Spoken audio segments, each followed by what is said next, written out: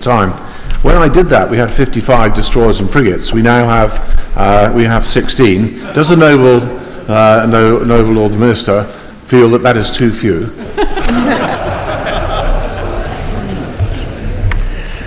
Thank the noble Lord for his question. Yes, I do think it is too few. I think everybody knows that. But it doesn't, however many frigates and destroyers we have, the level of unacceptable behaviour must finish.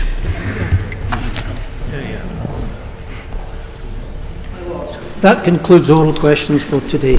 We now come to some instruments previously debated in Grand Committee. Representation of the People, Postal and Proxy Voting, etc. Amendment Regulations 2024. Baroness Penn.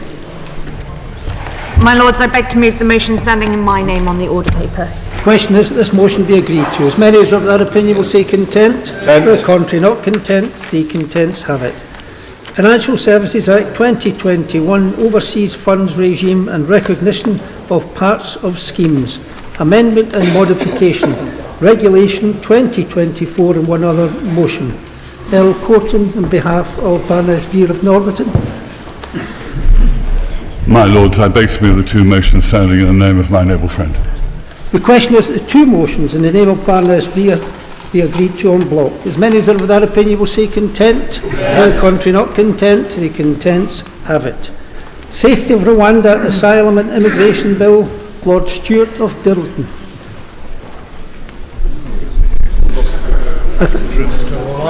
Stop it.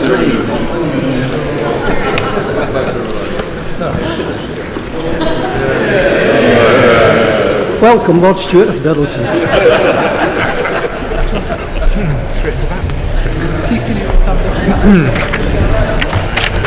My Lords, I do begin by craving the indulgence of Lord Speaker in your Lordship's house. I had temporarily stepped outside to collect another piece of paper, and with your Lordship's indulgence, I will now begin to open and beg that this bill now be read a second time. My Lords, I'm speaking to the House today as a member of the government for the bill, not in my formal law officer capacity, and my contributions and responses will reflect this. My Lords, the United Kingdom has a proud history of providing protection for those who are most in need through our provision of safe and legal routes. Since 2015, we have offered over 500,000 people safe and legal routes into the United Kingdom through our Afghanistan, Ukraine and Hong Kong routes.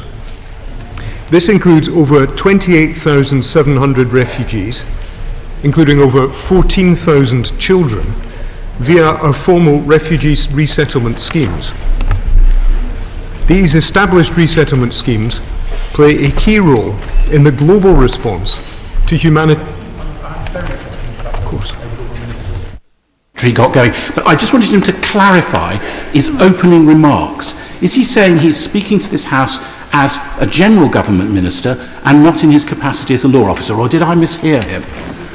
Your Lordship heard me correctly, and I remind the House of the convention that relates to the law officers, whereby we do not divulge whether or not our opinion has been sought, nor do we divulge the content of that opinion.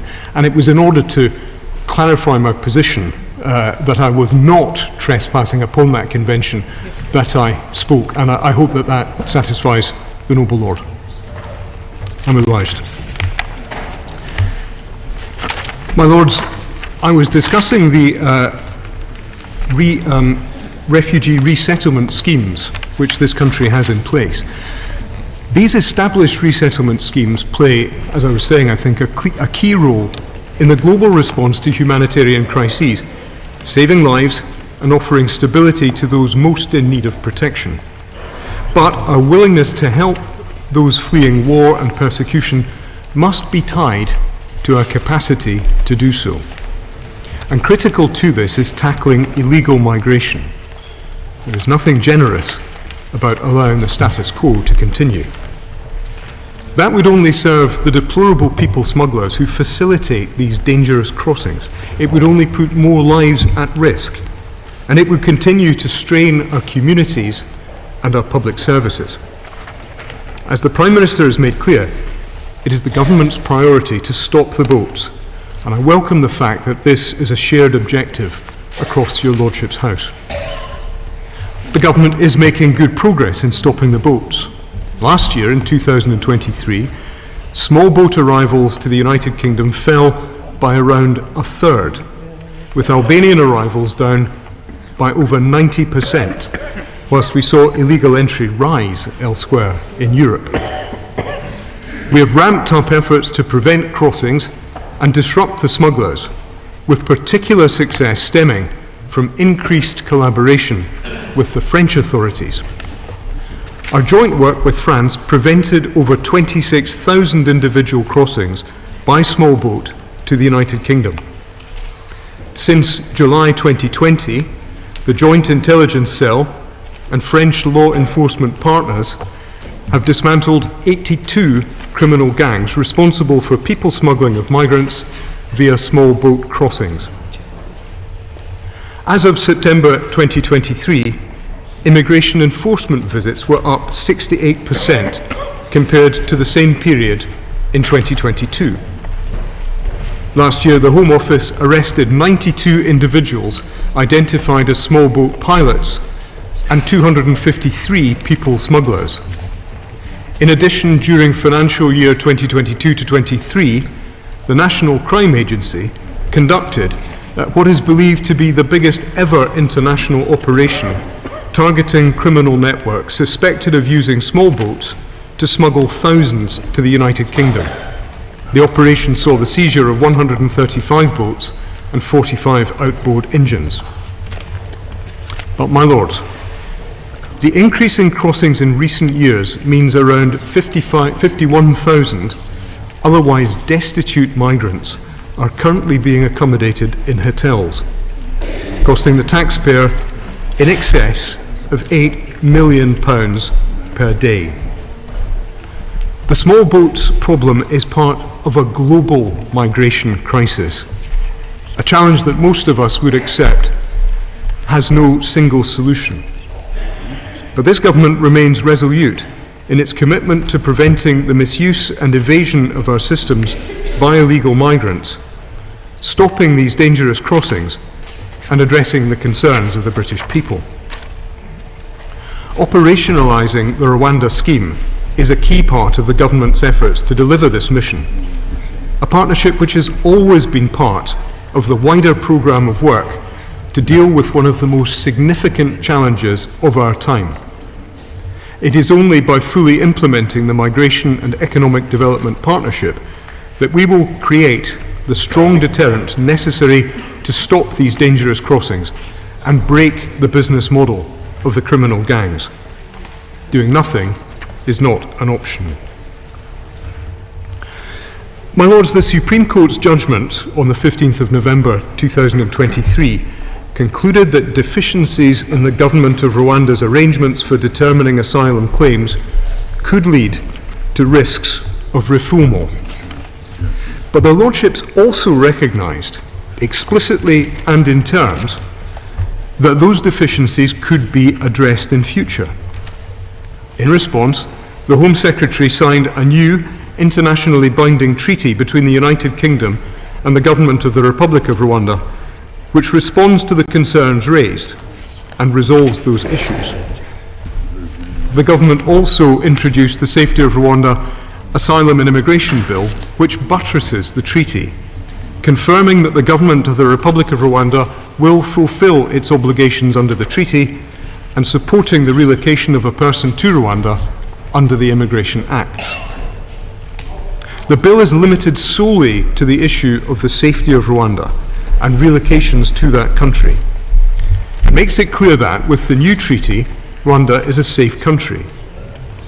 This bill also makes clear that Parliament is sovereign and that its acts are valid notwithstanding any interpretation of international law.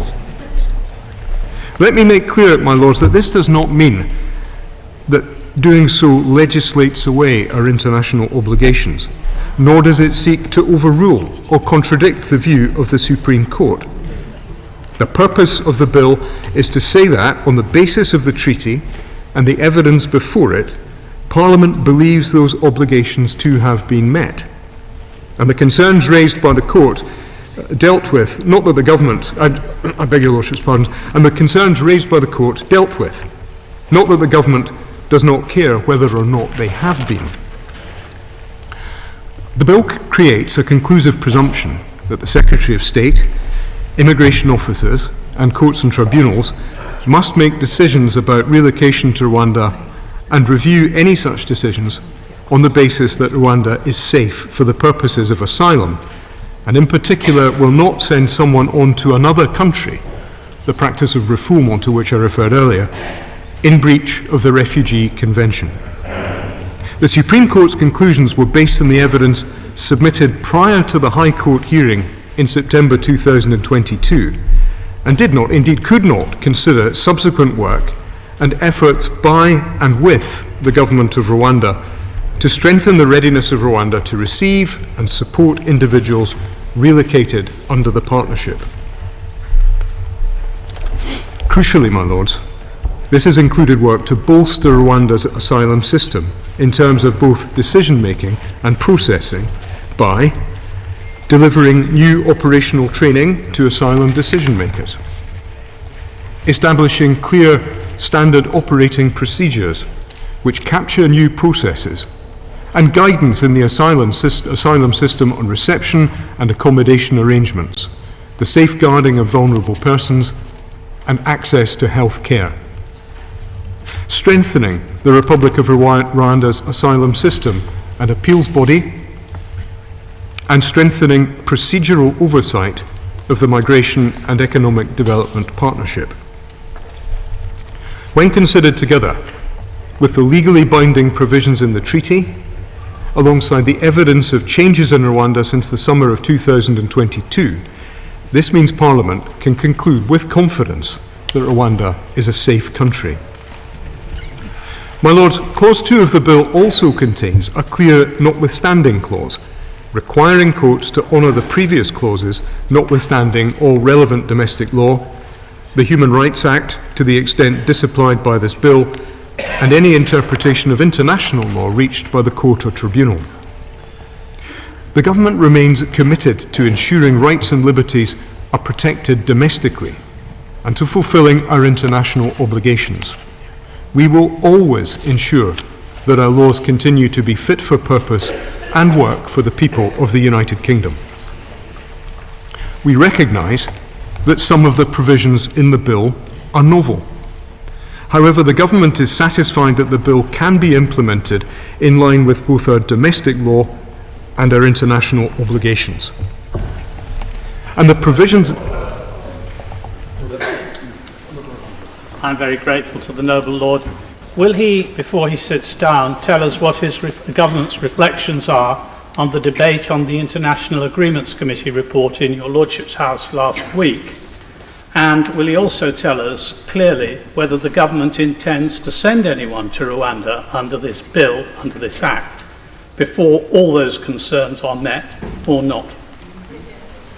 I'm obliged to the noble Lord for that intervention, and whether I deal with it in this part of the speech or whether it's left to the end, I'll consult with colleagues. My Lords, as I say, we recognise that some of the provisions in the bill are novel. However, the government is satisfied that it can be implemented in line with both domestic law and our international obligations. And the provisions in this bill will ultimately allow us to deter people from taking unsafe and illegal routes into the country. It is also clear to us all, my Lords, that people will seek to frustrate their removal through any means, and to prevent people from making claims to prevent the removal, the bill disapplies elements of the Human Rights Act 1998. It disapplies Section 2 in relation to any systemic challenges to Parliament's settled view that Rwanda is safe, Section 3 in relation to the whole bill, and Sections 6 to 9, where the courts and others are considering whether Rwanda is safe and whether the test that must be met before removal is whether it will result in serious and irreversible harm. In the context of this bill, which deems Rwanda a safe country, This will ensure that people cannot frustrate removal by bringing systemic challenges in our domestic courts. And when considering any question relating to the safety of the Republic of Rwanda, domestic courts and tribunals are not required to have regard to the Strasbourg jurisprudence. It makes clear that the courts and tribunals should defer to Parliament's sovereign view that Rwanda is a safe country as defined. My Lords, the bill does not allow individuals to bring challenges against removal. I beg your Lordship's pardon once again. The bill permits, it does allow individuals to bring challenges against removal to Rwanda in exceptionally narrow circumstances, where there is compelling evidence relating specifically to their particular individual circumstances. The basis upon which an individual may bring such a challenge is if an individual can demonstrate that there is a real and imminent risk that they would face serious or irreversible harm related to their particular individual circumstances if they were relocated.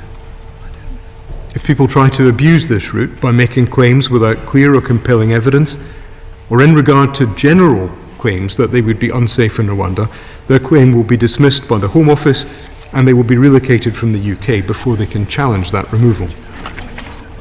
It is possible, but not necessarily likely, that those subject to removal may be subject to injunctions from the European Court of Human Rights.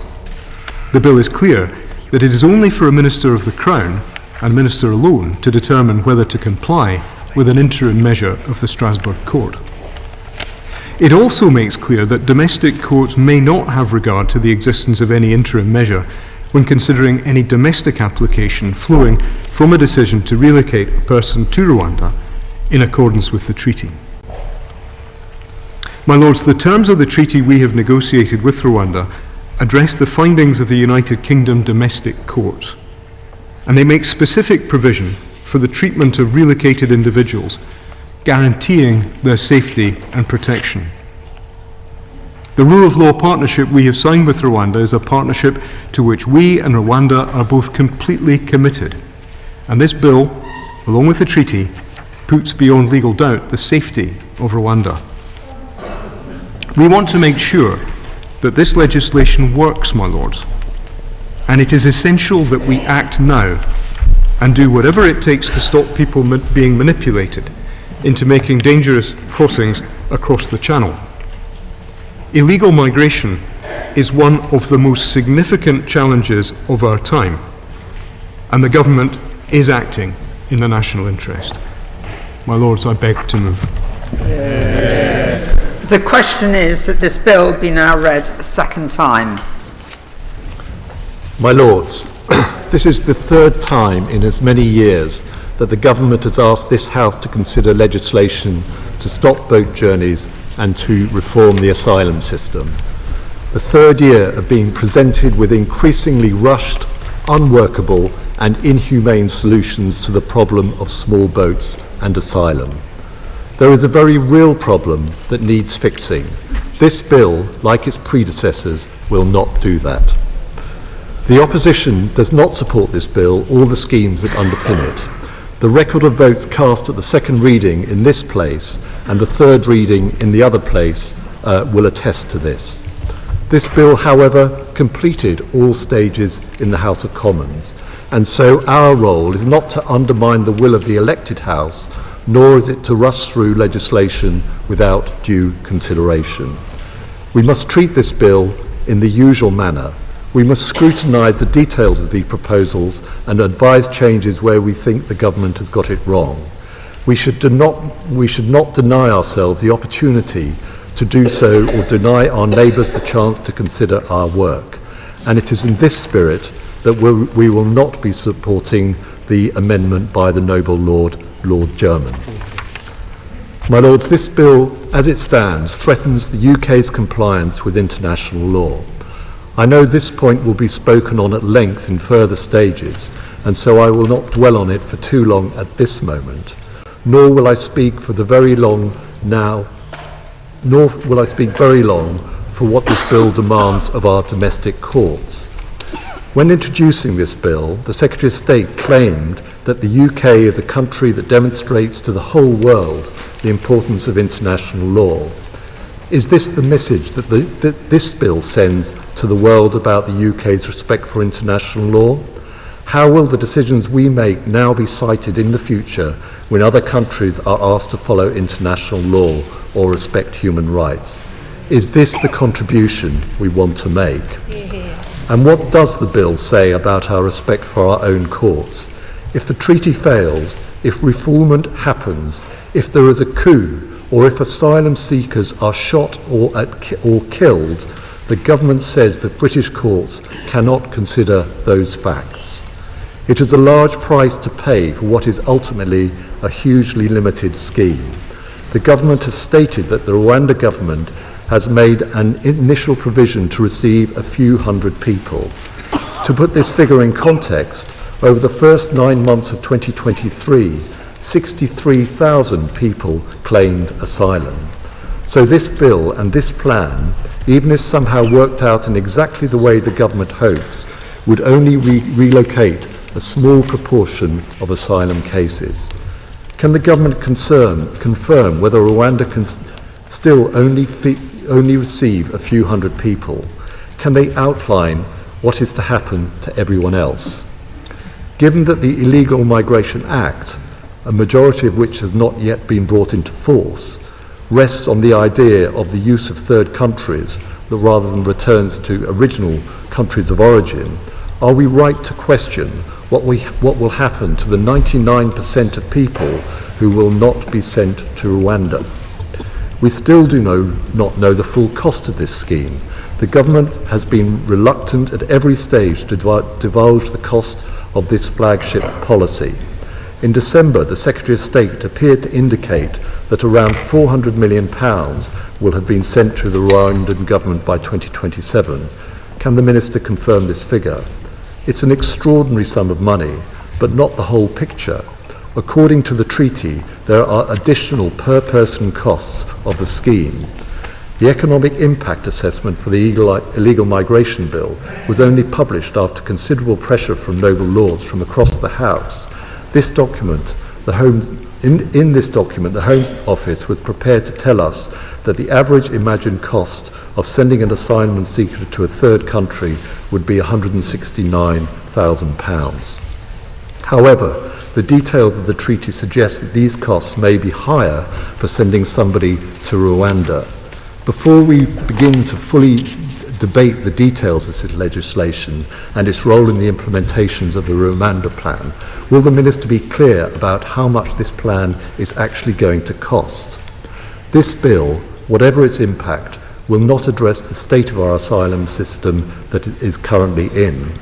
The UK deserves a managed asylum system that upholds strong border security and that can process claims fairly, accurately and quickly. A system that can return those with no claim to stay and help those who rightfully seek sanctuary. That is not our current asylum system. We have a backlog of 100,000 asylum claims waiting for decision, 40,000 people who have yet to be removed from the UK, and up to 17,000 people the government cannot account for. The pace of decision making is improving, but the backlog that has been permitted to develop will take time to fully clear, and more work is needed. Nor will the bill help us negotiate returns agreements. Threats to our compliance with international law undermine our ability to establish returns agreements from other countries. Far from helping us, this bill may greatly harm our ability to reform our asylum system. The government has repeatedly said that it is motivated by a desire to see the end of criminal smuggler gangs and to prevent boats crossing in the first place. Yet this is now the third bill that seeks to end small boat crossings without any measures to directly target the gang activity behind them. In fact, the latest police workforce statistics show a fall in the number of National Crime Agency officers, the law enforcement body responsible for fighting against smuggling gangs. Between March and September 2023, their numbers fell by 343 personnel. £400 million is just under half of the total budget this year for the NCA, would the government's money not be better spent increasing the size of operations fighting against human traffickers, working with European counterparts and going after the supply chain? This bill and the deal behind it will do nothing to stop boats coming to our shores. The government's plan hinges on the idea that the Rwanda scheme presents a deterrent effect without presenting any evidence that this will be the case. It is certainly difficult to imagine what deterrent effect a 1 or 2% chance of being sent to Rwanda would have. It is even more difficult to imagine why this would stop criminal traffickers. Nor will the bill present those fleeing conflict and persecution with safe alternatives to channel crossings. Last summer, the government committed to publishing a report detailing existing and proposed additional safe and legal routes. A report has arrived, but it contains no proposal for creating safe routes for those seeking asylum. Can we assume then that the government's additional pledge to implement any proposed new routes by the end of this year is to be broken too? This was an issue that was raised repeatedly in both houses during the passage of the illegal migration bill, and it is disappointing that the government has not taken the request seriously. If we are to truly address the challenge of migration, we must accept that we cannot do so alone. The government is acting as though the challenge here is not related to those in other countries, particularly of our European friends. The UK lacks the leadership needed to succeed in a world now marked by increasing conflict, the climate emergency, and the erosion of law and order, for all of which fuel migration. We need to approach an approach that restores the AIDS budget, puts a renewed focus on conflict mitigation and resolution, and seeks international agreements and cooperation. An approach that is workable, strategic, humane, and rooted in the conventions which we have signed. My Lords, I will conclude shortly, but I want to mention that one colleague, my noble friend Lord Dubs, is unable to join us. He's in Berlin taking part in events to mark the anniversary of the Kindertransport, which began in late 1938. In June, it will be 85 years since he arrived in Britain, having been put on a train by his mother in Prague. Although we miss his contribution today, we can be reminded of what and who we gain when we play our part in helping those who flee conflict and persecution, and we look forward to his return. My Lords, I hope the House will not be deterred from changing this bill when it sees fit. It certainly needs our help. I hope too that the government, rather than trying to communicate through press conference, engages with this House in good faith and through more conventional channels. We are faced with a deeply broken system and layers of bad legislation which have only made things worse. I hope the government rethinks this bill, this plan and this approach to migration, but I fear we will be left without the change we need until we change the government. Amendment, Lord Chairman. My Lords, I beg leave to move the amendment standing in my name on the order paper, and in doing so, direct attention to my interests as laid out in the register.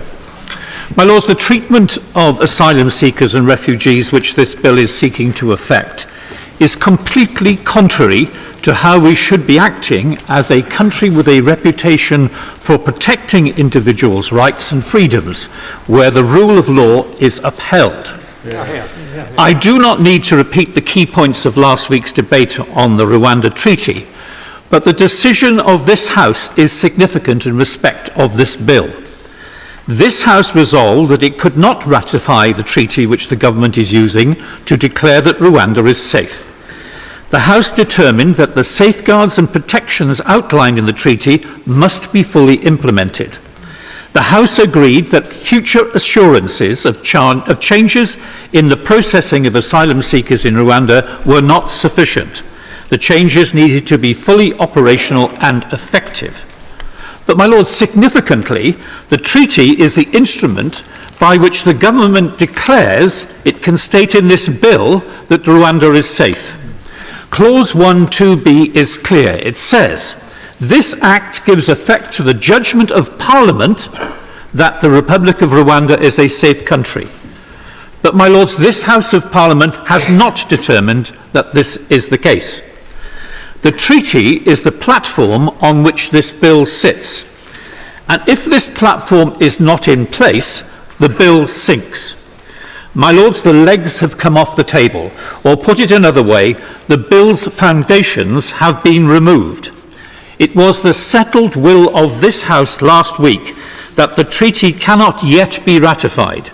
So how can this House consent to a bill which relies on that treaty having the approval of this House? This is critical because the decision of the Supreme Court was based on its analysis of the facts. The contrary case put forward by the government in this bill has not been supported by this House. The bill before us requires Parliament, and Parliament of course includes this House, to agree that in our judgment as a House, Rwanda is safe.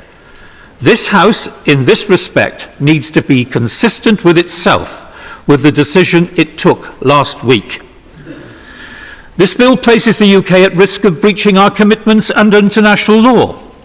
We, as a country, have signed up to comply with the obligations of these international treaties and conventions. Having done that, we need to demonstrate that as a country we can be relied upon to uphold international treaties and that we promote a rules-based international order. Because if we do not, then we cannot expect others to comply. We are in no position to call out other countries when they fail to comply with international law. The West is often accused of double standards, and under this legislation, this accusation will only increase. Our global leadership, our ability to have a serious voice on the world stage, will be severely damaged. We will no longer be a country whose voice is respected and listened to. We simply cannot rely on our historical traditions when our current actions are going in the opposite direction. Global responsibility sharing is the foundation of the 1951 Refugee Convention. It relies on us all doing our part. The government says this plan is a partnership and burden sharing, but frankly, it's offloading. Offloading the most vulnerable people on our planet and offloading our responsibilities under international agreements we are signed up to. If this bill is enacted, we would be legislating contrary to our international legal obligations. Our domestic law would be out of step with these obligations. Now, some might say that is acceptable, but I don't believe that's the case. I think this House will stand up for the object and the purpose of these international instruments to which we are signed up. Our courts would have their hands tied by this legislation. There's a strong possibility, particularly without pre-existing safeguards being proved operational and effective in Rwanda, that this would lead to refoulement and breaches of Article 2 and 3 rights. And this is why it's critical for the steps set out in the treaty to be seen to be working before this bill can have any effect. The bill introduces the option for ministers to refuse to comply with a Rule 39 injunction from the European Court of Human Rights.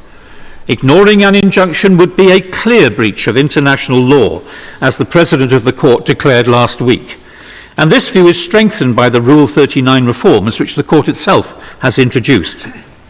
Domestically, this bill undermines the rule of law, and further it ousts the jurisdiction of our courts. The rule of law is a central tenet of our society, expressed by A.V. Dicey, well known to all lawyers, who wrote, "We speak of the rule of law as a characteristic of our country, not only that with us no man is above the law, but that here every man, whatever be his rank or condition, is subject to the ordinary law of the realm and amenable to the jurisdiction of the ordinary tribunals." My noble friend Lord Thomas of Gresford will elaborate on this in his contribution. This bill seeks to exclude a group of people from accessing the legal protections we grant to everyone else in our society. It is critical in a democratic society that the law is applied equally, that human rights apply to everyone, not just some in our society. The government's bill prevents the right to access redress which is afforded to the rest of us. Further, this bill is an abuse of Parliament's role in reversing the Supreme Court's factual assessment of risk of harm in Rwanda. If the government believes they have new evidence to show that Rwanda is safe, then surely the correct procedure is to follow it, is to let the courts decide and consider the evidence and come to a judgment. That's the proper way to go. If Rwanda was indeed safe, there would be no need to have the option to ignore interim injunctions from the ECHR or disapply elements of the Human Rights Act. This bill represents an overreach of Parliament, and it's critical that we retain the balance in our democracy achieved by the separation of powers. Despite all this, the bill won't actually achieve its stated aim, and it certainly doesn't represent good value to the taxpayer, £368 million at the last count. Added to that, at least £169,000 for each person removed to Rwanda. These are staggering, eye-watering costs, which could pay for 100 million free school meals or nearly 6 million more GP appointments. Far from being a deterrent, this bill will promote smuggling, a point which my noble friend Baroness Northover will develop in her remarks. It doesn't address real solutions to prevent people using criminal gangs to take dangerous journeys to the UK. The focus on deterrence is misplaced. 2/3 of all those who have crossed the Channel since the Illegal Migration Act was passed came from 6 high-grant countries. The push factor for these people is far stronger than any deterrent the UK may dream up. We need safe alternatives to dangerous journeys, and this must be part of the strategy to reduce dangerous crossings. Swift, efficient, accurate and just determination of asylum claims and humane removal of those who do not qualify will be a deterrent in itself to people without a protection claim. We also need constructive engagement with European neighbours on cooperation around asylum. Addressing the root causes of displacement and onward movement is critical, and a strong international aid and development budget is key to that. Instead, we are presented with a political totem of the Tory right, a device to satisfy their internal party politics, a bill for which there is no going back. If Rwanda is found to be unsafe, then this bill will act as a block to putting matters right. This legislation was not in the government's manifesto. The Addison-Salisbury Convention doesn't apply. I maintain that this is one of the rare occasions which has been used by both Conservative and Labour parties in this House, and as was foreseen by a report of the Constitution Committee, when this House should vote against a bill at second reading. It is within our powers, as described in the companion. My Lords, this bill asks us to build... I'm grateful to Lord Jermyn for giving way. I wonder if he agrees with me that the function of this House, second chamber, is a revising chamber. It's not a vetoing chamber, it's a revising chamber. So can you explain to me Liberal Democrat novel, I think, constitutional thinking, that by throwing out this bill on second reading, he is prevent the revising chamber from revising? Well, I'm afraid that the noble lord is wrong, because I think in 2011 he voted against the Health and Social Care Bill at second reading, as has happened before in earlier versions by members of the Conservative Party. So if our laws and our rules of this House say we can do it, then we can do it, and it has been done by both sides here. I maintain, and this chamber should listen to the real power of what people will be saying this afternoon about the nature of this particular bill. Because, my lords, this bill asks us to believe that black is white, that facts are not facts. It breaches conventions and treaties to which we're signed up. It damages our credibility on the world stage. And, of course, the agreements that we have with other countries. It seeks to damage our relationships with things that we've already signed up to, including the European Convention on Trafficking, including the CTA with the European Union, including the United Nations, including the ECHR, and many more. It damages the separation of powers in this country, which is a fundamental tenet of our democracy. It offends against the rule of law. And, my lords, fundamentally, it treats some of the most vulnerable people in the world, people who are facing persecution, torture, and fleeing for their lives as undesirables. And for us on these benches, that is unconscionable. I beg to move. The original question was that this bill be now read a second time, since when an amendment has been moved to leave out from that to the end and insert the words set out on the order paper. The question I now therefore have to put is that this amendment be agreed to. My Lords, the United Kingdom is a three-legged stool. Each of the legs, the judiciary, the government and parliament, wax and wane a bit in their thickness as power shifts in small ways. A subject of much work and comment for my predecessor, the noble and learned Lord Judge. But each leg is required to operate independently to ensure that balance, the balance at the core of our democracy. It would not do for one of the legs to instruct another as to how to operate or how to look at a particular issue. And by way of example, it would be quite wrong if the House of Lords sought to instruct the judiciary as to whether to hear a particular case. I do hope that the Prime Minister, sitting atop, as he does, the government leg of the stool, will reflect on those simple thoughts as he thinks back to his words of the 18th of January at the Downing Street press conference concerning our role and this bill. The duties of this House are inextricably linked with a series of conventions by which we, an unelected chamber, cohabit with our elected neighbour. Among these conventions, the Addison-Salisbury or Salisbury Convention is especially pertinent today, and to this bill in general. The convention has a number of parts, but in simplifying matters for reasons of time, one is that a government bill with manifesto characteristics will be given a second reading in the House. You can see that the convention has a number of people concerned about it, and as you know, I'm preparing a series of papers on this convention at the moment. For my part, I feel that this convention is engaged here, and accordingly I will not be supporting the amendment to the second reading motion in the name of the noble Lord Chairman. The convention also has elements concerning the speed with which the House will consider things. The House is already assisting the speed of consideration of this bill. We've changed our business around and freed up today for the second reading. 3 days have been set aside for committee, which, given the likely number of amendments that will be tabled, could only work if the House sits late. And by that I mean to at least midnight, and probably on 2 of those 3 days. I'm sure, however, that on those days, and late, the benches will be very full, and the quality of the debate will remain very high with our natural and respectful tone. I expect that this House will send back various matters to the other place for their consideration, to think again, as is our role, and I imagine that we will then enter a ping-pong phase.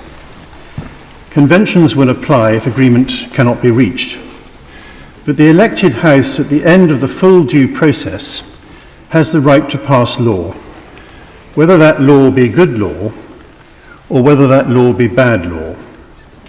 In the meantime, this House will engage in our full processes, uncowed by any creaks and groans in the other legs of the stool.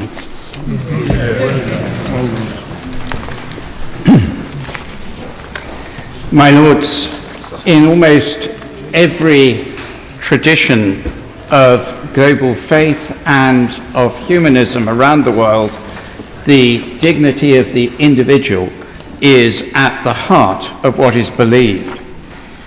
In the Christian tradition, we are told to welcome the stranger. Jesus said, "I was a stranger and you invited me in." In numerous places in the Old Testament and New, the commands of God are to care for alien and stranger. My Lords, it has already been said, and I agree with it, that the way this bill and its cousin that we debated in the summer works is to obscure the truth that all people, asylum seekers included, are of great value. We can, as a nation, do better than this bill.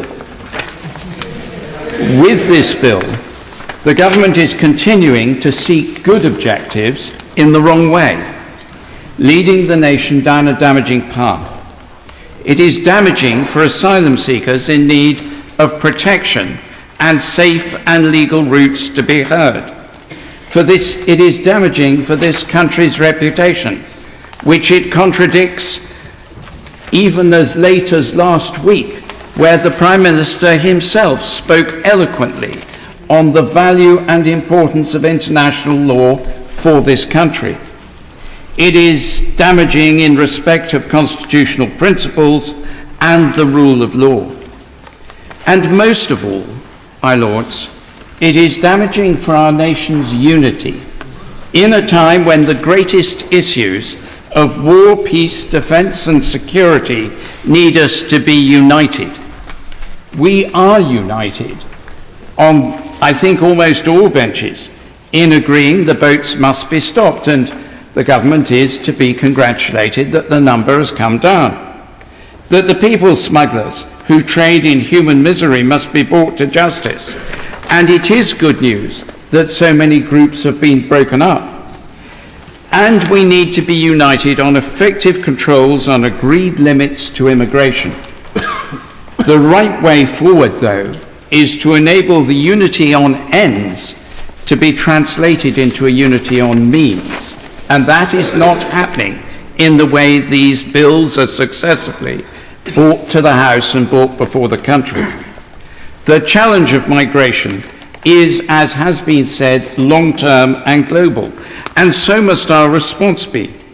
We need a wider strategy. I spoke at this at boring length in the summer, and I won't repeat it. We need a wider strategy for refugee policy, which involves international cooperation and equips us for the far greater migration flows, perhaps 10 times greater, in the coming decades as a result of conflict and climate change and poverty. Instead, this bill offers only ad hoc one-off approaches. Rwanda is a country I know well. It is a wonderful country, and my complaint is not with Rwanda, nor with its people. It has overcome challenges that this House cannot begin to imagine. But this bill continues, wherever it does it, to outsource our legal and moral responsibilities for refugees and asylum seekers, when other countries far poorer are already supporting multitudes more than we are now, and to cut back on our aid. 76% of refugees globally are being hosted in low and middle income countries at the end of 22, countries far poorer than our own. The UK should lead internationally, as it has in the past, not stand apart.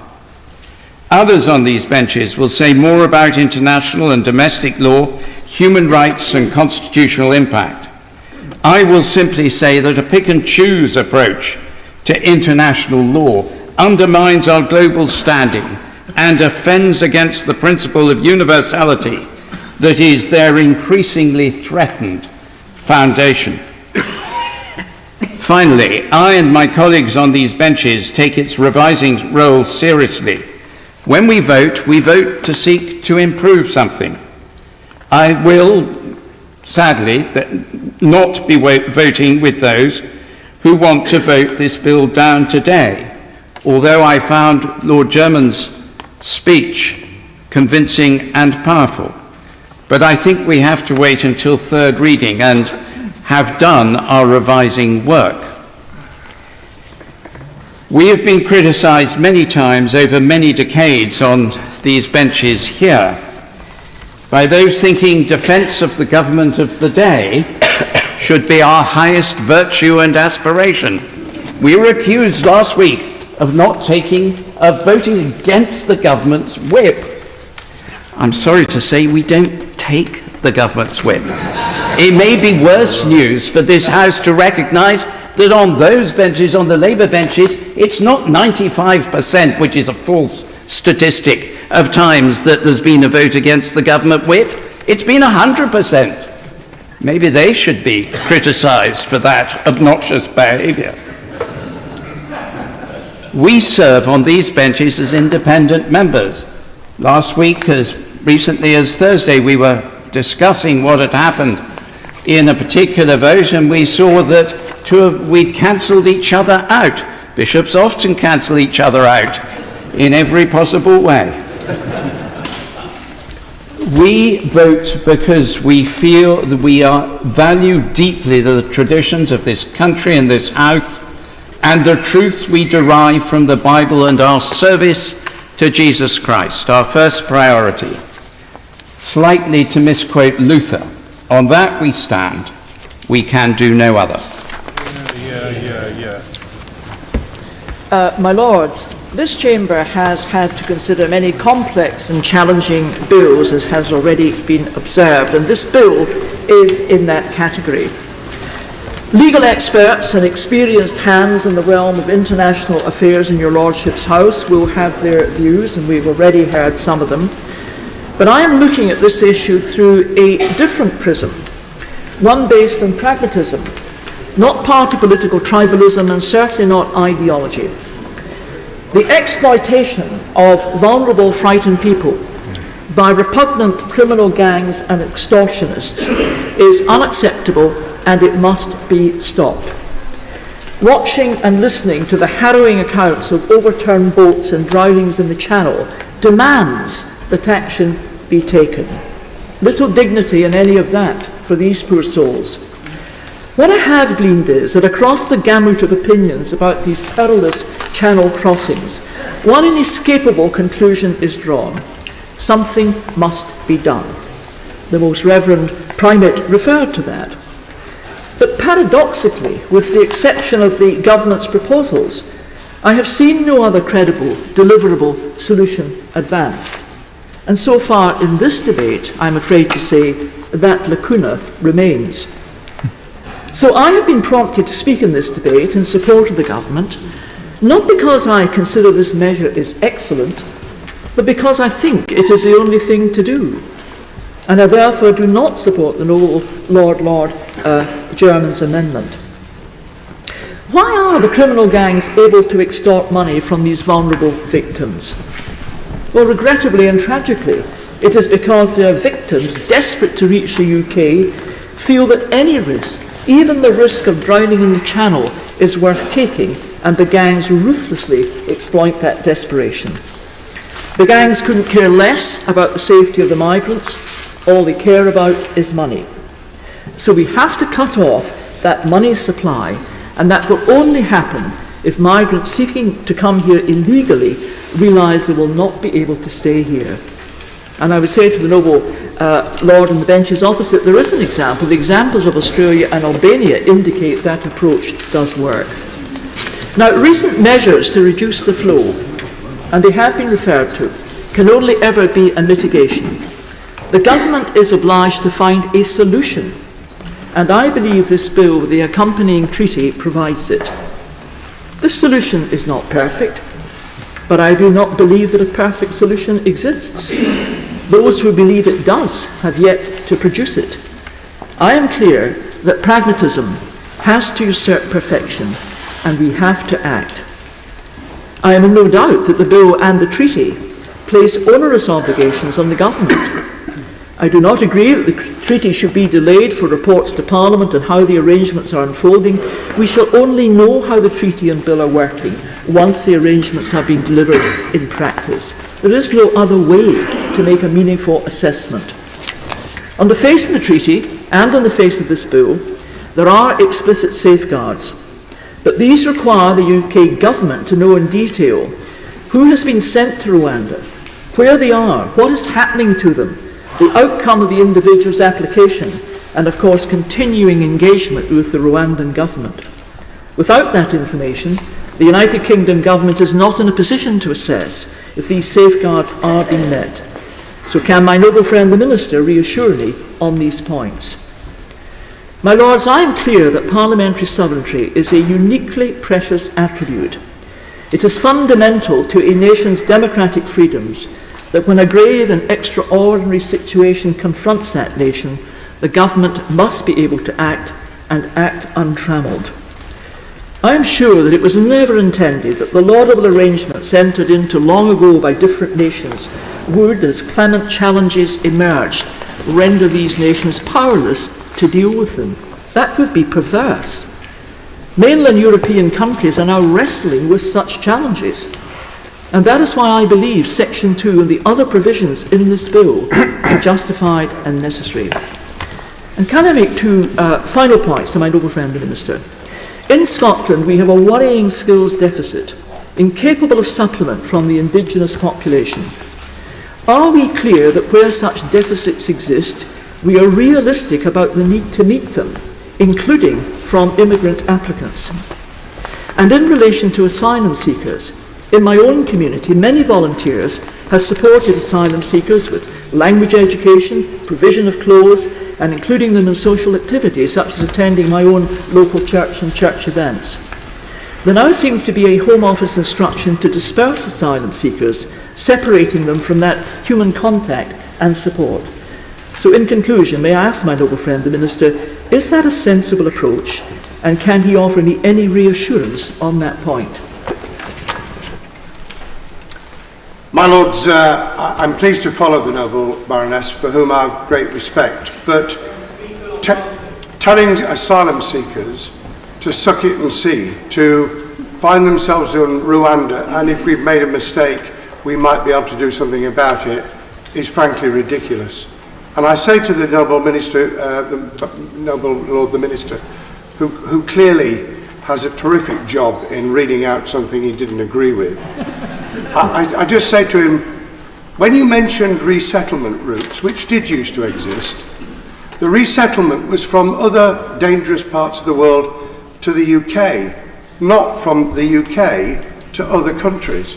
And I want this afternoon, in the brief time available, in a moment, to address that issue, because others have and will address the question of convention rights, the morality, the reputation of this country, the clash between the different parts of our constitution, which has already been mentioned. I happen to take a Jonathan Sumption view of the balance between Parliament and the courts. But there's one thing that's absolutely clear in the Nationality and Borders Act, in the Illegal Migration Act, and now in this so-called Safety of Rwanda Bill, that this is nothing to do with finding solutions. It's everything to do to virtue signalling, as you might in quotes put virtue, to a particular part of the electorate, and to find scapegoats for government failure. The scapegoats are, of course, the opposition, the courts themselves, and this House. And this House cannot fall into elephant traps by allowing the government to say that if only they'd been able to process this bill and they'd been able to show the British people that this worked, then they would have been able to do so. But because this House declined to give a second reading, they weren't able to do so. It's a very silly and old elephant trap, and anyone who falls into it needs to take a degree in politics. I just want to say this about the issues before us today. It seems to me that members of the House of Commons, Tory members of the House of Commons, didn't understand the issue of the one-way ticket to Rwanda. You can understand the electorate not understanding something which we've never ever done before. In fact, we've said the opposite. Time and time again, the government have said that asylum seekers should have chosen to claim asylum in the last country they were in. This is the last country they will have been in when they're sent to Rwanda. Refused by the illegal migration bill the right to claim, but only to claim in Rwanda. And I ask you in the wind-ups, what will they be claiming? Will they be claiming asylum in Rwanda? What happens if they choose not to claim asylum in Rwanda, having chosen to claim asylum in the United Kingdom under their convention rights? And if they don't claim asylum, will they be at risk? If they do claim asylum, and with the help of the UK judiciary, who are in massive short supply, by the way, met a barrister this weekend who was defending an individual 4 years on from the alleged crime. Our judiciary and court and criminal justice system in meltdown. We're going to send people over there to try and ensure that this is safe. When someone has their asylum claim processed and a duly accorded refugee status, why are they not allowed to come back to the United Kingdom? If Georgia Maloney, who's addressing African leaders today, can say that her offshoring proposals would allow the return to Italy, Lord help us, the brothers of Italy can do it, but our Tory government in 2024 can't. What sort of country are we? And if you can't return, then all the risks that are being debated on this bill click in, including, by the way, what happens to the most vulnerable when they don't get the proper treatment and support after their claim has been approved. And when they do get their claim approved and they are allowed to settle in Rwanda, what would stop them in time being able to come to the United Kingdom? Surely they'd have travel rights, or are they imprisoned in Rwanda? These are questions I hope will be addressed at the end of this afternoon's debate, but make no mistake about it. We are not dealing here with practical issues. Yes, the Albanian agreement was a success, quite rightly. It is entirely responsible for the drop in numbers.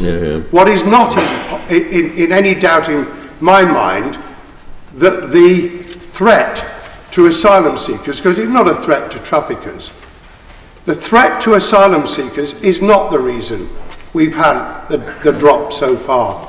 And what will achieve that drop is Britain getting its act together, securing the borders, ensuring the processing, and yes, reaching further agreements with the French.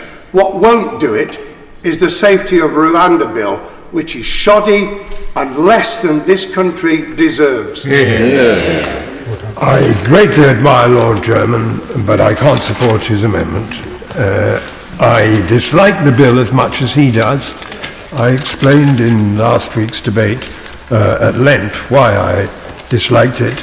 In the time available today, I just want to add 2 points. First, sequencing.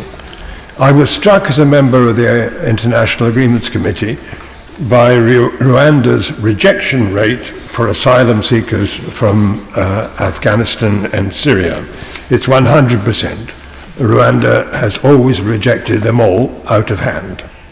That was one of the reasons why the committee recommended, the IEC recommended, and the House last week resolved that the new treaty should not be ratified until the reforms prescribed in the treaty have actually been implemented. The government clearly accepted the Supreme Court's ruling that without these reforms the Rwanda scheme would be unsafe, and the House agreed, adding that fine words weren't enough, what matters would be implementation.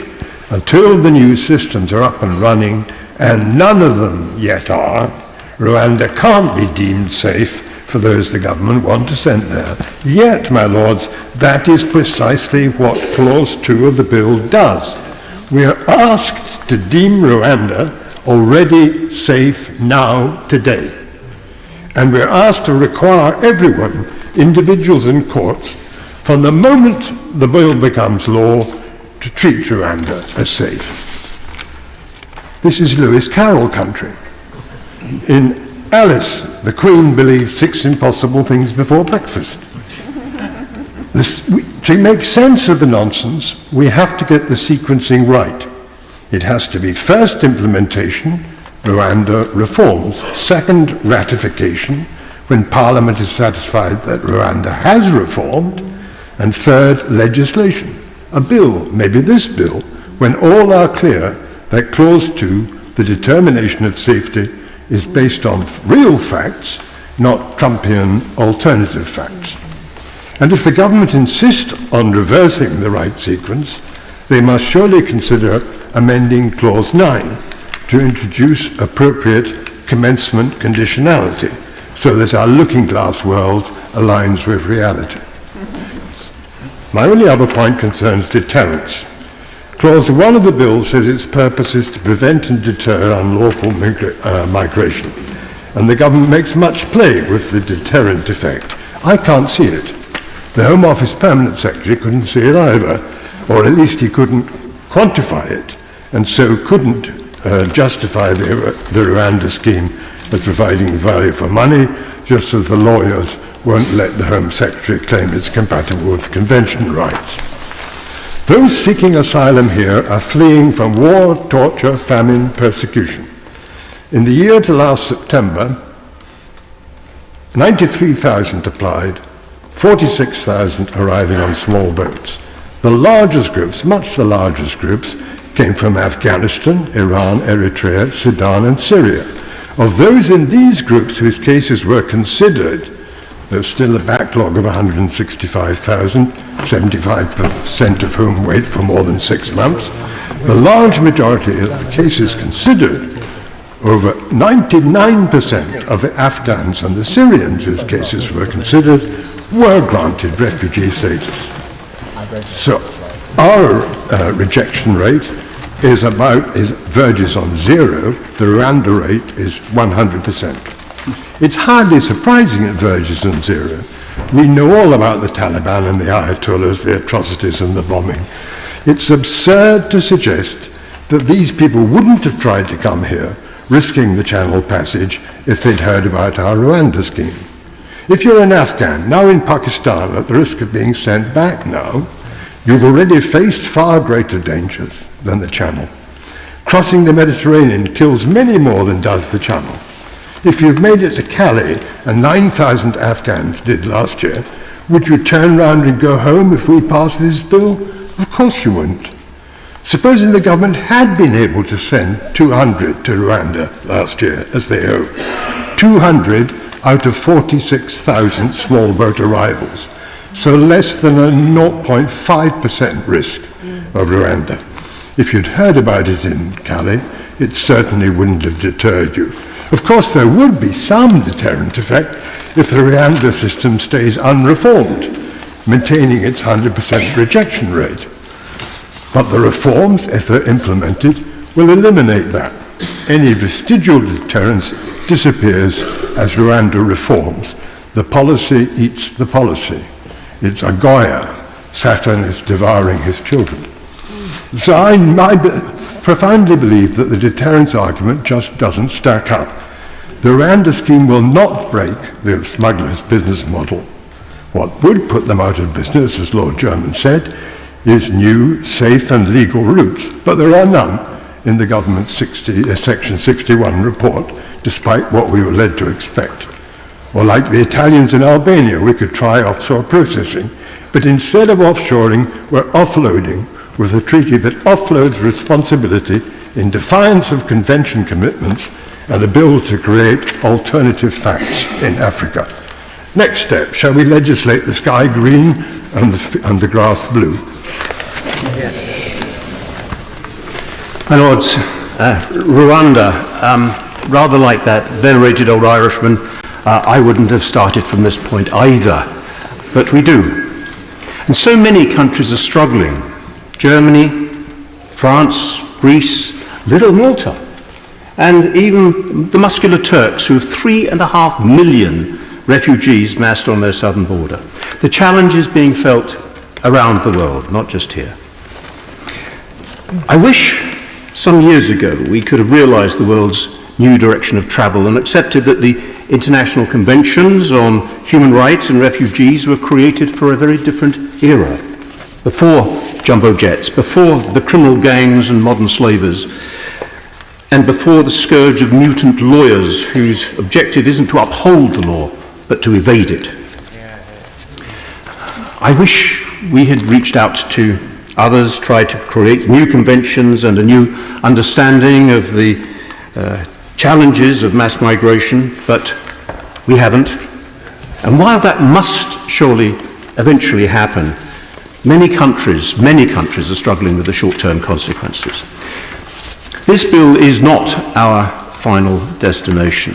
It's a means to a specific end, and the end is clear: to break that sickening trade of the people smugglers, to protect the weak, the children, the vulnerable young women, and to smash the criminal gangs whose trade is human flesh. Now, I believe that we in Britain have come closer to living out Martin Luther King's dream of racial togetherness than perhaps any other country in the world.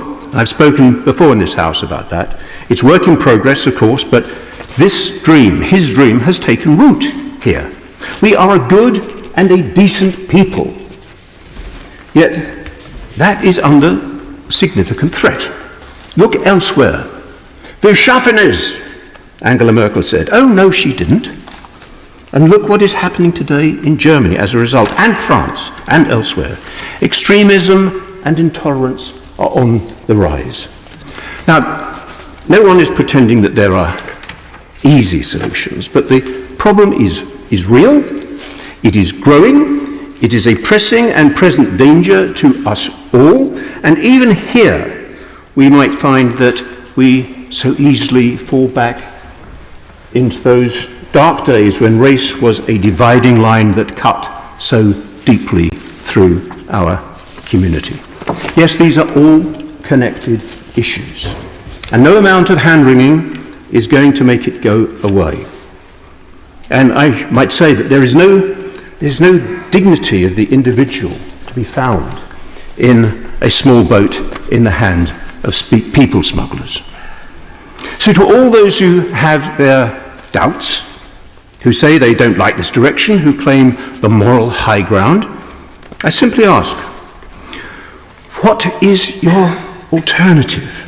How will you smash the evil trade? How long will you wait, watching the suffering, refusing to offer any hint of an alternative solution, content to sleep comfortably in your beds, wrapped up in your consciences? The opposition, so silent about what they would do, say that we are rushing things through. The words from the opposition front bench, Noble Lord Ponsonby, will delay. They insist, will do nothing. It's the silence of the lambs. While ordinary, decent British people want us to do things more rapidly, they believe that we have not moved fast enough. And if I've got it wrong, I'm looking forward very much to hearing the specifics of what the opposition would do instead. Yes, we'll wait, and we will wait, and we will wait. So, look, weigh a doubt against a certainty, my lords. The doubts about the destination in which we are asked to travel against the certainty that if we stand still and do nothing, the consequences for this country are likely to be catastrophic. My lords, to understand a nation and its people, you need a feel for the inner bundle of practices, characteristics, and states of mind, which create the image of a country carries of itself, which in turn shapes the way that others see it. For those of us fortunate enough to have been nurtured within the bounds of our cherished archipelago in the cold northern seas, the rule of law has a fair claim to be the most lustrous of our values, almost talismanic in its properties. So anything that threatens, weakens, or tarnishes our crucial, defining value, the inspirational principle for governing and living well together, is a first-order matter. I regret to say, my lords, that the bill before us today falls into that category. For this is a moment of immense significance for Parliament, the judiciary, our people, and the very quality of our democracy. In no way do I diminish the electric charge of the question of uncontrolled immigration generates, but I fear that the government has become fixated on its talisman, the Rwanda policy, which ministers claim will break the economic model of the cruel, evil, heartless people who put the boats and their desperate passengers to sea off the beaches of northern France. For what it's worth, my lords, my own view is that it cannot be beyond the capability of Whitehall to work up a scheme for the swift dispatch of asylum claims with safe and humane shelter provided in the UK for claimants while they wait for the results of their applications. By rushing this emergency legislation through Parliament with the intention of getting the deportation flights to Kigali underway by late spring, the government has already secured for itself a special place in British political history. The day may not be far off when the Rwanda Bill, having cleared all its parliamentary stages, will be forwarded from the Cabinet Office to Buckingham Palace to receive the royal assent. In the few minutes it takes to pass down the Mall and across the tip of St James's Park on its return journey to Whitehall, our country will change. For the government will have removed us from the list of rule of law nations. We shall be living in a different land, breathing a different air, in a significantly diminished kingdom. My lords, is this what any of us really want? My lords, it's easy to list the defects in the Rwanda proposal. It's expensive. It's cumbersome. It's, as we were told at the beginning, it's taken an inordinate amount of parliamentary time without any guarantee that it won't yet be challenged in the courts. And let's admit that there is something slightly distasteful. There's an aesthetic objection to shifting the problem halfway around the world. I get all that. I've heard all the arguments, believe me, my lords, I've heard them from many of the people in the chamber now. As Lord Ponsonby reminded us at the beginning, we've spent a great deal of time debating this 3 times in as many years. And I've heard those arguments very eloquently articulated, but I have not heard a plausible and credible alternative. Politics is often a choice between imperfect outcomes. In fact, these days it is almost always such a choice. In an ideal world, there'd be no need for a Rwanda scheme. In an ideal world, we'd have a Rolls-Royce Home Office bureaucracy where all claims were processed swiftly and immediately. In an ideal world, we would have no judges who push the limits in an attempt to overturn deportation orders. We'd have a judiciary that rules solely on the basis of what the law says rather than what it feels the law ought to say. In an ideal world, we'd have neighbouring countries that played by the rules of the game and took back people who had entered our territory improperly from theirs.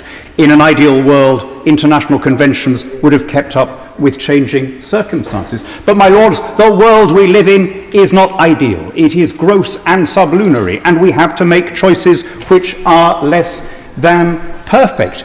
I think we are deluding ourselves when we repeat pieties about smashing gangs, as though somehow if you took away the people who are offering the supply, that the demand would dry up. The demand comes not from gangs, but from the fact that people understand very well what the figures say here, which is that once you've entered this country, it is highly unlikely that you will ever be removed from it. And I also think that there is a certain wishful thinking in what seems, I'm willing to be corrected, what seems to be the main argument of the opposition, which is that all of this can be solved with better collaboration across the channel, as though that's something that nobody's thought of before or that nobody has tried before. I looked up just before the speech the figures from when we were last subject to EU jurisdiction and were covered by the returns agreement. So in 2020, we attempted to return to other EU countries 8,502 people who shouldn't have been here, people who'd arrived here improperly, and we succeeded in removing 105 of them. The other way around, the rest of the EU tried to remove 2,331 to the United Kingdom, and we accepted 882, a rather significantly higher proportion. It seems to me very difficult to argue that a returns agreement with the EU would mean anything other than taking more people from the EU than we send there. My lords, I'm not going to argue that the Rwanda scheme will be alone enough to solve the problem. It won't even be the biggest component of it. I think there is more to be done in terms of individual return agreements. We've all heard, I think there was agreement on all sides about the efficacy of the Albania scheme, as the noble Lord Blunkett said. I think there's more to be done in terms of speeding up claims, and yes, there is probably more to be done in terms of collaboration. But it is part of a package to have some element of deterrence. The facts of geography mean that people have to pass through several safe countries on their way here. And if they think that there is a prospect that they will end in Rwanda, even if it is a percentage chance and not a certainty, that is bound to have some impact on whether they make their final claim here or in another safe country en route. And it's in that spirit, not in any great mood of joy or enthusiasm, but in rather a spirit of grim realism, that I oppose Lord Chairman's motion and support the legislation. Yeah. My Lords, Baroness Brinton is taking part remotely. I invite Baroness Brinton to speak. My Lords, Lord Hannan speaks with his usual eloquence. I think one of the problems from our benches is that he seems to think it is an acceptable risk to actually breach the rule of law. And it's that fundamental issue that certainly my noble friend Lord German set out in his motion, and why this unusually should be something that we should vote against at second reading. My Lords, this weekend, the iPaper reported that 4 Rwandans have been granted refugee status in Britain over well-founded fears of persecution. Now, these cases are in addition to 6 people who Home Office figures suggest had asylum claims approved between April 2022 and September 23, according to The Observer. So how can the Prime Minister say that Kigali is unequivocally safe? My Lords, I want to raise a couple of issues in the short time that I have available on the details of how this will work. Firstly, Lord Dalton referred to access to healthcare, but the British Medical Association raised the important point that the use of offshoring has previously led to asylum seekers being removed to countries where they are unable to access medical care that they need. Medical reviews of 36 people under threat of removal to Rwanda revealed that 26 displayed medical indicators of having been tortured. My Lords, is it right that people like that should be going elsewhere?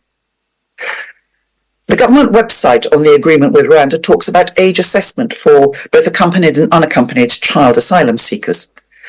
It says at point 4 that it confirms it will not seek to relocate unaccompanied individuals who are deemed to be under the age of 18. Any who are subsequently in relocation deemed by a court of tribunal in the UK to be either under 18 or treated temporarily as being under the age of 18 shall be returned to the United Kingdom. So can I ask the Minister the following questions?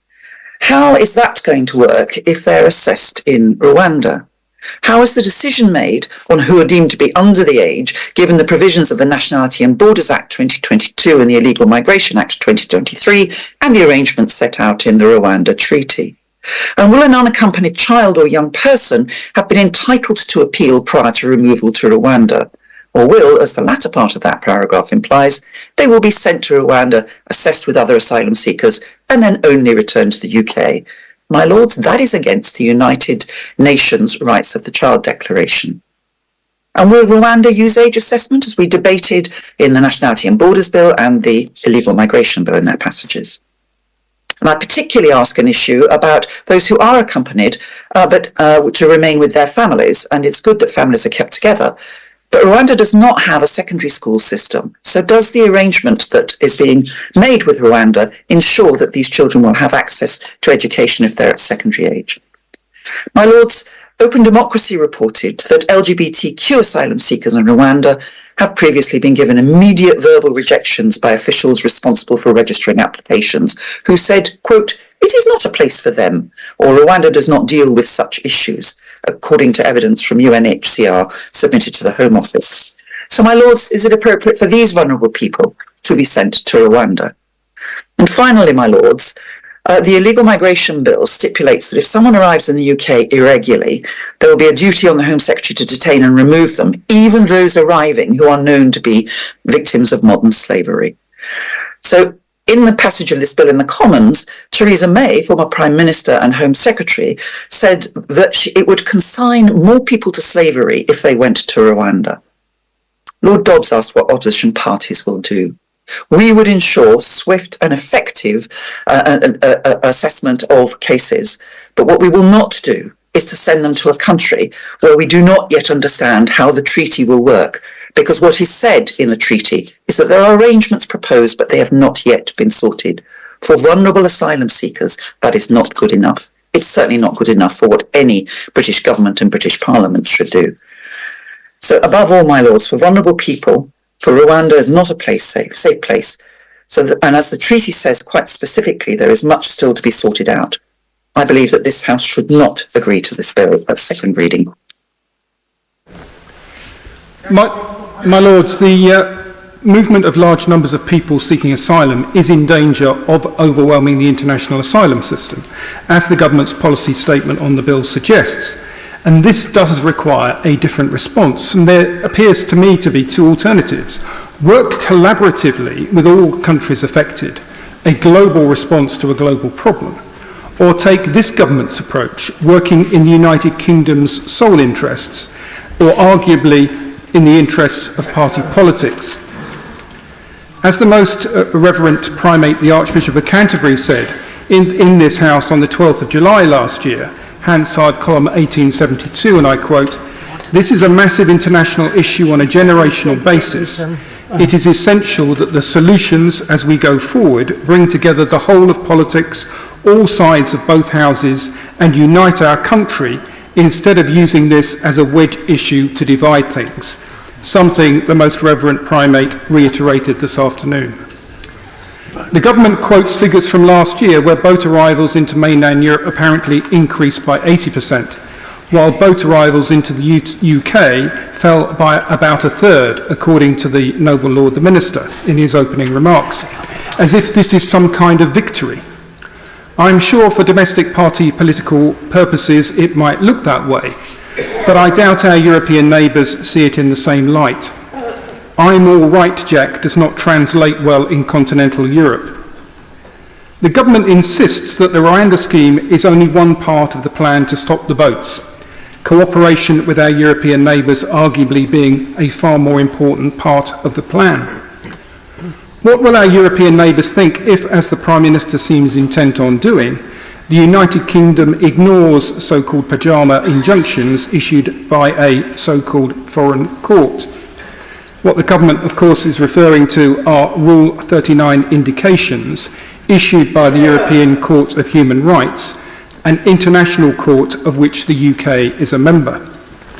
As the Noble Lord German has said, last Thursday, the President of the ECHR said, and I quote, "Where states have in the past failed to comply with Rule 39 indications, judges have found that the states have violated their obligations under Article 34 of the Convention."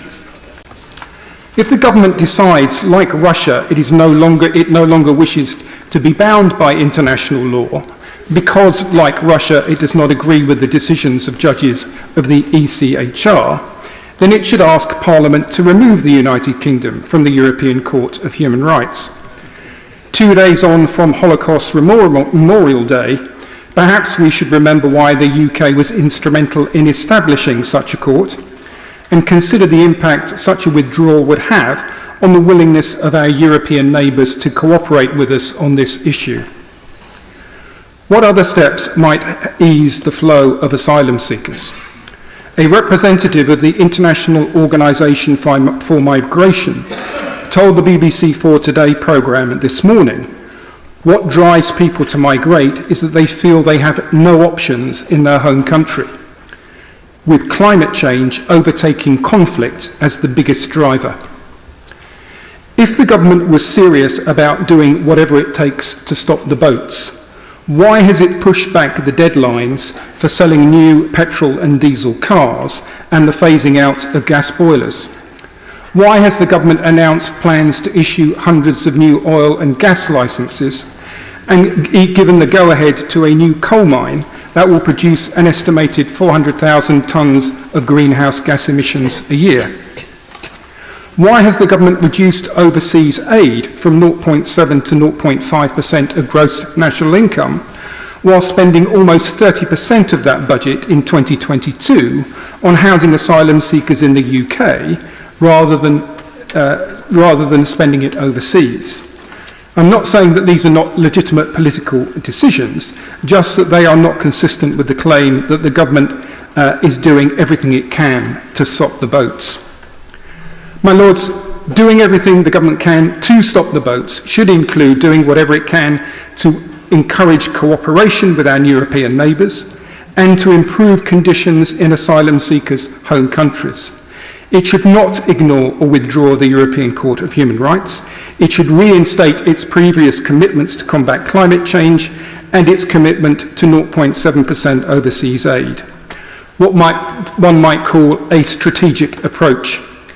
As the Noble Lord Ponsonby said, and the Most Reverend Primate has said, this bill is not the answer.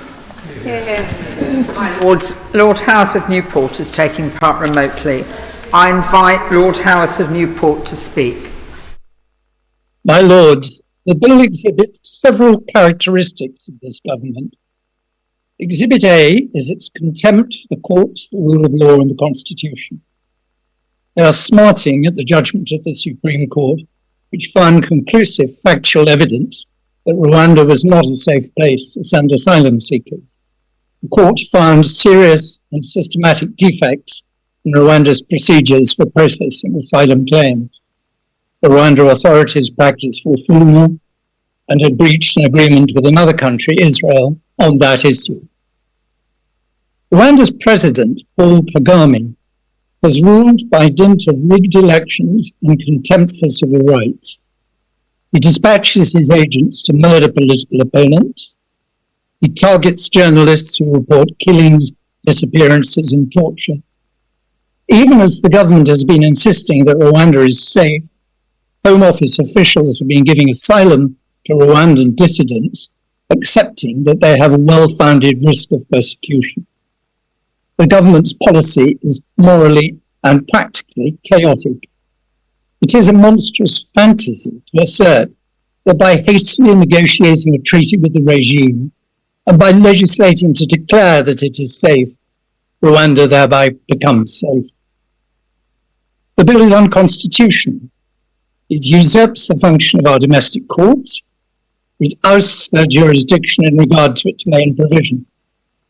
It requires tribunals and courts to treat Rwanda as a safe country, whatever the reality may be, and notwithstanding any existing provision of statute, common law, or international law.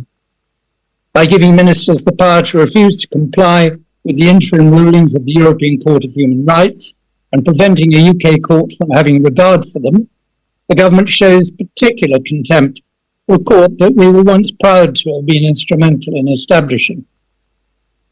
The government is also supporting the civil service by obliging civil servants to act on a basis they know to be false.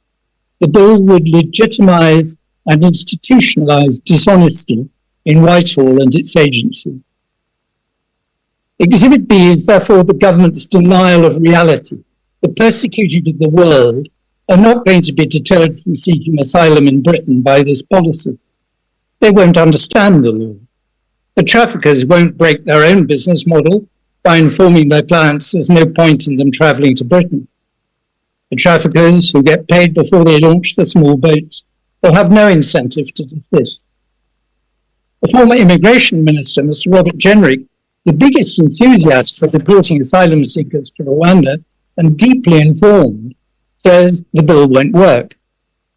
Clause 4, which provides limited scope for individual cases to be heard in our courts, intended to provide a veneer of conformity with international law, creates a major loophole.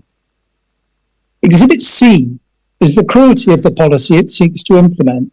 Desperate people, fleeing from persecution and danger to their lives, instead of being greeted with compassion, respect, and help, are to be deported out of hand.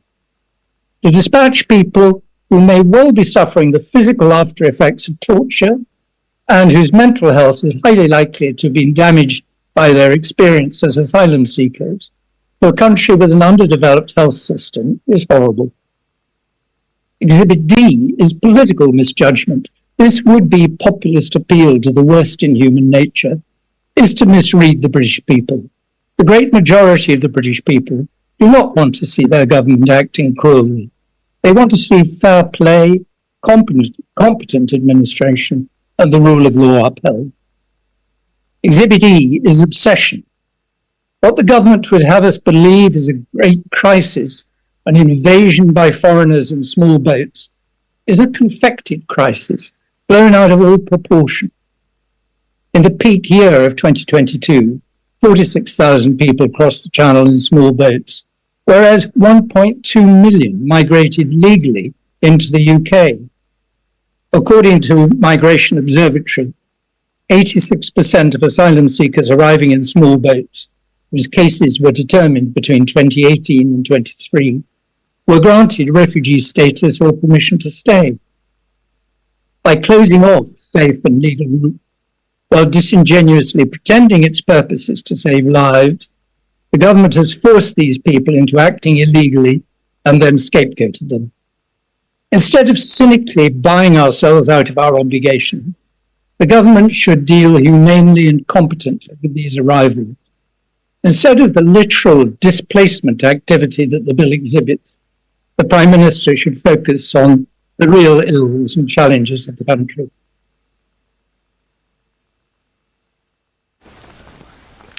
My Lords, there are so many impermissible aspects to this bill that it's difficult to know where to start. There's the overarching point that the Rwanda Treaty, which underpins the central theme of the bill, that Rwanda is a safe country, has not yet been ratified. Then there are all those aspects of the bill which contravene our constitutional norms or breach our international obligations. The bill seeks to preempt any future consideration by the courts on the factual question whether Rwanda is a safe country. This is a blatant usurpation of the judiciary's function. Contrary to Article 13 of the European Convention on Human Rights, the bill contains no domestic remedy should the courts conclude at any time that the bill is incompatible with Articles 2 or 3 of the ECHR.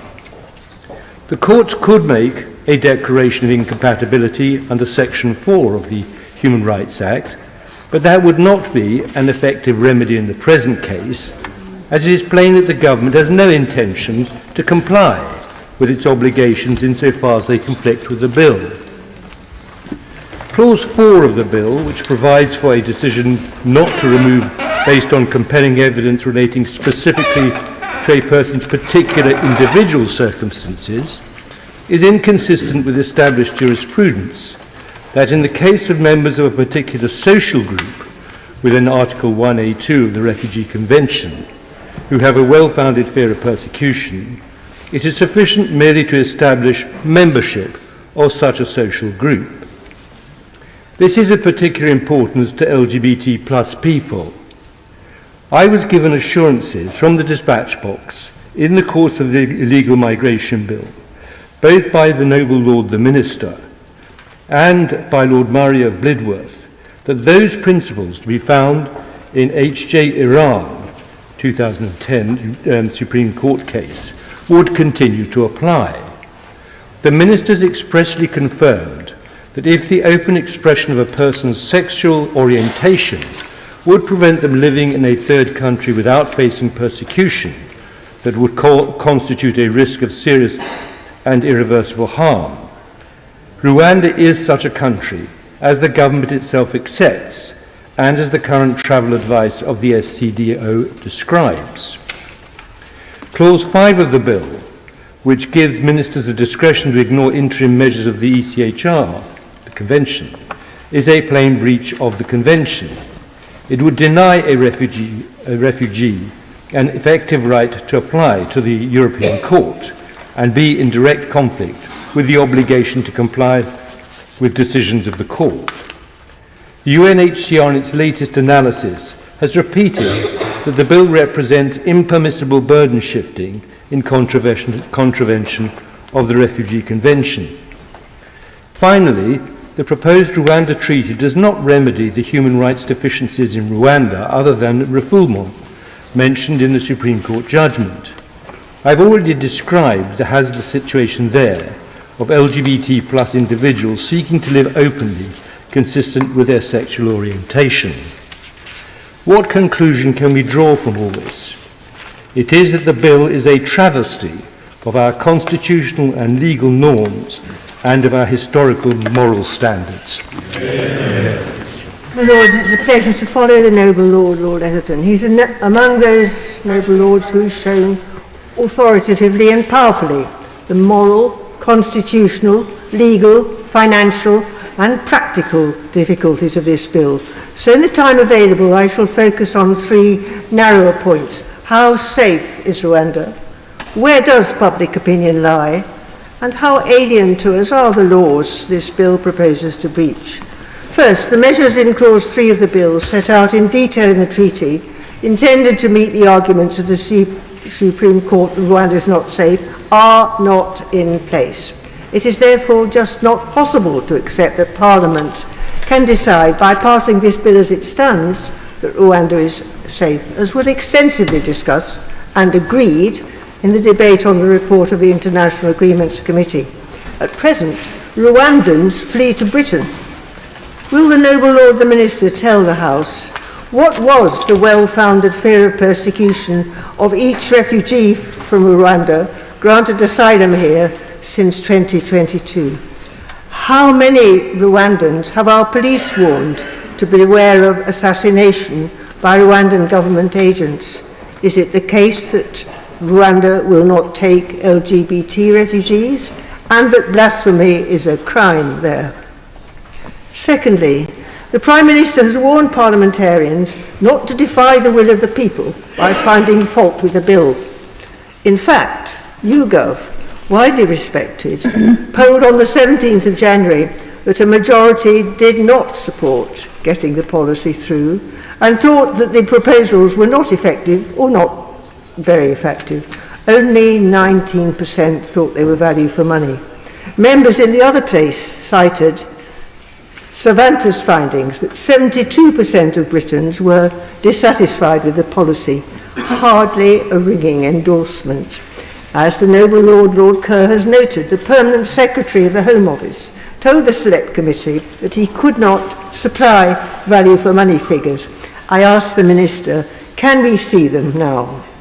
Thirdly, as regards the so-called foreign laws, that is, international law, which members of the government party have decried as alien to the processes in the bill, my Lords, the clue is in the name, international, or literally between nations. These treaties and conventions were hammered out with full, often leading British participation. They are our laws too. Usually, when a new government is elected, they undertake to honour the international agreements made by previous governments. I ask the noble Lord the Minister, did his government do so? In conclusion, this bill would allow contravention of laws we are party to. It abrogates the rule of law to achieve unknown and possibly dangerous results at vast expense to the taxpayer, in order to get rid of a very small proportion, probably less than 1% of the asylum seekers who arrive in boats. As currently drafted, it looks like a desperate and absurd answer to a real and tragic problem, but I await the Minister's answers. My Lords, the policy of offshoring asylum seekers for assessment and resettlement abroad will indeed be costly, to judge from the down payment already made, and its likely deterrent effect is at best uncertain. But as a lawyer, I start by acknowledging three things. The policy was given statutory force in the Illegal Migration Act, which we passed last year. It is consistent in principle with the Refugee Convention, which does not oblige us to settle asylum seekers here, but only to avoid sending them to places where their lives or freedoms are threatened.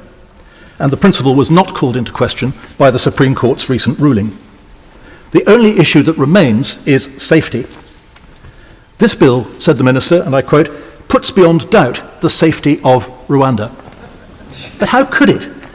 The Supreme Court has already found that Rwanda operates a profoundly dysfunctional asylum system. And we know from our own International Agreements Committee, whose conclusions we supported last Monday, that work still needs to be done to build institutions, change attitudes, and monitor compliance. A solution may be within our grasp, but it is not a legal fiction, still less a legal fantasy. a way must be found of determining whether Rwanda is and will remain safe in reality. When we are concerned about the safety of a country, we often consult the Foreign Office travel advice. Expertly informed and responsive to events, it is a valuable resource. Yet, in expecting Parliament to come to a judgment, in the words of the bill, that the Republic of Rwanda is a safe country, this bill makes no provision for expert scrutiny or second thoughts or revision of that judgment. Flattering as it may be for some of us to be treated as infallible, to cast Parliament as decision maker in this changeable and fact-specific context is fraught with constitutional danger. If we are persuaded to take on that role, we will surely need at least, as the Noble Lord Kerr has hinted, an independent body on the ground to tell us when the deficiencies already identified have been remedied, and a mechanism for ensuring that when conditions change, the verdict can change. Ouster clauses, even partial ousters such as those in Clause 4 of the bill, are among the most fundamental attacks on the rule of law because they challenge, as the Noble Lord German said, Dicey's first principle, and indeed, more impressively still in my book, the first principle of the Noble Lord Hennessy, that nobody, not even the government, is above the law. But the very seriousness of these issues means that we owe the Commons the courtesy of our careful consideration of them. For that reason, I will not be supporting the Noble Lord German's motion tonight. My Lords, finally, I come to Clause 5, with its proposed exclusion of the right to seek interim measures from the Strasbourg Court. I view with dismay the proposal to defy successive rulings of the Court, whose opinion on the matter is decisive under Article 32 of the ECHR, to the effect that these measures are binding on the states party to the Convention. As we acknowledge in our own legal systems, and have previously acknowledged in this context too, the effective adjudication of any case can depend on a workable system of interim measures. Perhaps the Minister will tell us whether interim measures will be a feature of the new Rwandan asylum law, which, as far as I'm aware, no one has yet seen. We did, it is true, accept in the end Section 55 of the Illegal Migration Act. But that was presented as a negotiating ploy, perhaps a productive one, since the Court is now in the course of improving its procedures for interim measures. But this clause is different. No such conditions are mentioned in it.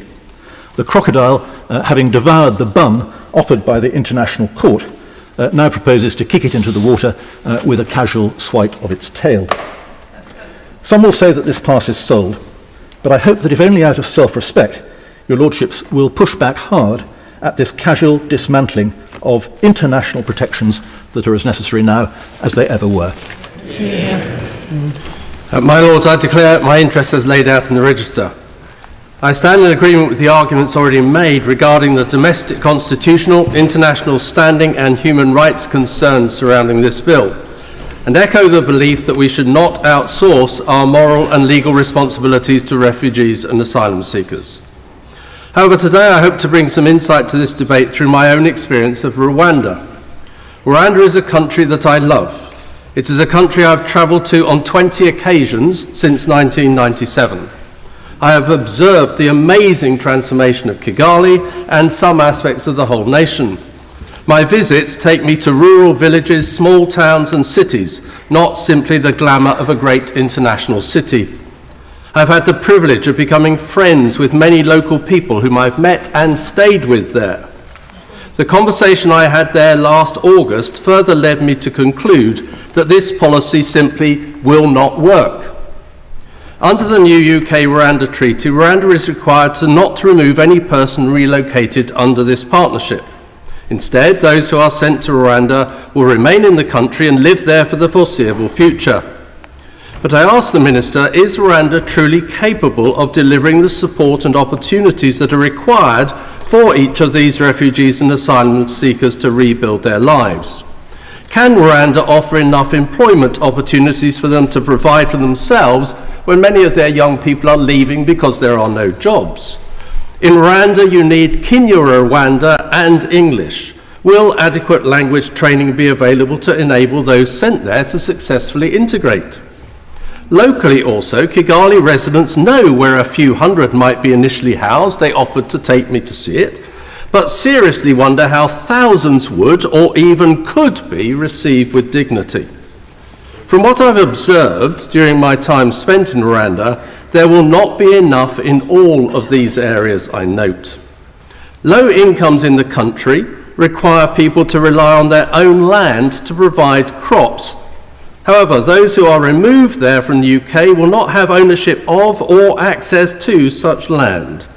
In a country without high levels of social security, who will ensure that these people do not face destitution? Each time I have travelled to Rwanda, I have been met with great kindness and hospitality. I am aware, though, that this is not the case for every individual that steps foot on Rwandan soil. I note, for example, the arrest of pastors who criticised the government in 2018 following the closure of churches due to legislation, some of which made sense. How can, though, we ensure that Rwanda is safe for people of all faiths to practice their religion? Courts and decision makers should not be compelled to treat Rwanda as safe without a commitment to ongoing scrutiny.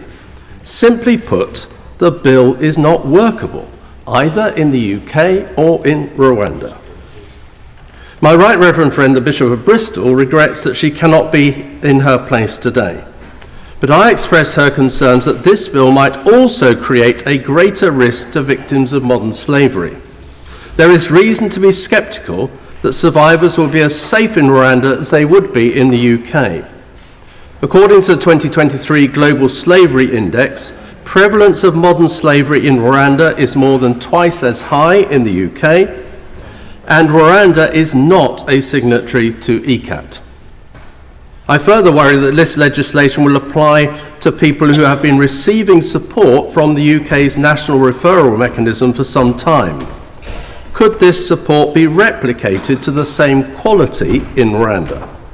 And what would be the impact of removal of any such people on their physical and mental health?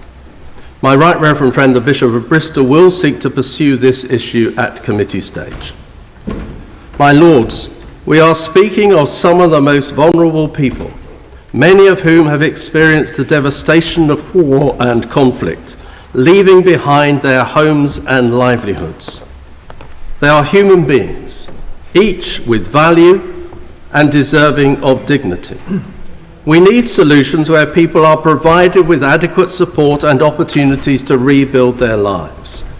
I and many others in this House have made many proposals as to how this can be done better. I am afraid this bill will not achieve it. My Lords, last year I listened to quite a lot of the debate on the illegal migration bill and contributed to it once or twice because I had difficulty making my mind up as to whether I was going to support it. And eventually, although I expressed my reservations about whether Rwanda was a suitable place, I was persuaded that it was a good thing to support, and I gave it my backing. Unfortunately, in the sight of subsequent events, we now have this bill, and at the moment, having considered it carefully, I must say I think the details of this bill, or its main point, as in Clause 2, are a step too far from me, and I don't think I could possibly support this bill unless it is substantially amended as it goes through this House, and we should urge the Commons to revise it. My motive was, firstly, I do think it is necessary to have a credible and effective policy on illegal migration. It's a big problem, it's growing, it's small in relation to our total migration, but its symbolic effect on public opinion is very important. I think the public need to be reassured that we have control of immigration into this country, and if they think we have lost control, then that threatens a very nasty change in public attitudes caused by doubts. I think we should all be proud of the relatively strong, multicultural, multi-ethnic society we've created in this country, much more successfully than most other European countries, and I think that's going to be threatened by reactions to illegal immigration if it obviously starts to grow again and is out of control. I also thought that the only policy that I heard in the debates, either here or anywhere else so far, that really resembled a possible working policy was that of using a safe third country, party country, to consider the refugee status of applicants. I listened to debates here, most of which were legalisms, arguments about international law, which I last studied for my postgraduate degree and I have never practiced. I thought some of them were legalisms. I did actually think that the safe third country proposal, if you could find a safe third country, was worth a try, and I continue to back it in principle. What happened was that that policy hit a brick wall when it got to the Supreme Court. And it failed in the Supreme Court not because any finding of international law that a policy of using a safe third country was in any way contrary to any convention. The Refugee Convention, the European Convention on Human Rights. Government was defeated on an issue of fact.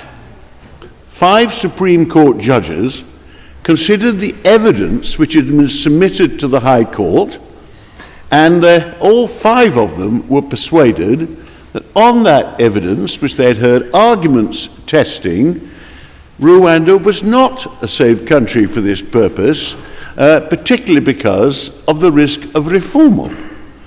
And that brought the Rwanda aspect of the policy completely to a stop. Now, the government's reaction, which we're asked to improve, is quite startling to me. They have decided to bring an Act of Parliament to overturn a finding of fact made by the Supreme Court of this country, and if we pass this bill, we are asserting as a matter of law that Rwanda is a safe country for this purpose, that it is always going to be a safe country for this purpose until the law is changed, and the courts may not even consider any evidence brought before them to try to demonstrate that it's not a safe country. This is a very dangerous constitutional provision. I hope it will be challenged properly in the courts, because we have an unwritten constitution, but it gets more and more important that we do make sure that the powers in this country are controlled by some constitutional limits and are subject to the rule of law. Somebody has already said in this debate that Parliament apparently, in the claiming the sovereignty of Parliament, could claim that the colour black is the same as the colour white, or dogs are cats. More seriously, that someone who's been acquitted of a criminal charge is guilty of that criminal charge and should be returned to the courts for sentence. Where are the limits? I always fear, as time goes by in my career, echoes of the warnings that Quinton Hailsham used to give us all about the risks of moving towards an elected dictatorship in this country. And the sovereignty of Parliament has its limits, which are the limits of the rule of law, the separation of powers, and what ought to be the constitutional limits on any branch of government in a liberal democratic society such as ours. The way this should be resolved is, the government says, the facts have changed. We're not hearing arguments, testing those arguments. I'm meant to cast a vote as to whether Rwanda is safe, and I've received an email, the text of the government's treaty, and the explanatory notes. I do not have the expertise on Rwanda that the Bishop of Durham has just demonstrated. I've never been there. I know it's been a one-man dictatorship for over 20 years, that we sometimes give refugee status here to people fleeing persecution in Rwanda, and indeed that it has, not as bad as some African countries, but has a rather dodgy record on human rights in various respects. I'm not surprised by the judgment.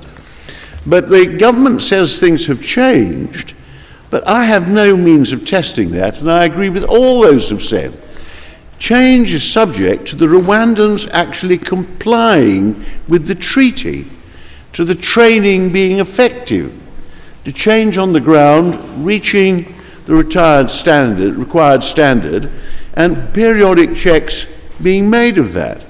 And that is not what Clause 2 is actually setting out, and which we're asked to approve. So I do hope that we consider this bill with very particular care.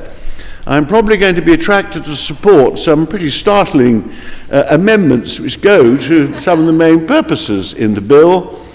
I do think if the government wishes to demonstrate that facts have changed, then some means should be found of going back to the court, facing another challenge, having a proper hearing of up-to-date evidence, and in the light of demonstrated improvement in the situation of Rwanda, getting a fresh judgment, if necessary, from the Supreme Court. Meanwhile, search for other safe countries. Don't vote for the Liberal amendment today, because as Lord Blunkett has said, although I'd love to see the Conservative Party got out of this particular mess, the main effect of that would be to get the government out of the hole that it's dug for itself. They have absolutely based far too much on this Rwandan policy, putting it at the heart of their political ambitions for the election, to be able to turn round and said they would have stopped the boats, but the unelected House of Commons and the Liberal Democrats and the metropolitan elite stopped them, will be save this government from what I think are its follies in crashing on with this particular policy in this way, and I hope we won't fall into that trap, at least in our proceedings. My Lords, it's a great pleasure to follow the noble and learned Lord Clark, since he sets the foundations of what I'm about to say, and I agree with everything he said except his conclusion. This bill does two things. It creates a legal fiction that Rwanda is a safe country for asylum seekers. Secondly, it purports to exclude the courts of this country from examining that fiction. But first, let's consider the morality of creating a legal fiction that a country is a safe haven for an asylum seeker, when in fact, as the Supreme Court has found and as this House has agreed, it is not.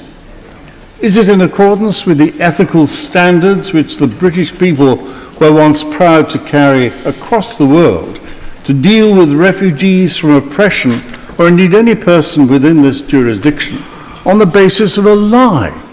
A lie, moreover, which may put their very lives in danger, not least for the reasons given by the Right Reverend Prelate, the Bishop of Durham. And how is that legal fiction, this lie, to be created? By the judgment of Parliament. This is a new constitutional concept. It is certainly not a judgment in the legal sense, which requires an impartial tribunal weighing the evidence and arguments on both sides of an issue and coming to a considered conclusion. How then is the judgment of Parliament to be ascertained? By a majority of vote, in which case the upper house of Parliament is determined that for the moment Rwanda is not safe.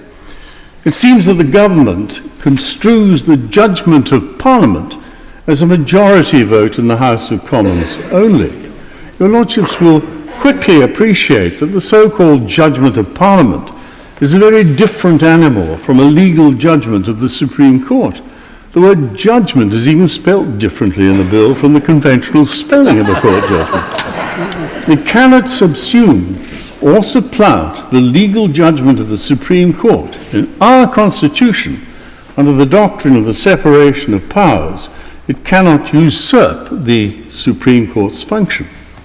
Sir Winston Churchill championed the ultimate sovereignty of law in his book History of the English-Speaking Peoples, Volume 2, page 169, where he wrote, and I quote, "The underlying idea of the sovereignty of law, long in existence in feudal custom, was raised into a doctrine for the national state.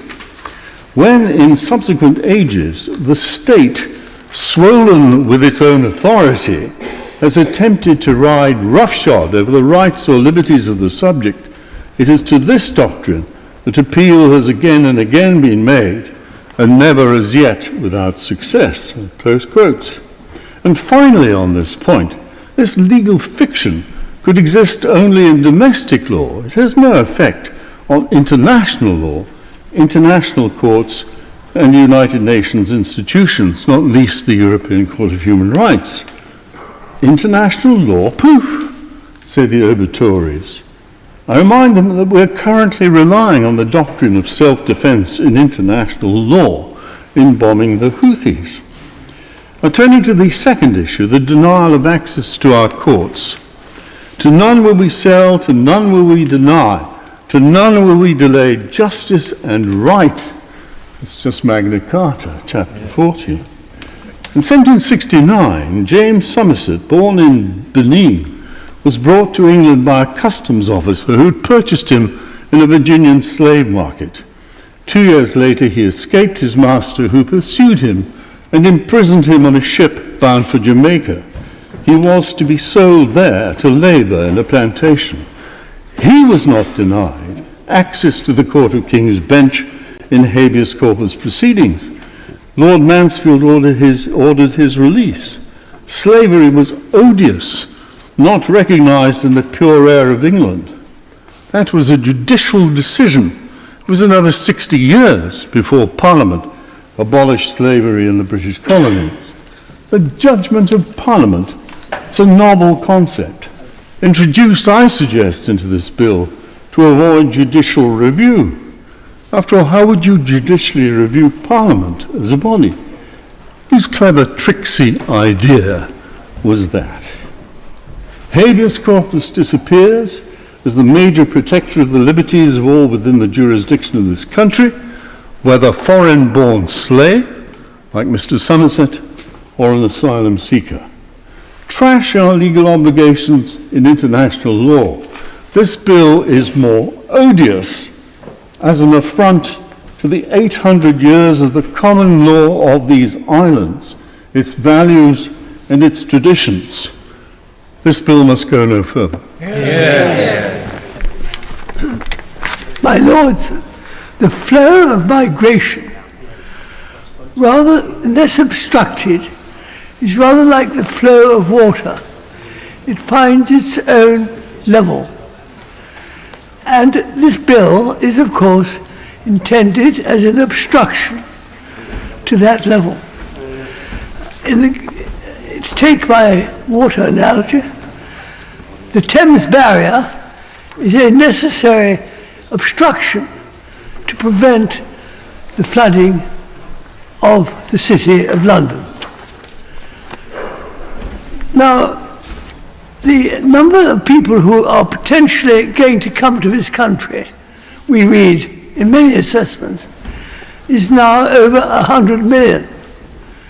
The number who can come is obviously limited by the capacity of a country to absorb them, either temporarily or permanently. And the natural level that migration will find itself, if not impeded to a level which meets the capacity of a country, is when the standards of living and what the country can provide has been diluted to a level so close to the country from which people want to come, but the journey is no longer worth the risks and the hazards and the costs of undertaking it.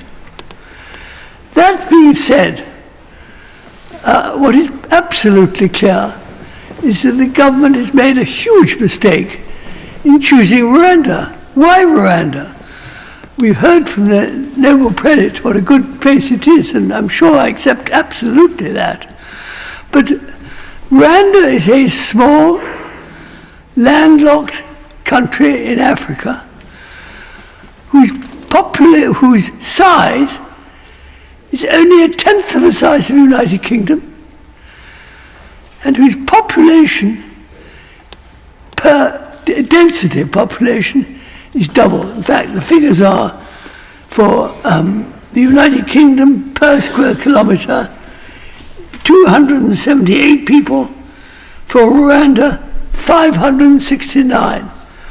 So what I'm going to ask the Minister to do is to reveal to us the process of thought by which the government came to the conclusion to even suggest Rwanda as a suitable obstacle to try and get the right number of people moving who we can absorb. Some of your lordships may remember that I put forward in 2015 and again in 2016 an alternative plan, which again was based on an obstacle. It was an obstacle of finding another country. And I said we needed a country which is very big and which had desert and was very underpopulated. And I suggested that the problem we had of migration was a global problem and must be dealt with by the United Nations. And bear in mind, this is 6 years ago. I suggested that perhaps Libya would meet the aim. And I thought that perhaps an area of desert could be negotiated by the UN, to which everyone would go, and there they would be determined whether they went where they wanted to or went back where they came from or whatever. And the population of Libya, my lords, is 4 per square kilometre. So I don't say now that Libya is suitable, but what I do say is I cannot understand why the government is persisting with Rwanda, since it is obviously wholly impractical. I hope the Minister will address that point. My Lords, it's a privilege for this daughter of migrants to share your Lordship's house. But today in particular, it's a huge responsibility. People were once imprisoned for being in debt and transported across oceans as punishment for the smallest crimes of hunger and desperation. I believe future generations will come to look at this government's flagship policy with an incredulity similar to our feelings about those past inhumanities. But that's just my opinion. It's also just my opinion that this bill is repugnant to each tradition represented in your Lordship's house. It's discriminatory, undermining the dignity of our fellow human beings, which is what asylum seekers and refugees are. It is illiberal and unconservative in its attack on a hard-won international rules-based order, the creation of which a previous generation of British statesmen was so proud of. It is unchristian, indeed contrary to the better instincts of all the great world faiths in its cruelty and dehumanisation. People aren't sacks of carrots or widgets to be shunted around the globe for processing. To offshore one's humanitarian responsibilities is as immoral as it is to offshore personal wealth as a means of evading public duty. But as I say, my lords, that's just my view. However, that the Republic of Rwanda is not currently, or yet, a safe place for those seeking asylum is not mere opinion. It is, as we've heard, fact. Furthermore, these are the facts found by the Supreme Court of the United Kingdom. Not international or foreign, as the Prime Minister, another child of migrants, likes to caricature referees whenever he concedes a penalty or misses a goal. The highest court in a land that has contributed so much to the development of the rule of law across the world.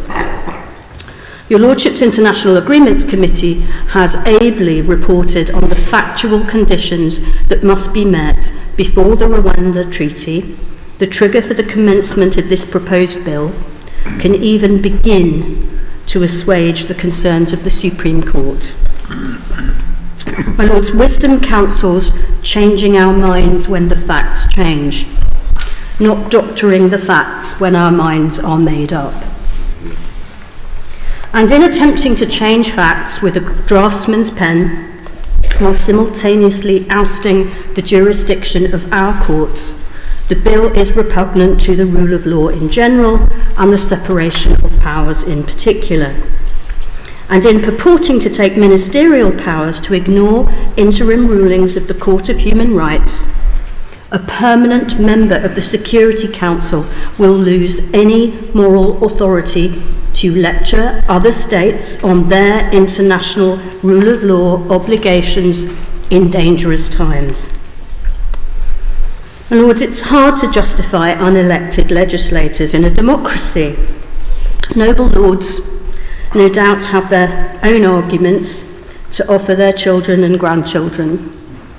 Arguments like the expertise, experience and wisdom of a scrutinising and revising chamber. But for me, the most important argument in an unwritten constitution that lacks entrenched protections even for the independent courts themselves is that independent parliamentarians will stand with the judges against executive abuse. Because, my Lords, before democracy, before even our modern notion of rights and freedoms, the bedrock of any civilised society is the rule of law. Very good. Very good. My Lords, the international system for dealing with refugees is breaking. That's hardly a surprise, given that in 1951, when the Refugee Convention was approved, there were about 2 million refugees, whereas now the UN estimates there are about 110 million forcibly displaced persons. We need a new system, but that would take years of painstaking multilateral negotiation. His Majesty's government have reached instead for unilateral solutions. To be fair, so have other countries which normally welcome refugees, including Denmark and Sweden. But unilateral approaches to complex international problems generally fail. This policy has little chance of success. When considering any new policy, civil servants always ask the key question, does it represent value for money for taxpayers? On the 13th of April 2022, in the early days of the Rwanda scheme, the Permanent Secretary at the Home Office sought a ministerial instruction on value for money grounds. 2 years and at least £260 million later, without a single refugee sent to Rwanda, evidently Sir Matthew was right. But the government persists, wanting to dump our problem on a fragile Central African country which is only now beginning to put in place systems to cope with traumatized refugees. Other noble lords have pointed out the constitutional, legal, and moral problems of this bill. I add my voice to those questioning the bill's most basic contention, that Rwanda is safe. Rwanda is safe, but only for people on the right side of the regime. It is not safe for others, not at all safe for its political opponents. It is not safe for the LGBT plus community. Rwanda is a well-run country in its neighborhood, but it is a dictatorship. No one can safely challenge President Kagame. No one doubts the outcome of the next presidential election on the 15th of July. After 24 years in office, he will be elected to a fourth term, this time for 5 years. Rwandan institutions depend on Paul Kagame. What happens when he goes is uncertain. A country whose institutions are only 30 years old and one man deep cannot be said to be safe for vulnerable refugees simply because it signs a treaty promising to treat those asylum seekers well. But such a country can provide reassurance by proven good performance over time. That is the position taken by the International Agreements Committee of your Lordship's House. Listening to today's debate, we can all foresee many amendments will be proposed during committee stage. We can be sure that the government will reject them. So report stage will be fractious. Whatever we then send to the Commons will no doubt also be rejected, As the Prime Minister points out, we are merely an appointed House. He expects us to accept the Commons draft in toto. After the Commons rejects Lord's amendments, we will face a choice, either to cave or to insist on, say, one essential change. That single change might possibly relate to when the bill's provisions can be implemented. The International Agreements Committee set out 10 changes or tests related to structures, recruitment and training needed before the UK can safely proceed. We could insist that the Commons pays attention to that single deep concern. In the end, what is the point of a revising chamber if it doesn't do all it can to improve fundamentally flawed legislation? My Lords, I hope we do just that. My Lords, I will be supporting the bill tonight, not because my whips are suggesting I should do it, but because I was the Home Secretary in 1990, the first Home Secretary who had to deal with a huge surge of illegal asylum seekers.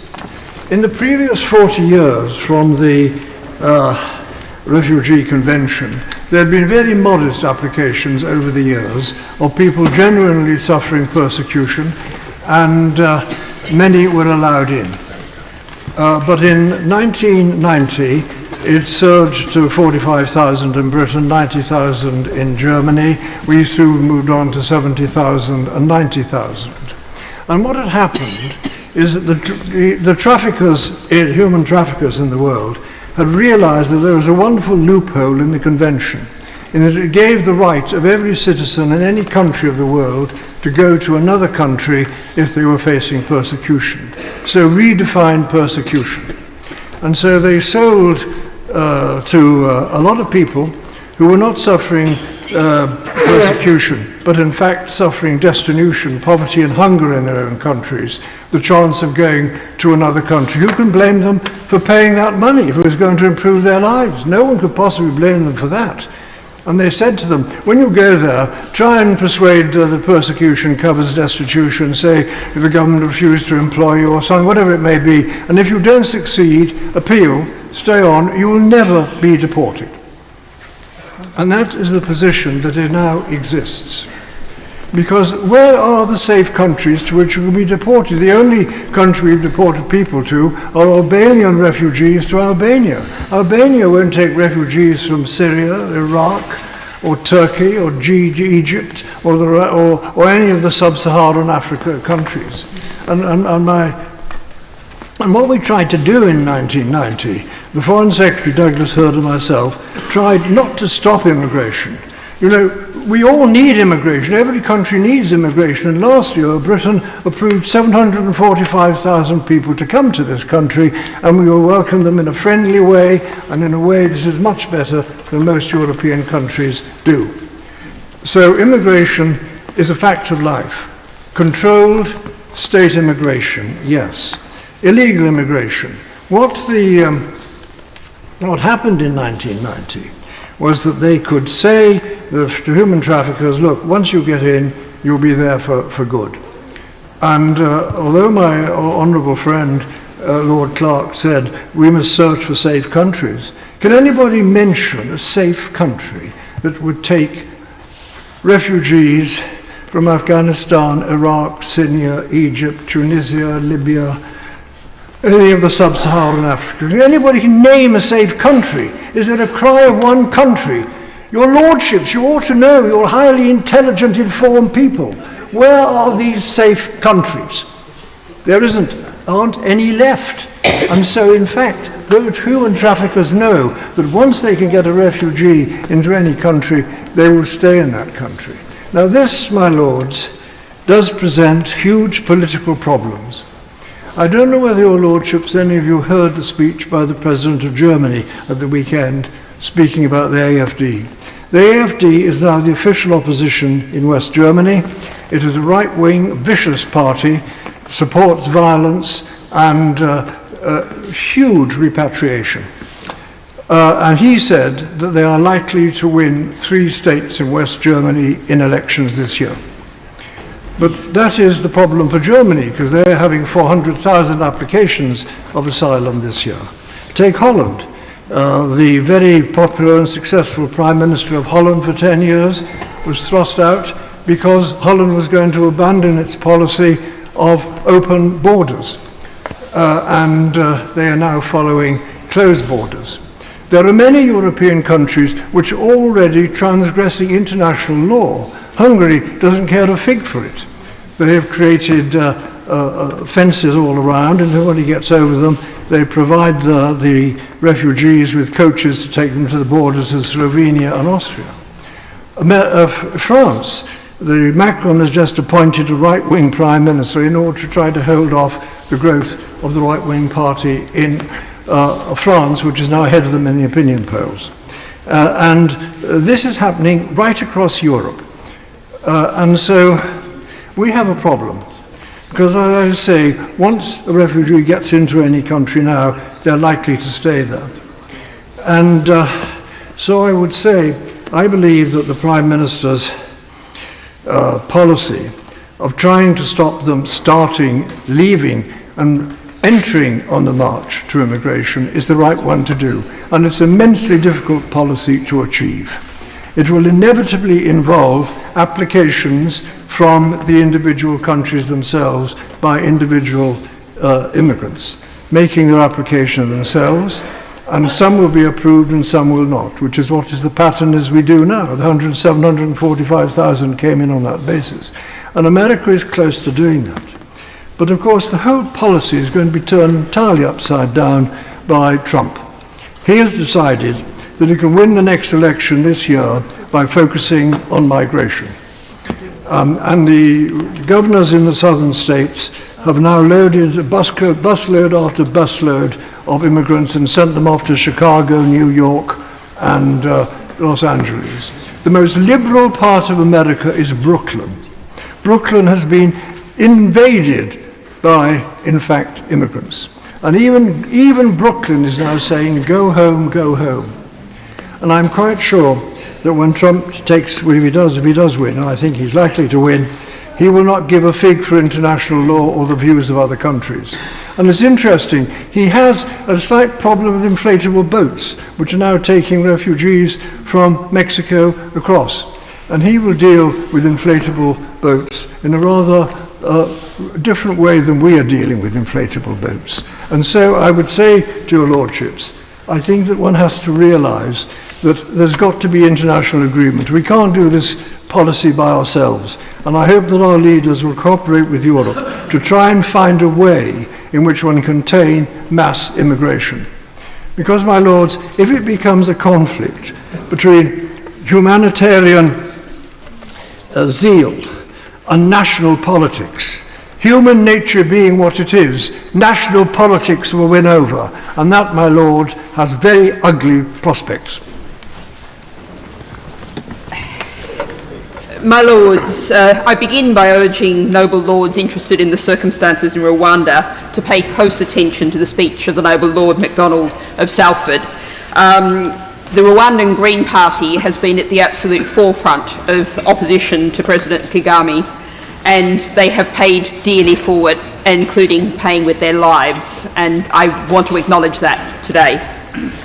But my noble friend Baroness Jones of Molescombe will later be concentrating on the contents of this bill, its hideous human impacts and its indefensible politics, the indefensible politics behind its existence. I'm going to focus chiefly on the amendment of the noble Lord German, which he so powerfully and effectively introduced to us. I'm going to set out why the Green Party believes we should vote down this bill today. In that, I am disagreeing with the noble Lord Ponsonby, who suggested making arguments with which we're all too familiar. We're the unelected house, we cannot overrule the elected house. Well, my lords, could you really claim to have a functioning government majority in the House of Commons, a fast-shrinking majority, put in place with the backing 4 years ago, 3 Prime Ministers back, of little more than a third of registered voters, the majority of voters choosing opposition parties? It's not working, our constitution created over centuries of historical accident. The government is seeking to overrule on a matter of fact, as the noble lady Baroness Chakrabarti set out so powerfully, a judgment of the Supreme Court. And I'd ask those who've been in this House for decades to mull on that reality and consider how shocking, how unbelievable, how banana republic you would, a decade or two ago, have considered a suggestion, even a suggestion that that might happen. So what do you do? How about apply? We often hear praise for the independence of your Lordship's House and the relative weakness of the party whip on those old-fashioned parties that do still whip. How about you apply independence, judgment, independent thought to this bill, as your Lordship's House did last week in scrutinising the Rwanda Treaty? That scrutiny that the government has said it is going to dismiss without any consideration at all. Now, if the House cannot stop this bill that the UNHCR tells us is in breach of the basic principles of international law, what is this House for? What defence is there for its existence? Its very curious composition. Sure, we can scrutinise, we can tidy up the government mistakes in legislation, straighten out some of the worst elements, loosen things a little, and that is a job worth doing. But what use is that if we are within a deeply broken system to which the noble Lord Ponsonby referred? I think the noble Lord meant the asylum system, but it fits perfectly too as a description of our constitutional system, unable, it would seem, to defend the basics of the rule of law. Now, there is one point in which I am somewhat in disagreement with the noble Lord Chairman. The noble Lord said the West is often accused of double standards. Well, the West is often guilty of double standards, something that's all too often been hidden in the past behind gunboat diplomacy and economic might. Well, the balance of the world is changing, my lords, and we are not any longer in a position to suggest that other nations should follow the rules while we do not. We desperately need the norms that have been established, very often by British campaigners, civil society, lawyers, over decades. We need those norms to be upheld, and that means we need to hold them ourselves. As the noble Lord German said, to pass this bill would be to undermine our global standing and undermine the principle of universality, however often in the past the West has ignored it in its own interests. Now, the noble Earl Canute, for whom I have the highest respect, said the Commons has the right to pass bad law. Well, my lords, the question that I'm going to leave you with is, how far would you go in accepting that precept? How bad does the law have to be? I've asked this question before when we passed a policing bill explicitly targeting Gypsy, Roma and Traveller people. I asked it in the Nationality and Borders Bill when we declared millions of Britons to be second-class citizens, capable of having their citizenship taken away by the stroke of the Home Secretary's pens. The noble Lord Clark asked, where are the limits? That's the question I put to your Lordship's House today. My Lords, along with many other noble lords, I'm frankly distressed and shocked to see this proposed legislation in front of the British Parliament. To me, it's hardly credible that a British government should ask Parliament to pass a bill that insists on denying facts that are established, almost certainly breaking international agreements, lowering our reputation sharply in the world, taking away judicial powers and handing them to the executive, treating other human beings, including genuine refugees, in an outrageous, cavalier and reckless manner, and all this in some desperate and false attempt to fool the electorate that they, the government, are actually serious about immigration. Yet the bill is in front of us, and we've been warned, if not threatened by the Prime Minister, at perhaps the most ludicrous press conference ever heard at number 10, that if warned to pass the bill speedily and without amendment or else. This was surely the wrong approach, and only encourages those of us who believe the bill to be unconstitutional and not worthy of this country, make us even more determined. I want to concentrate briefly, if I may, on Clause 1, 2b, and agree exactly with what the noble Lord Clerk of Nottingham told the House a few minutes ago. That clause is a bold statement of fact, not of opinion.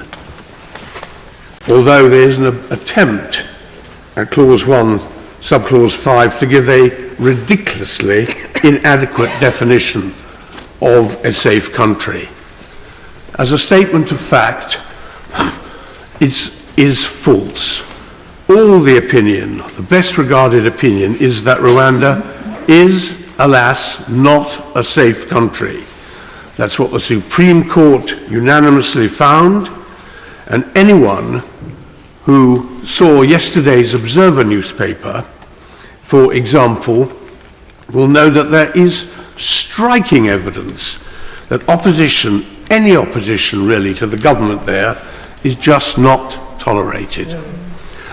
And again, by way of example, how does the Minister begin to explain how 4 Rwandan citizens, all supporting the opposition party, have in the last 4 months all been given refugee status in this country?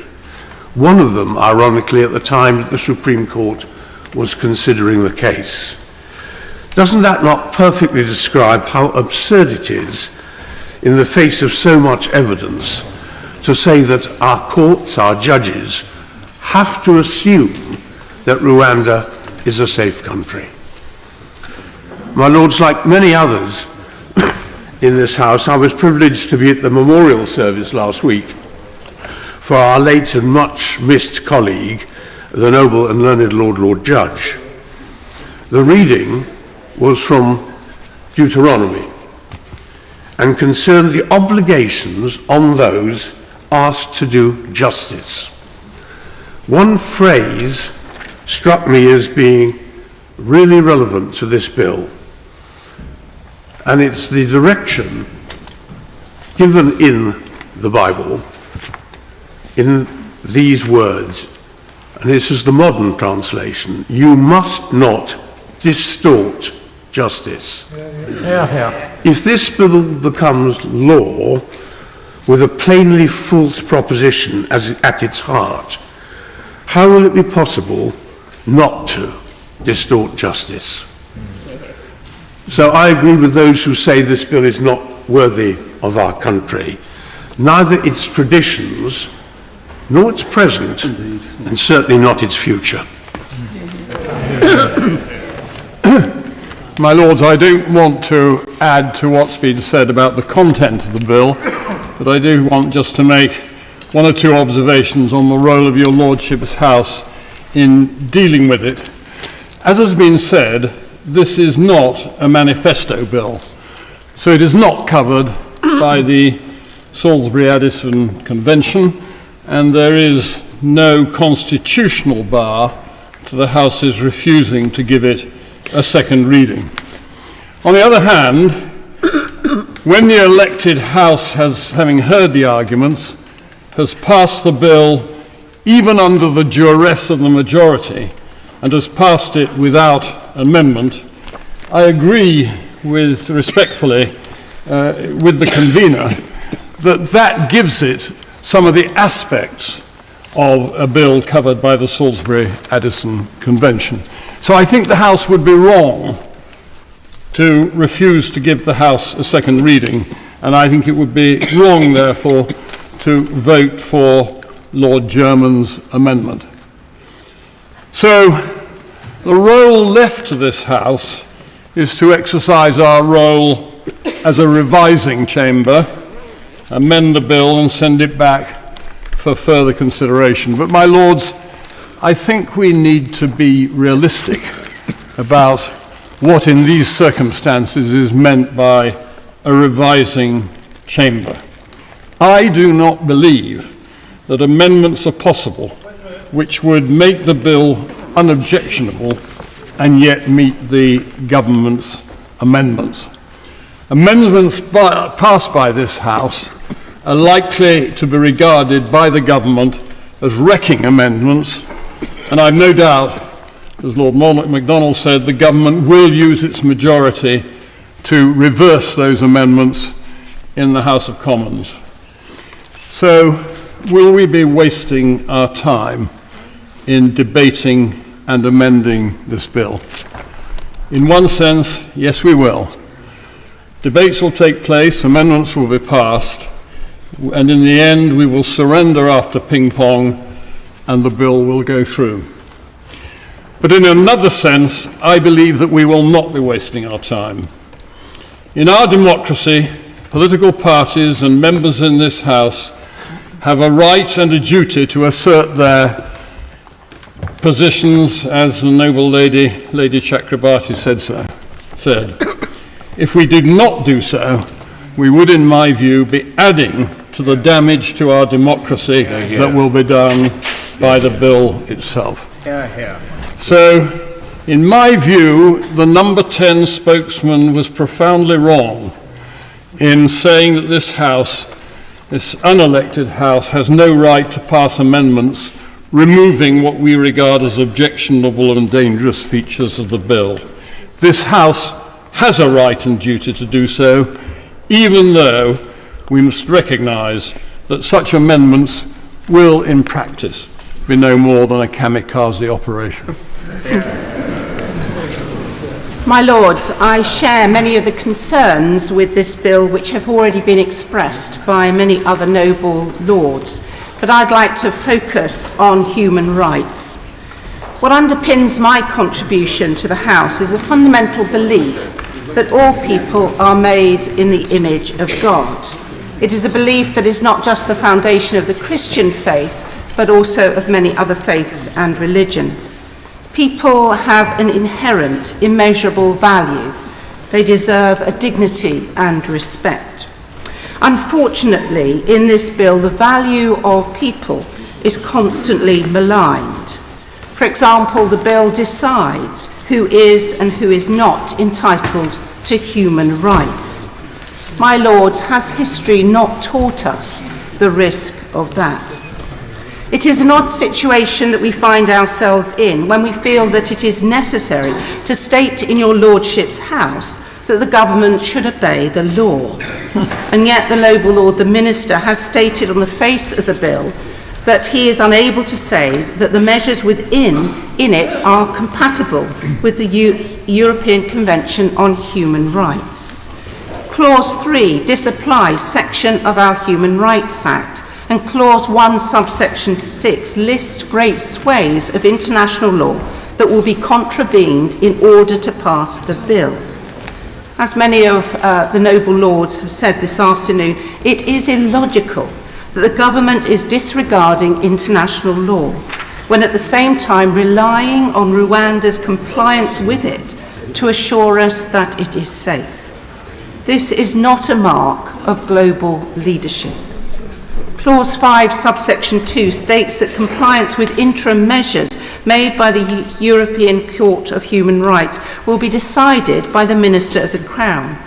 Disregarding these orders will cause legal uncertainty with profound impact for how we expect others to abide by international law. My Lords, we have a respected place on the world stage, with very few injunctions in comparison to other European countries because of human rights legislation. Because human rights legislation is so well embedded in our law. As a number of the noble lords have already said, this bill marks a change. We cannot afford to forfeit our place in the international community in the face of significant global challenges that must urgently be navigated. Global conflict remains a serious issue, and we must not lose our focus or our leadership on this issue.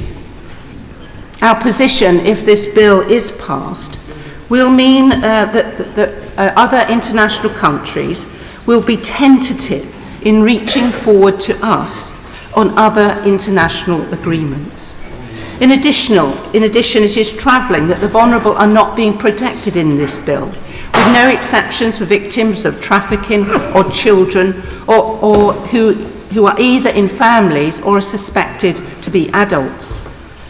The Right Reverend Prelates of Chelmsford and Bristol are not able to be in their place today, but they hope to explore amendments to further protect vulnerable groups, which I hope that the government will give due consideration to. This bill disapplies parts of the Human Rights Act with respect to asylum seekers, and the government is doing the same in respect to certain prisoners in other legislation before this House. My Lords, this is a slippery slope. Making a majority group unprotected from the actions of the government undermines everyone's collective access to justice.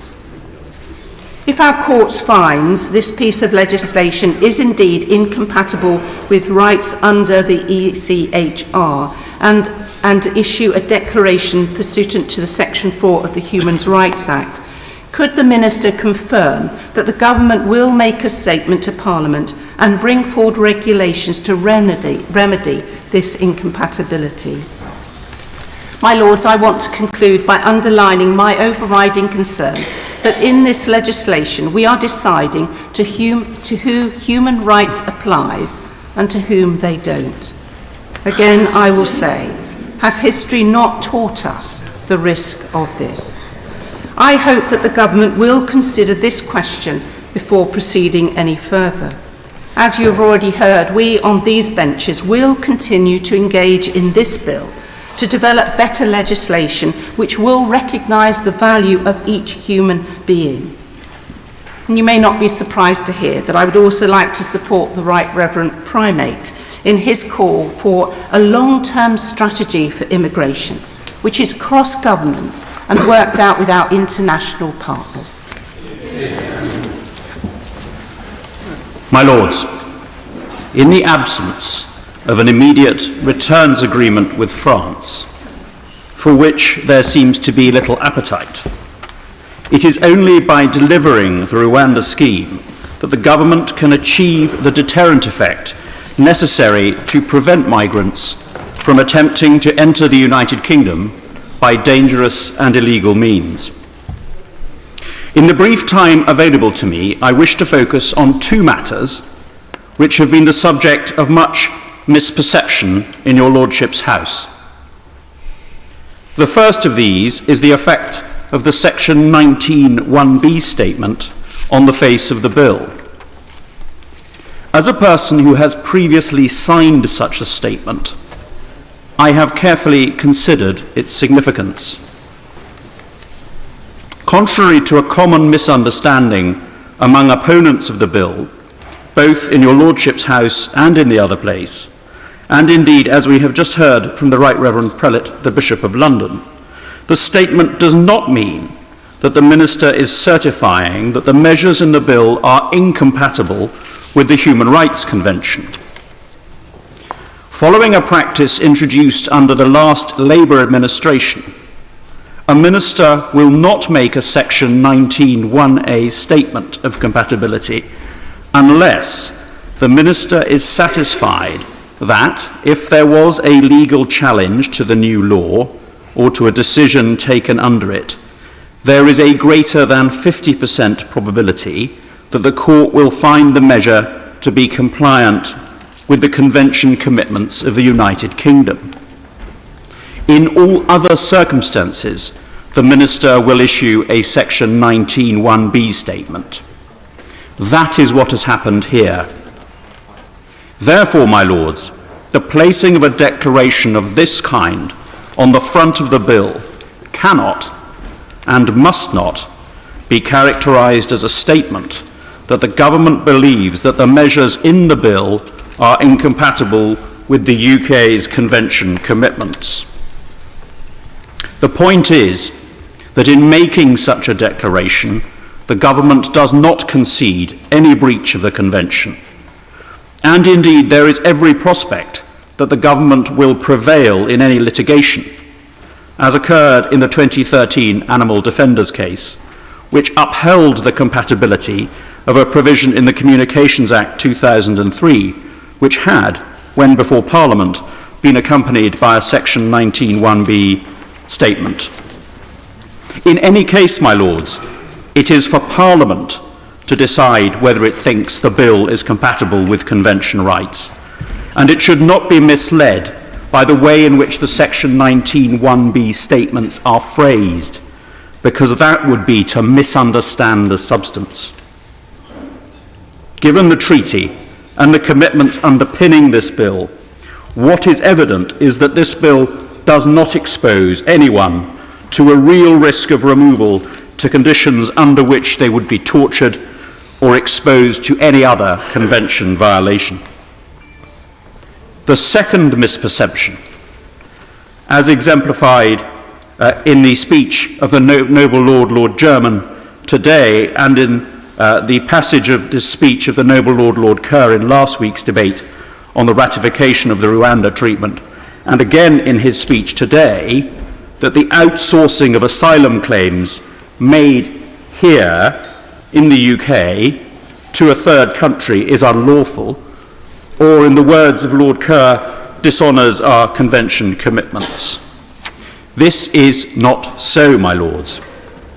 In the recent Rwanda litigation, this very point was rejected by the Divisional Court, which held that third country processing was not unlawful, or indeed contrary to the Refugee Convention.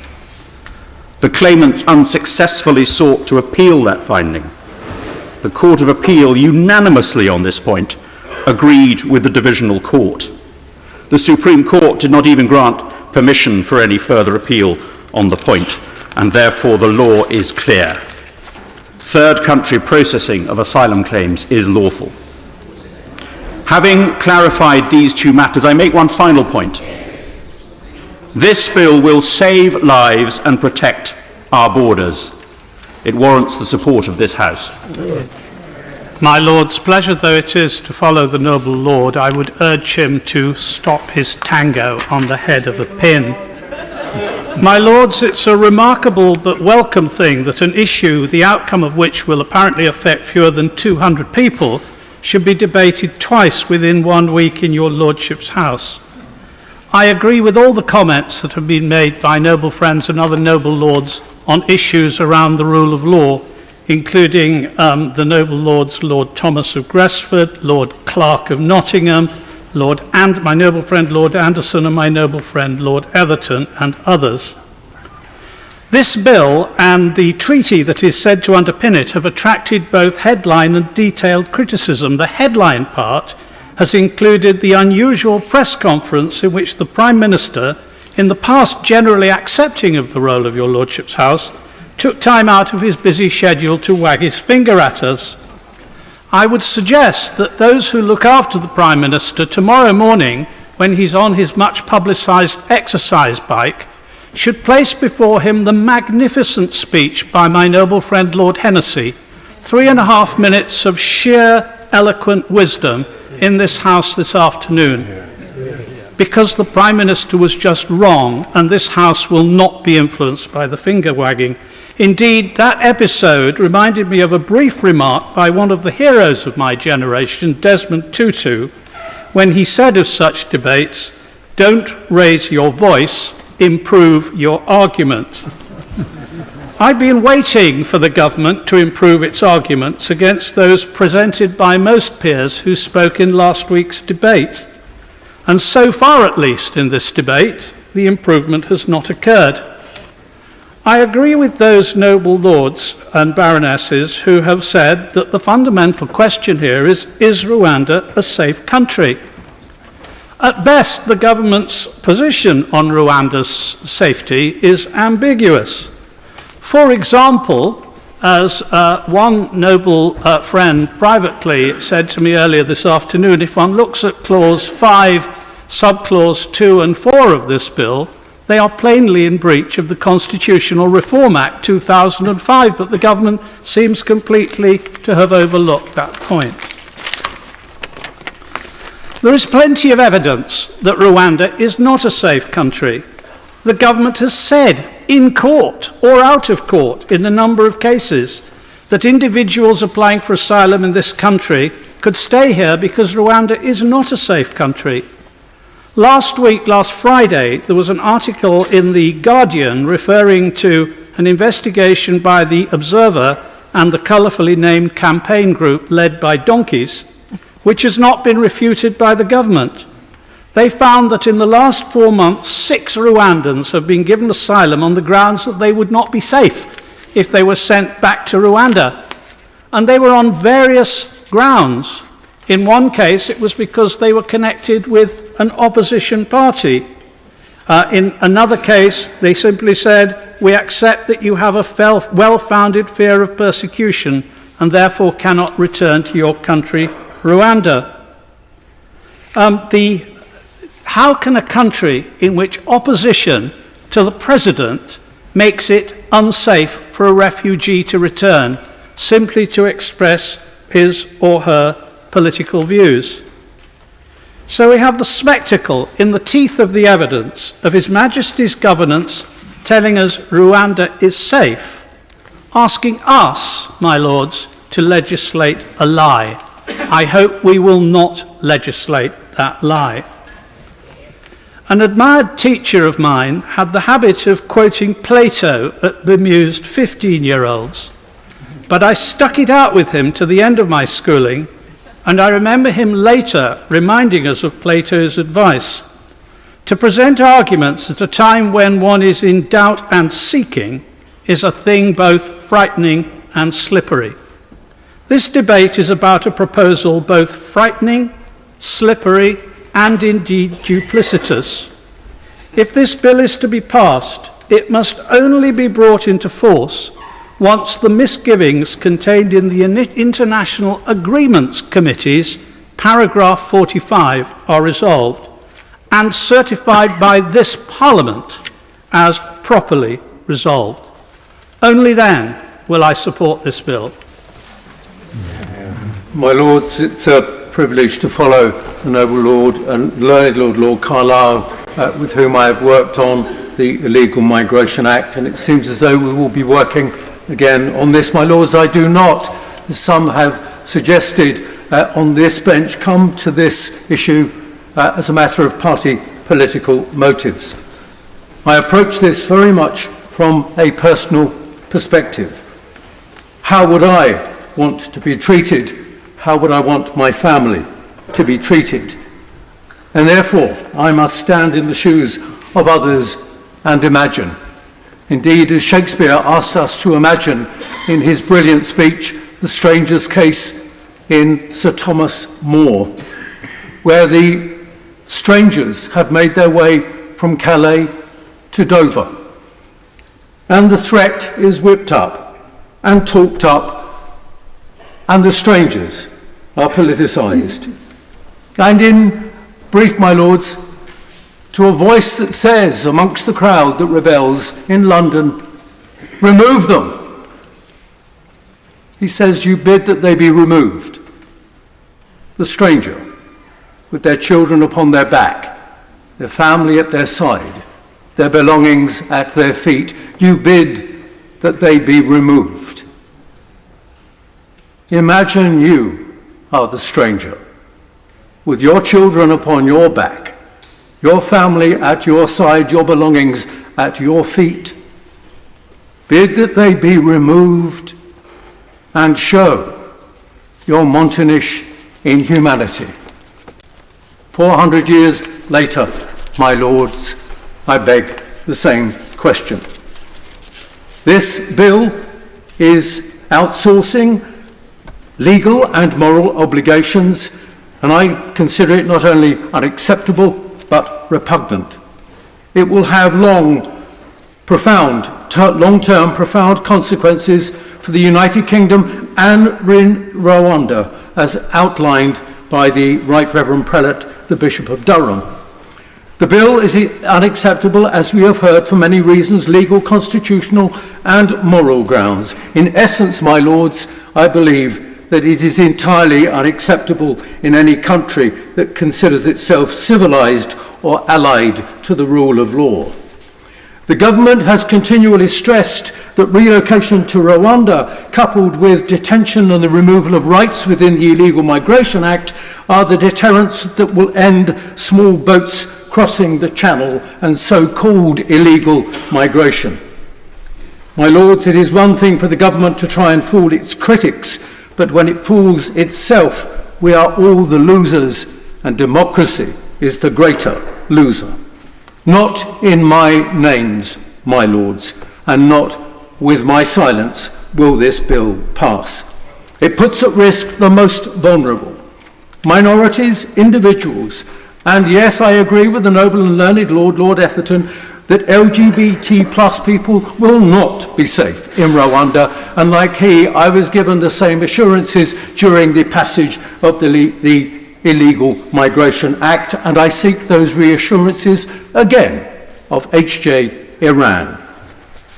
Therefore, my lords, in conclusion, let me just say what is at the heart of my concern.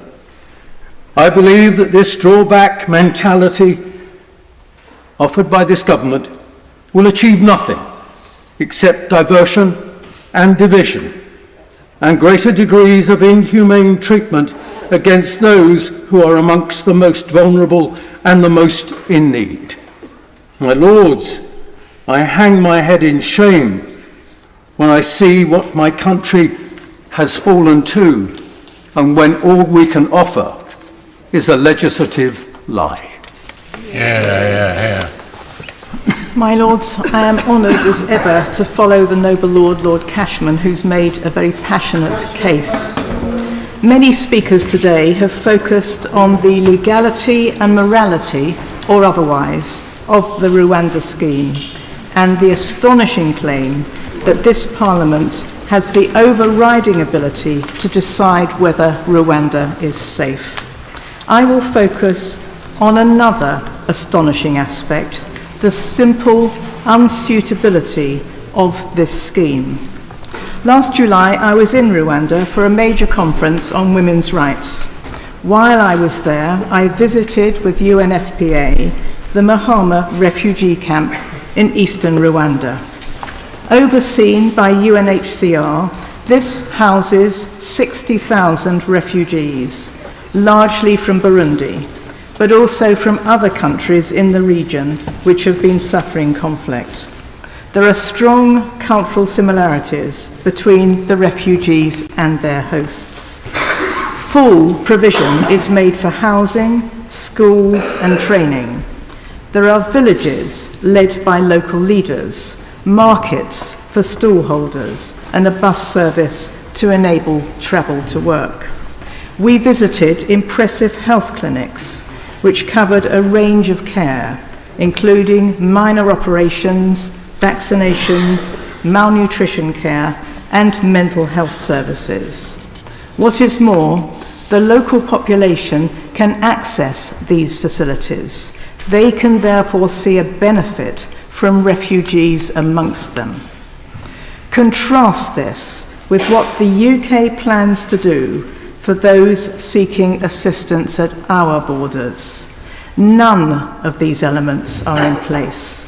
It's no surprise that the government does not want parliamentarians to visit the site, as we found. It is beyond amateur. It's in Kigali, in an unused housing development, surrounded by other housing developments for the local population. Its capacity is extremely limited, merely for a few hundred. And these will supposedly be men from diverse countries, backgrounds, languages, religions, and experience. People who have been uprooted from their countries, communities, and families. How is that supposed to work? Of course, it's not big enough to provide specialised healthcare, training, language support, cultural support, any of the facilities that such asylum seekers potentially need. Right in the middle of the local population, with the strong possibility of mutual fear, a potential recipe for conflict and exploitation. My noble friend Baroness Hamway refrained from speaking given the number of speakers today, but has mentioned to me points made by various organisations. Removing asylum seekers to a country where they do not want to be, with little prospect of work, not understanding the language, with inadequate support, increases the likelihood that they will seek to leave or be open to offers to help them do so. Israel had an agreement with Rwanda, and no one knows what happened to that cohort. They are not there now. It's very likely that they were smuggled onwards or trafficked and exploited. The noble Lord the Minister says that he seeks to reduce trafficking. Yet this policy opens up a new market for traffickers, and the Bingham Centre for the Rule of Law has advised that the bill would put the UK in breach of the Convention on Trafficking in Human Beings. As the Bishop of Durham and the Archbishop of Canterbury have rightly said, Rwanda has made great strides since the terrible years of its genocide. Nevertheless, the UK Supreme Court has deemed it still an unsafe country, and we've heard a number of reasons as to why that is the case, not least, of course, from the noble Lord, Lord MacDonald. We have recently granted asylum to Rwandan refugees, as my noble friend Baroness Brinton pointed out. And of course, it appears to be part of the government's narrative for the right-wing press that Rwanda is a desperate place in which to end up, acting as an apparent disincentive to those who may seek asylum in the UK. Ironic that it then deems the country safe. Conflict and climate change will doubtless increase migration. Working on global strategies to tackle this, as the Archbishop of Canterbury has pointed out, is clearly vital. Right now in Central America, they're facing a massive traffic in migration. Costa Rica, population 5 million, is housing a further million from Nicaragua. One of the first things must be to invest in conflict prevention and development.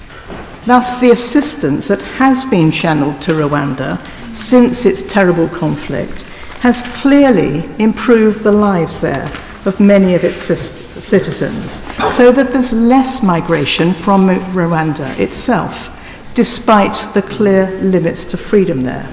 And yet we cut our aid budget. How short-sighted.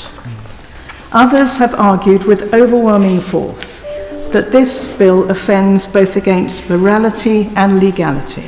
From what I have seen of the UK's plan on the ground in Rwanda, compared with more effective ways of supporting refugees in that very country, it seems to me that we are pouring huge amounts of money into what is almost an amateur scheme.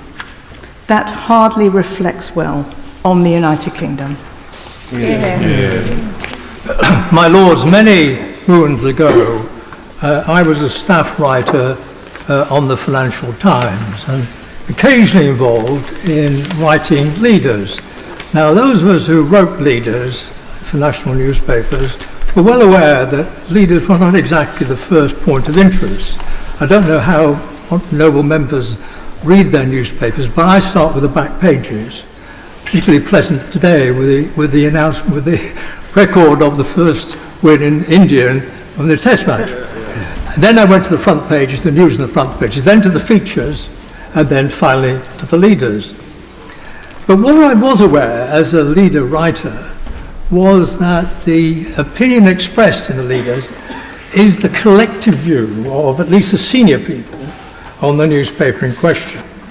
I was therefore very interested to read the views of the Times newspaper on January the 15th this year, where it said, under the headline Return of Rwanda, I quote, "The legislation would prevent a general claim that Rwanda is an unsafe destination, but not rule out a specific case of an individual being at risk for some reason. That is in principle a sensible balance, respecting the will of Parliament and the rights of the individual." That is precisely the view our colleagues in the other place took, without any further amendment. We're here, of course, because the Supreme Court concluded that the government policy was unlawful. I therefore took the trouble to read the Supreme Court evidence, 57 pages of it. I understand from their procedures that it has to take a view on the hard evidence the point has been made.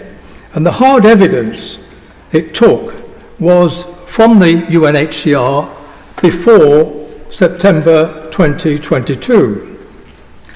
But as Lord Stewart pointed out in his opening remarks, the problem with this approach is it does not look at the evidence today or as it may be in the future. It did not go to Rwanda and it took no evidence of that kind. But the fact is, as has been pointed out in many cases, that Rwanda is a rapidly developing situation. It is helping in the UK with its legal immigration, and return is getting a significant chunk of development aid. It hopes this will be a model for other European countries, and other European countries are following this closely, which will work for the future. And therefore, it has every incentive to make this policy work. This does raise the question, incidentally, of whether this sort of decision as to whether Rwanda can be trusted is a decision which should be made by the government, by governments, or by courts. And the Supreme Court did raise this question, but it did not, in the end, give a view. But we are where we are, and I do believe the government has made a big effort to meet the Supreme Court's points. In particular, he's put a lot of work into capacity building, and that is what the Australians did when they were faced with a similar problem of outsourcing to Nauru in the Solomon Islands. The Australians provided training, support, and expertise and had a permanent presence on the ground, and the UNHCR were kept in touch. This trilateral approach has worked and now has all party support. That is the opportunity we may be faced with here. I think it should be put to the test. My Lords, I think we can all agree that this bill is contentious. And I also think that we can agree about what it's actually about. That is controlling permitted migration, ending illegal entry. And that is a good thing. But I suspect that's where the agreement ends. But my Lords, what we're doing this evening is discussing something which is in fact a part of a much greater problem facing the Western world. And history, it seems to me, tells us there's only one way to respond to existential threats to Western Europe and tsunamis of migration, and that is by coming together and standing shoulder to shoulder. After all, for example, when Jan Sobieski led a European army to defeat the Turks at the Battle of Vienna, it was a composite army. When Wellington was victorious at Waterloo, a majority of the troops he was commanding were not British, and the day was saved by the Prussians under Blücher. And in the Second World War, when we played a very crucial part, eventual victory is in fact owed to Russia and the United States. And we are approaching it as if we can try and do this by ourselves. And I believe that that must be doomed to fail. We're all in it together. We've been told earlier in this debate that collective action has failed in the past. We've just got to remember what financial advisors tell you, say that the past is no guide to the future. We've simply got to make it work in some way or other, even if we end up with a collection of disjointed unilateral actions which have only some degree of coherence across them. But my Lords, as long as there are boats and migrants on the other side of the English Channel, and as long as the view from there is that there is a better life in this country, there will be those trying to break into this country thinking it is a Shangri-La. And it is certainly going to be an improvement on life in camps at Calais. That's the reality of it. And sometimes I think we seem to be using the same political advisers as King Canute did on that beach at Hunstanton over 1,000 years ago. And on that occasion, the King appreciated they were talking nonsense. Now, my lords, I am not a good lawyer, and in presence of so many distinguished lawyers, I shall keep my opinions private. But I will simply say that I think the bill as it stands is an attack on the rule of law. Quis custodiet ipsos custodios, if Parliament, led by the executive, excludes proper and constitutional role of the judiciary and system of checks and balances in the system. And we are being asked to go into a world of Lewis Carroll's Wonderland, as has been explained earlier in the debate, where Humpty Dumpty expands the doctrine of words mean just what I choose, neither more nor less. Now, my lords, much of this is fueled by what is a fashionable, at least in some circles, antipathy to the European Convention on Human Rights. And it may commend the Convention to some, at least in this chamber, that let's not forget it was devised by British conservative lawyers. And I think we should also recall the reason it came to being, and I think this has been mentioned earlier in the debate, was to deal with exactly the Humpty Dumpty school of legal interpretation, which once adopted, spread widely in the 20th century, to come to the basis of horrifying totalitarianism and all that that has led to. I believe we should not and must not allow this approach to the law to enter our system. My lords, let's have some leadership from our leaders in the great British tradition of freedom, democracy and the rule of law, and not put our long-established traditions up for sale for the supposed benefit of a mess of short-term political pottage. My lords, this time last week I was in Strasbourg for meetings of the Parliamentary Assembly of the Council of Europe, a body dedicated to the rule of law, democracy and human rights. And on its first day, as is usual, there were two meetings, not one, two meetings of its various committees. I sit on its migration committee. We were pretty much preoccupied with the plight of abducted Ukrainian children being forcibly taken into Russia to be Russified and eventually turned back to fight against their own people. A horrendous situation indeed. But in the informal times between our business items, I was besieged by people from parliaments across Europe who wanted to ask me about what was happening here last Monday. I explained the nature of that debate. I wished I'd been here myself. There was a short gap in the proceedings that allowed me, with such technical ability as I have, to get the debate on my telephone screen. I was able to follow part of the debate that took place here last week. Just a small part, pretty much on the subject we're debating right now. I only got a snippet of the debate, but enough to make me think a great deal. I saw an exchange, some might call it a spat, between the noble and learned Lord Wolfson, who's in his place, an honourable man, of Tredegar, that confers the honourableness on him. And my noble friend, if I may be allowed to award him that accolade for the purpose of this debate, Lord Purvis of Tweed. The discussion was about the rule of law and the role of the UNHCR in the treatment of refugees and asylum seekers. I had sitting next to me Andreas Wissner, who is in Strasbourg the UNHCR official. The point at issue was the decision of the Supreme Court that the UNHCR is, and I quote, entrusted with the supervision of the interpretation and application of the Refugee Convention. I keep getting my bearings from the noble Lord Wolfson because it's him I'm quoting. And later, that UNHCR's guidance should be accorded considerable weight. The two words that the noble Lord singled out in the speech he made were supervision Supervision, that is, of the interpretation allowed to each member state to apply the laws and the conventions according to the lights of their own experience, and guidance, both of which, he argued, offered clear indication that UNHCR was not entrusted with final or binding decisions, but merely with the giving of critical advice and counsel. Lord Purvis was clear that the Lords Wolfson and Murray, not in his place. I could have been complimentary about him. I'm glad not to be given the opportunity.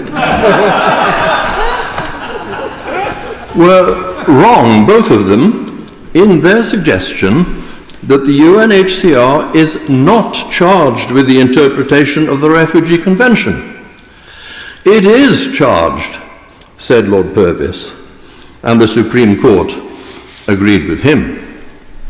When lawyers, even distinguished lawyers, disagree, then it's sometimes a good thing, a minnow in a deep bowl swimming here for his life, it's sometimes a good thing to turn to the way the point at issue has been applied in previous cases.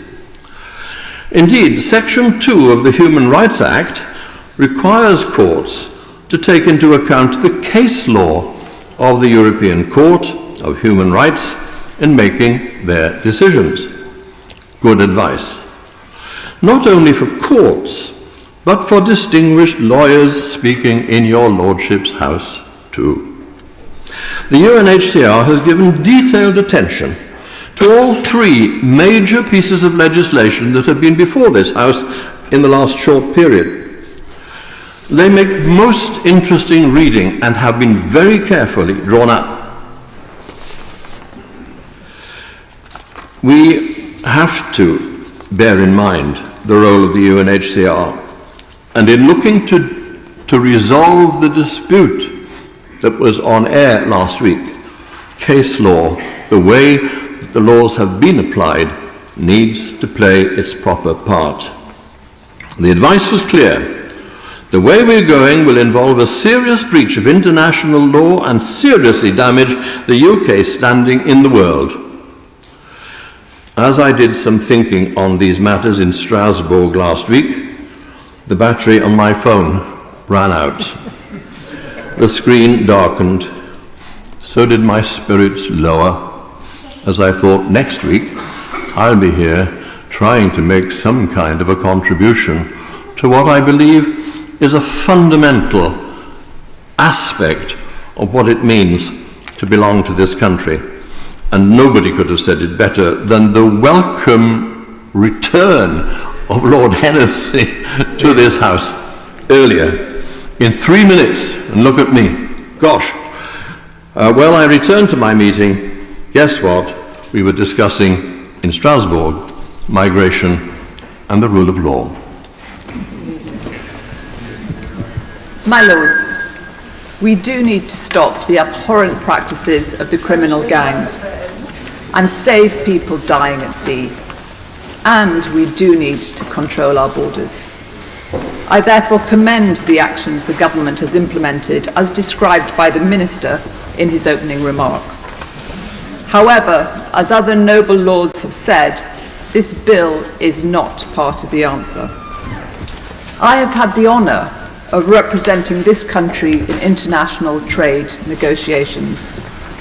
In its current form, the bill has the potential to damage the reputation of the UK as a defender of democratic principles, the rule of law and all its facets, including the principle of the separation of powers. In so doing, if passed, it will damage the future ability of the UK to lead on breaches of international law and more generally on the world stage. The UK has a long and proud track record in respecting and promoting the rule of law.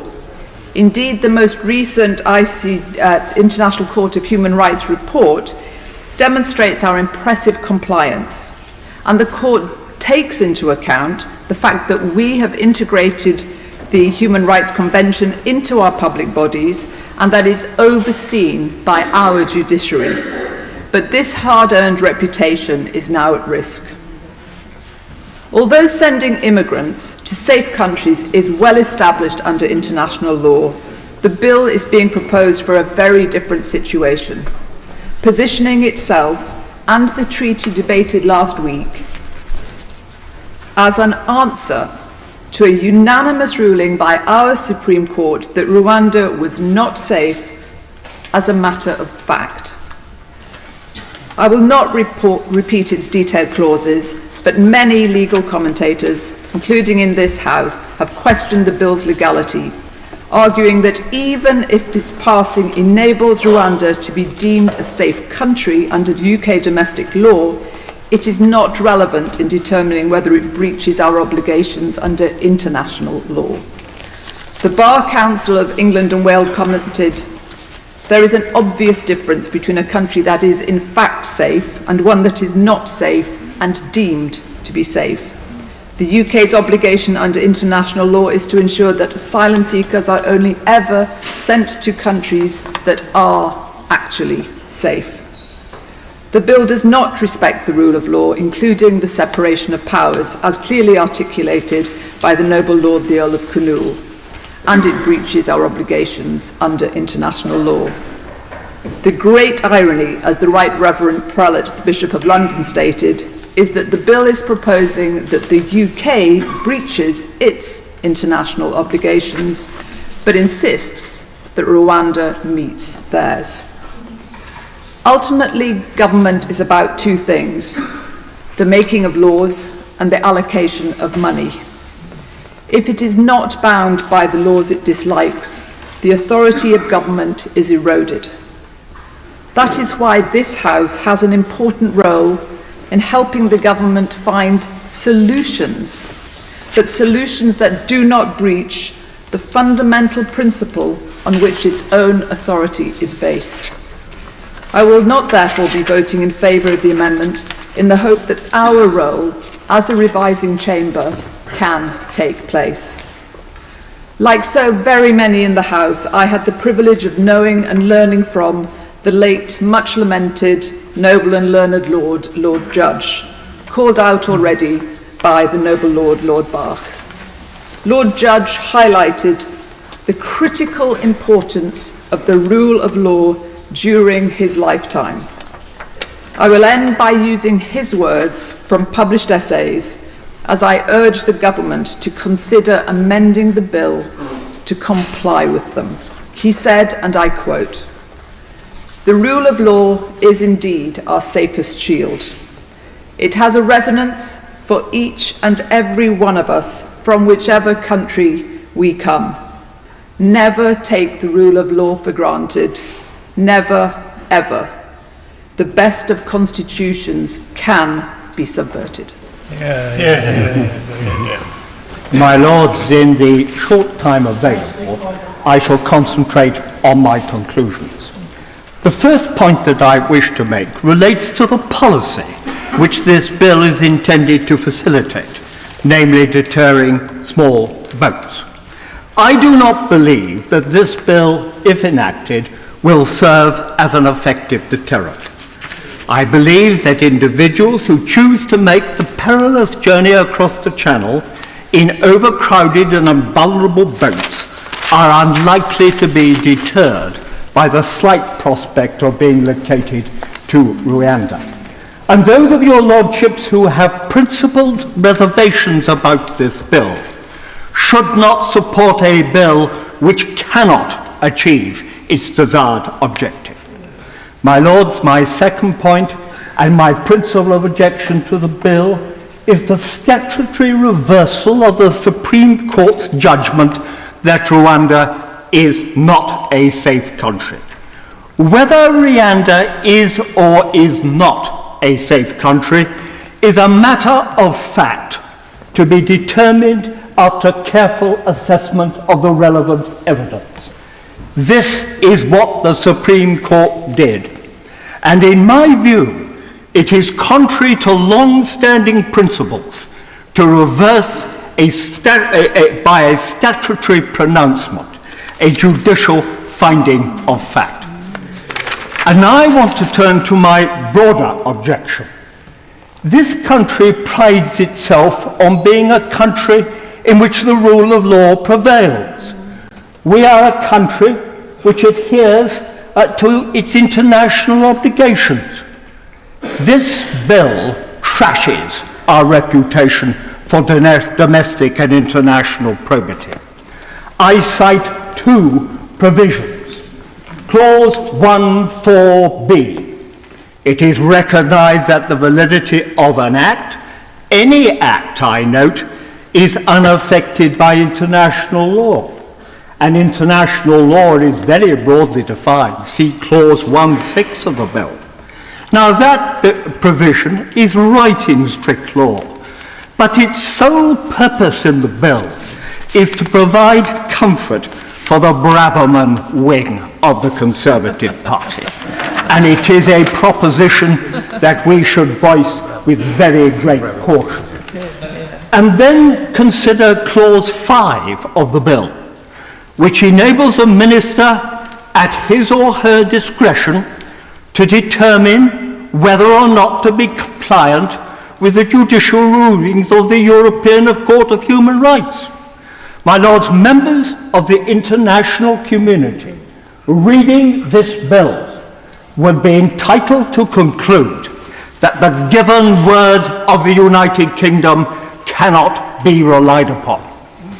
And now, my Lord, I want to say something about clause 3 of the bill, the disapplication of the Human Rights Act in respect of individuals who would otherwise benefit from its provisions. I call to mind the words of Pastor Nimola, spoken in 1947. First they came for the socialists, and I didn't speak out because I'm not a socialist. And then they came for the trade unionists, and I didn't speak out because I'm not a trade unionist. And then they came for the Jews, and I didn't speak out because I'm not a Jew. And then they came for me, and there was no one left to speak out for me. Now, my lords, of course, the circumstances are very different from those of the 1930s. But beware of the precedent that we would be creating. Best not to step onto a slippery slope, because it can end in some very murky places. Now, my lords, I hope to end with what I hope is a constructive suggestion. I suggest that the bill should not be implemented without a positive resolution of both houses of Parliament.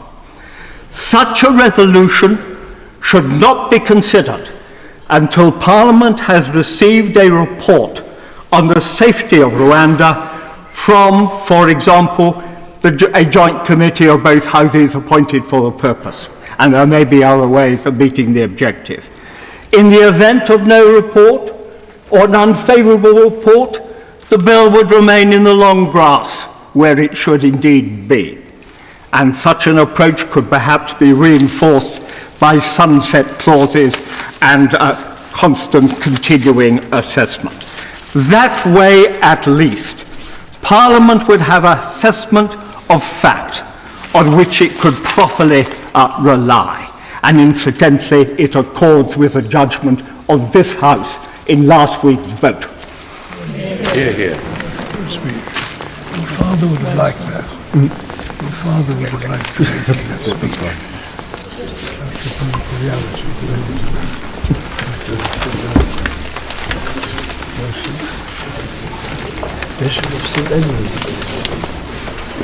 My Lords, I stand up because I don't see the person named standing. I inevitably at this point, I'm number 41. I'll be repeating or underlining points, but I just want to make a couple of observations as I start, and I'm going to be brief. First of all, I'm struck that some of those who I've listened to who are supporting the bill, nevertheless, there's a hint of equivocation. It's not perfect. It's not the final destination. And I'm just struck by that. Secondly, I've not heard evidence that what's proposed will work. And thirdly, in the opening comments from the Noble Lord the Minister, we heard that actually progress had been made and the numbers had decreased that were coming across in boats. And my question then is, why are we not putting more effort into those causes that have enabled that reduction to happen? I do not think there is a single person in this House who's not determined that the dangerous boat crossings of those seeking asylum in this country be stopped. Our valuing and care for human life, for the plight of those fleeing danger, places a moral duty upon us to work out a way that stops the perilous crossings and finds a just and safe way for people to find refuge. We know from the government's figures that the great majority of those who've sought asylum in this country through this life-endangering method have had their applications upheld.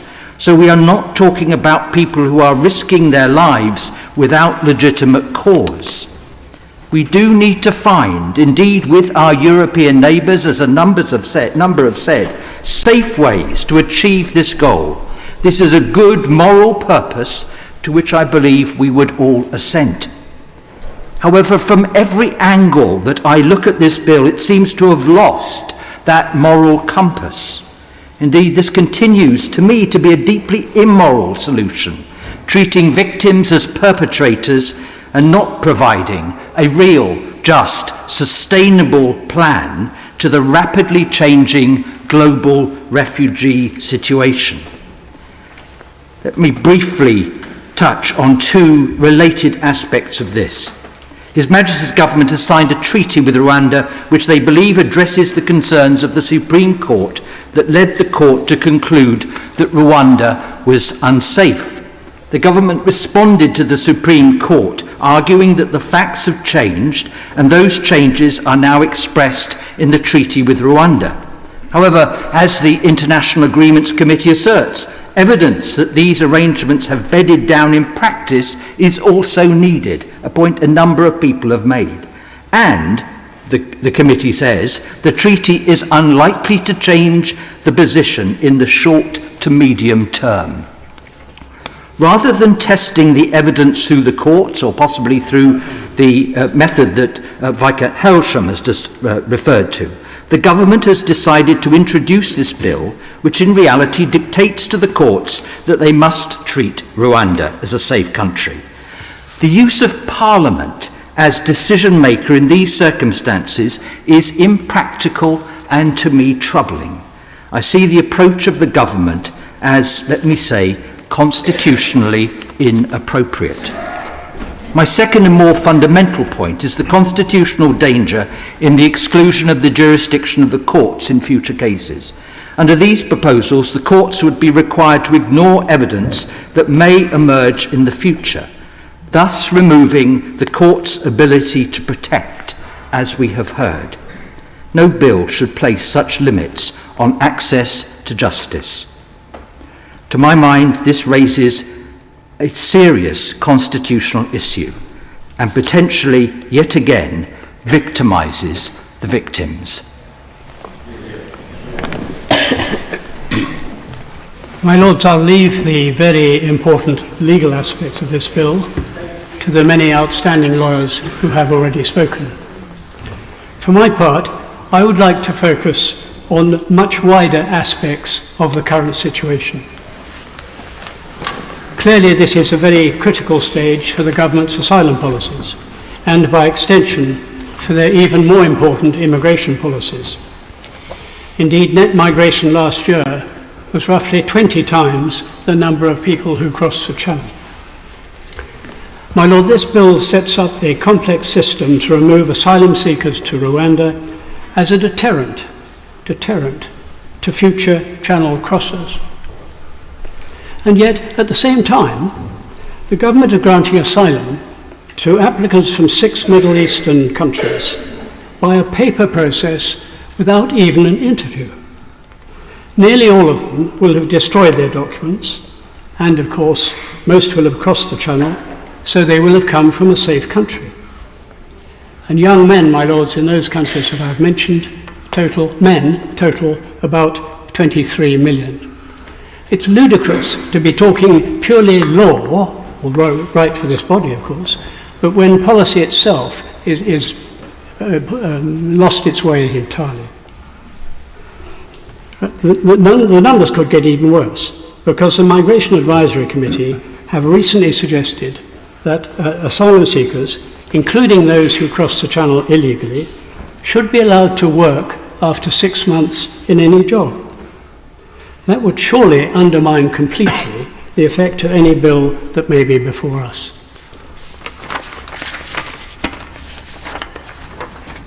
My Lords, one's left with the suspicion that the government's own policy is to focus on asylum in order to distract attention from the much greater scale of immigration more generally. Well, as has been mentioned already, net migration in the last calendar year reached 745,000. That's an incredible number. It's by far the highest in our history, albeit with some special factors such as Hong Kong, Ukraine, and Afghanistan. So what are the possible consequences if we focus so much on asylum without any reflection on the immigration policy itself? My Lords, Migration Wars, of which I'm President, have done some work on the population impact of asylum and immigration taken together. We've made one projection based on net migration of 600,000 a year at current birth rates. The result was a population increase of about 20 million for the UK in the next 25 years. That would be roughly 15 cities the present size of Birmingham. Now, even at a much lower migration assumption of 350,000, which some other think tanks have suggested, the population increase would be about 9 million. 9 million. So we're looking here at policies that will have a massive effect on the future of our country. In either case, the implications for housing, health, and education would, of course, be huge. To take one example, the education sector, according to government statistics, British children could become a minority in state schools in England in about 20 years' time. My Lords, I think Lord Clark of Nottingham was the only speaker to mention public opinion.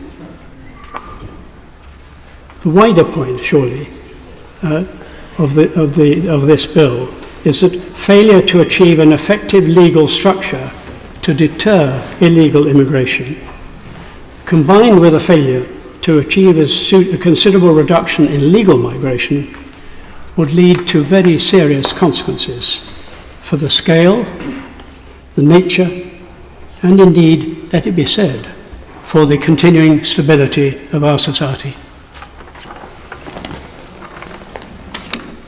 My Lords, it's right that we approach this debate with seriousness and once more the responsibility to ensure real scrutiny of the bill rests with our House. Today, the government is attempting to rectify what the UK Supreme Court has identified as serious and systemic defects in Rwanda's framework and procedures for processing asylum claims. Its past and continuing practice of refoulement and the changes in procedure, understanding and culture needed before Rwanda can be considered a safe third country. However, the bill as it stands risks entangling us in a complex web of ethical and legal dilemmas that could diminish our international reputation, betray our duty to the genuine asylum seekers, undermine the rule of law, and place our courts in an exceedingly difficult position. It risks creating a legislative or legal fiction. Much has been said about the infamous late-night pyjama injunctions or Rule 39 orders and the meddling of the so-called foreign courts. Let's be clear, my Lords, the European Court of Human Rights is not a foreign court. It is a shared court. The UK was instrumental in its establishment and has significantly contributed to its jurisprudence. A British judge sits on the court and British lawyers are involved in its administration. In Rule 39 orders against the UK, the context is that the court grants only 2% of requests. Last year there was just 1. Also, last year, the court found the UK in violation of the ECHR on only one occasion, the 38th lowest of all member states. Under this bill, ministers will have the power to ignore Rule 39 orders. Neither these new powers nor any amendments to the Civil Service Code would alter our international legal obligations. Should a minister opt to disregard interim measures, this would place the UK in direct violation of its treaty obligations. My Lords, how can the UK continue to be a global advocate for the rule of law, as many others have said, and honouring international commitments if this happens? To illustrate the unprecedented nature of such an action, no member of the Council of Europe has ever taken steps to disregard ECHR rulings or interim measures, except Russia, and that's not good company to be in. I'm not alone in being perplexed by the inconsistencies this policy and this bill will introduce. Our treaty with them obliges Rwanda to adhere to the Refugee Convention, yet the bill explicitly exempts the Refugee Convention and other international obligations from consideration within the UK. My Lords, the government may not thank me for doing so, but I feel compelled to remind the House of the agreement with Rwanda, which included an intent to resettle a portion of Rwanda's most vulnerable refugees here in the UK, a process that, as we know, is already underway with numbers increasing. Even if the plan is enacted and we will finally have refugees going to Rwanda, the numbers will be modest, in the hundreds at most. By comparison, in 2023, almost 30,000 irregular migrants entered the UK via small boats. Even so, my Lords, it's perfectly fair to ask those of us who dislike these provisions, how are we going to deal with the rest? My Lords, there are many tools available to the government. We simply need to know which tools to use and how to deploy them better. And the government has actually made progress, and I would like to commend them for that. Small boats crossing, as my noble friend the Minister has said, are down by 36% compared to 2022. The grant rate for asylum decisions in 2023 was 67%, down 9% on the year before. But when I was Immigration Minister myself, it was actually 19%, applying the criteria of the 1951 Refugee Convention fairly but firmly. And to clear the backlog, the number of staff working on asylum cases has indeed increased significantly, and 112,000 asylum cases were processed in 2023, the most in any year since 2002. The government has signed an agreement with Albania for removal of their nationals and to strengthen cooperation. To date, 5,500 Albanian migrants have been returned. The deal with France last year has greatly enhanced cooperation between our countries, and further agreements were secured correctly with Bulgaria, Turkey, Italy, and Georgia. All of these tools and a number of others have been and will continue to be more effective, my Lords, in stopping those boats than these Rwanda proposals. The government should focus on these instead, and I believe the country will be grateful. My remarks today, my Lords, stem from a deep sense of regret and disappointment in witnessing how we have become embroiled in what can only be described as an unhealthy obsession with Rwanda. This fixation appears to be an attempt to satisfy certain factions and certain individuals who seem to possess neither the depth of understanding nor the nuanced appreciation of the complexities involved in asylum and immigration matters. For them, my Lords, nothing will be enough, neither this bill nor ever more radical ideas. If we are to restore the public confidence in our ability to manage our borders, we should focus on the other tools available and, my Lords, avoid the inevitable problems which will ensue, most certainly will ensue, if we persist with these proposals. When researchers and historians come to assess the work of the 2019-2024 Parliament, I suspect they will be completely baffled by the reasoning that led three successive governments, those of Johnson, Truss and Sunak, to rely so heavily in countering the obnoxious human traffic of migrants across the Channel on a scheme to send those migrants, despite the fact that a majority of them are likely to have legitimate grounds for seeking asylum, off to a small African country which our own Supreme Court has ruled is not a safe destination for them, and that without even considering their case for seeking asylum here. This scheme, the third legislative iteration of which is before the House today for a second reading, is deeply flawed on the grounds of practicality and of value for money. It requires the upending of the unwritten conventions which have governed the relationship between the legislature and the judiciary for centuries by barring our courts from the Supreme Court downwards from intervening. And it makes a bonfire of large number of this country's international legal commitments and puts others at serious risks of following them onto the fire. Quite a score for one relatively short bill. Now, I don't want to dwell too long on the lack of practicality arguments. We now know that the Prime Minister, when he was Chancellor of the Exchequer, set them out to number 10 pretty cogently. It's argued by the government that this year's Illegal Migration Act has already proved to be an effective deterrent and has reduced the 2023 Channel crossings by 1/3. But that assertion is completely unproven. A substantial part of that reduction has in fact resulted from the very welcome agreement with Albania, which enables nationals of that country to be returned as economic migrants. Nothing to do with the Rwanda scheme. Another unquantifiable but also substantial part of that reduction is due to the equally welcome intensified Anglo-French police and intelligence cooperation.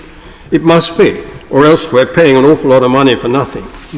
And while the government refuses to say whether there are any limits on the numbers who could be sent to Rwanda under the scheme, they must fall a long way short of those still being brought across the Channel. So the deterrent effect of the Rwanda scheme is moot, to put it very politely. As to the constitutional propriety, others have spoken about that, and I will not extend my remarks on that. And then there's the bonfire being made of our international obligations by the present bill and its predecessors. The Refugee Convention is first among them, as the Supreme Court recognized in its recent ruling.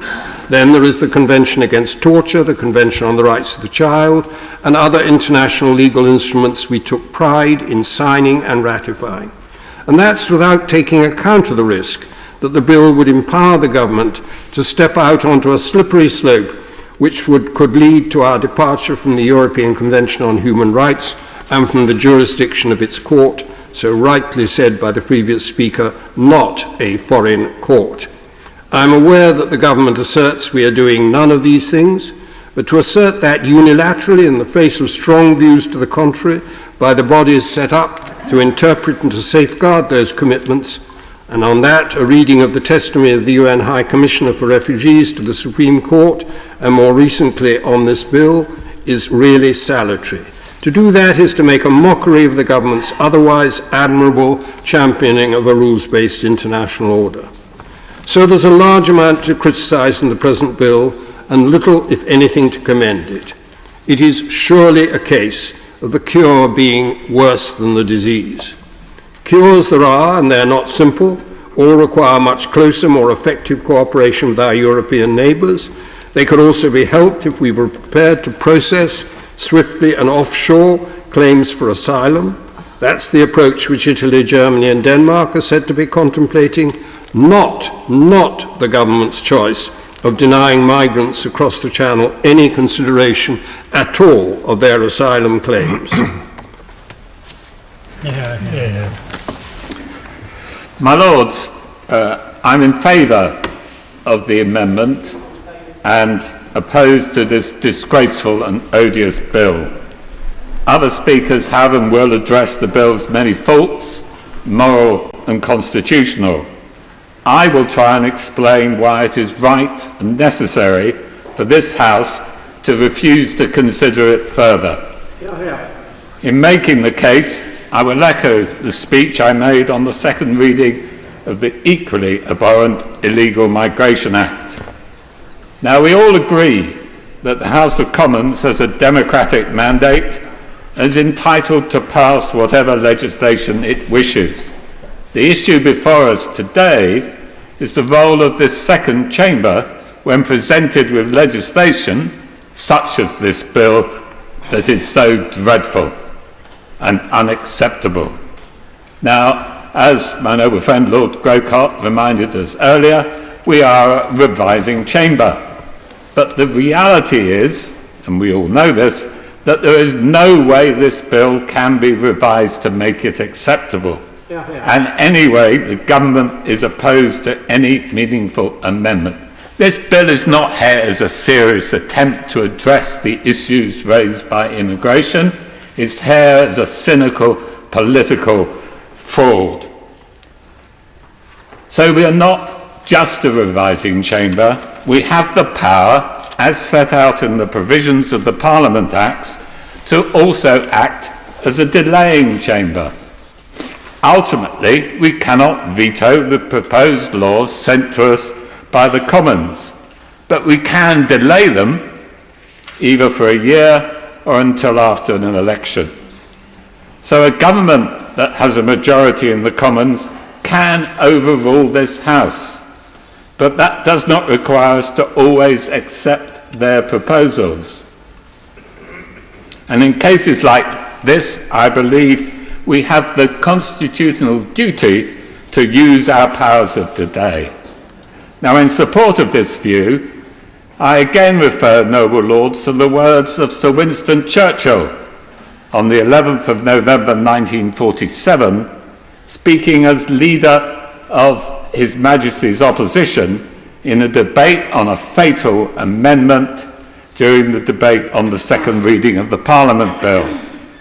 His words set out clearly why and when, in accordance with our Constitution, this House is entitled, even under an obligation, to refuse to consider a bill any further, even when it has been passed by the Commons. He argued the case for this House to take such action on the grounds of democracy. He said, "The spirit of the Parliament Act and the purpose of that Act were to secure the intimate, effective and continuous influence of the will of the people upon the conduct and progress of their affairs." He also said something which is particularly relevant in our current circumstances. He said, "Is the party opposite really to be entitled to pass laws affecting the whole character of the country in the closing years of this Parliament without any appeal to the people who have the vote and who place them where they are?"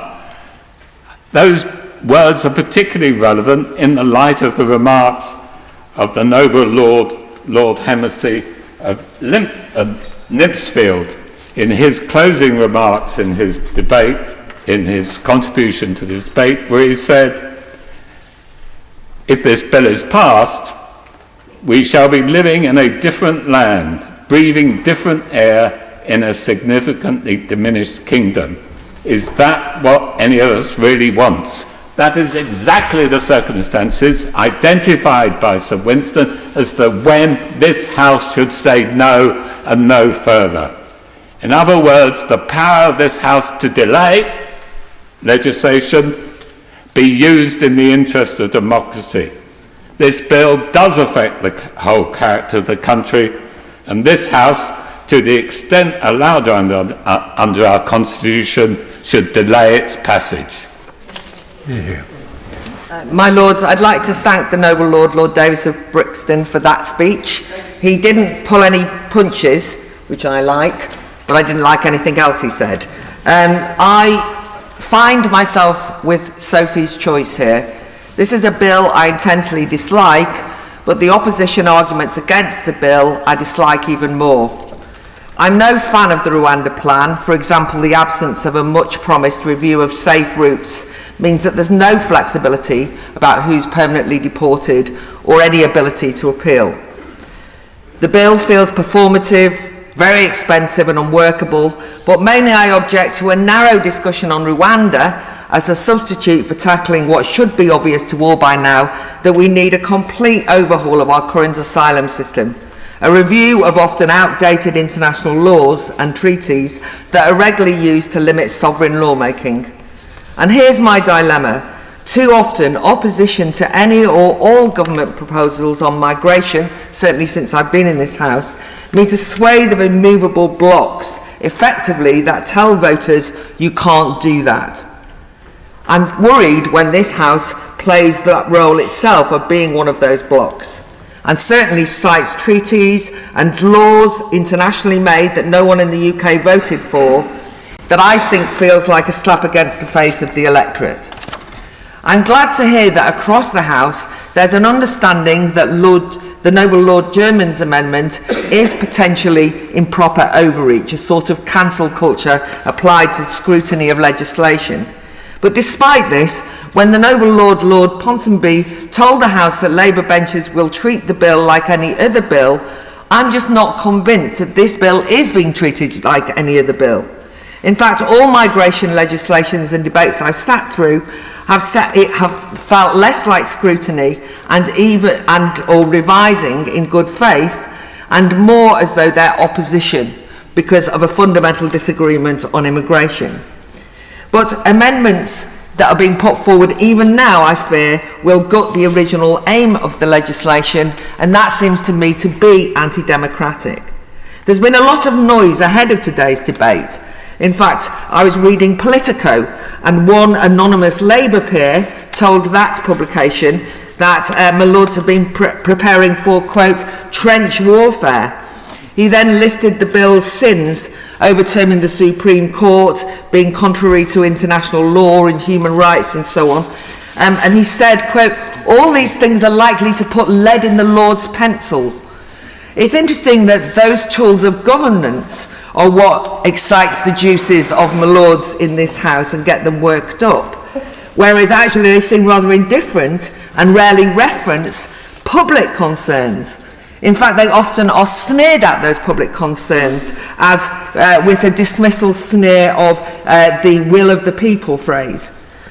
The Right Reverend Prelate, the Archbishop of Canterbury, stressed the important issue of individual dignity and the value of each individual, each and every individual. And of course he's right, but that was very much with a focus on those seeking asylum. But can I ask my lords to broaden their focus, because I would say that it insults the dignity of the British public when their concerns about the potential security posed by those entering the country illegally in the absence of proper checks are given second-class status versus international treaties.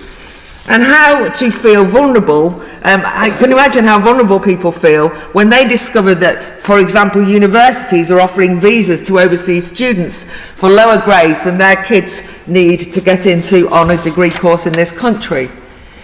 There's just a few other issues that are bothering me to finish. Here we are trapped in hours and hours debating the particular safety of one African country, but I feel uncomfortable reading the plethora of briefings sent out by NGOs detailing horror stories from Rwanda, full of human misery, even accusations of torture. But I seriously worry about demonising a country for the purposes of opposing a UK policy and defeating a bill.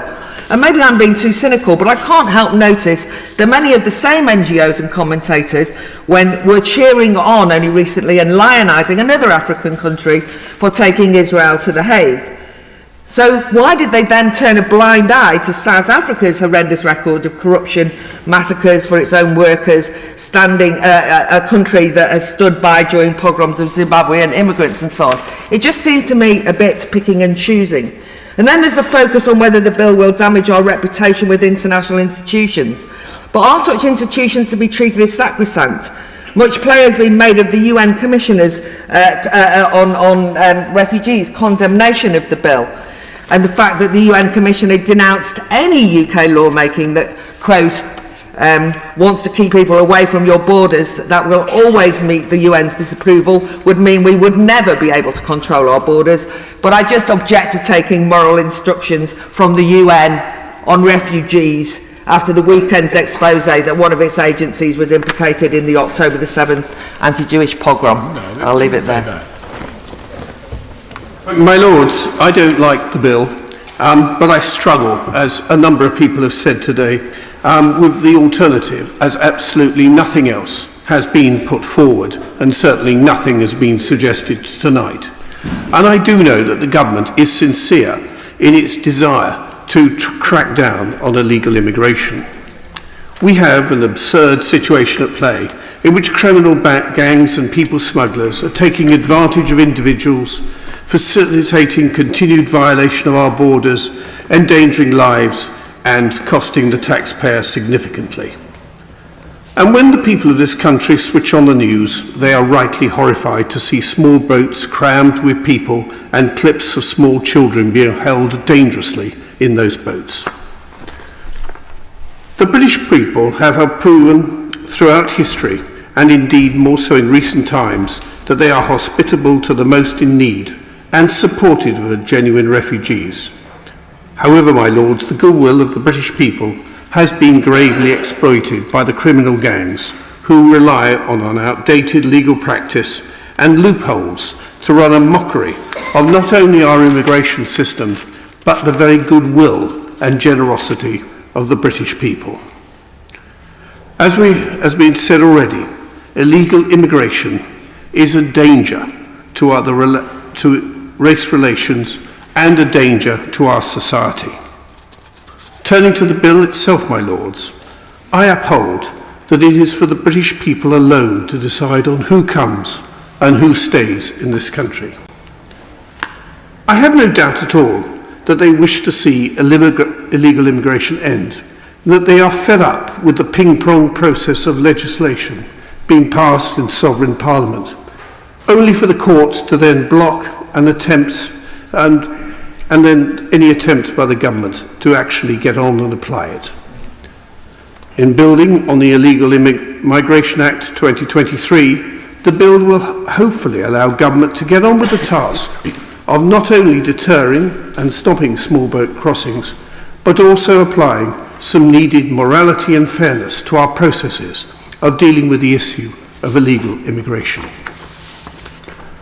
Whilst I agree that the bill is a mechanism that is key to stopping the boats and preventing the courts from second-guessing the sovereign will of this Parliament, I'm wary that the asylum backlog, marred by the complexity of individual circumstances, could once again see this matter return to the courts on a costly case-by-case basis. The International Agreements Committee, of which I am a member, raised a number of concerns over the agreement. These concerns are the ones that will arise when the bill is challenged in the courts, so they need resolving, and they need resolving quickly. And I don't think this point has been made at all tonight. Rwanda itself wants to see these safeguards in place and resolved and operating, because they need it for their own reputation, and indeed because they are presenting themselves, and rightly so, as a modern leading African country. Would my noble friend the Minister be able to provide reassurance and clarity how the provisions of this bill, which provide limited scope for individuals to raise challenges based on their individual circumstances, that this will not be exploited as a delay tactic, rather than being a sound legal provision to protect the rights of individuals? Further still, my lords, I'm encouraged by the action taken by the government in recent times to secure agreements, such as the UK-Albania joint communique, which has been talked about already today. Working bilaterally in this case, the government has proven that the return of over 5,000 people who have no legal right to be here to their safe country of origin is a powerful deterrent, which has seen illegal Albanian arrivals to this country drop by more than 90%.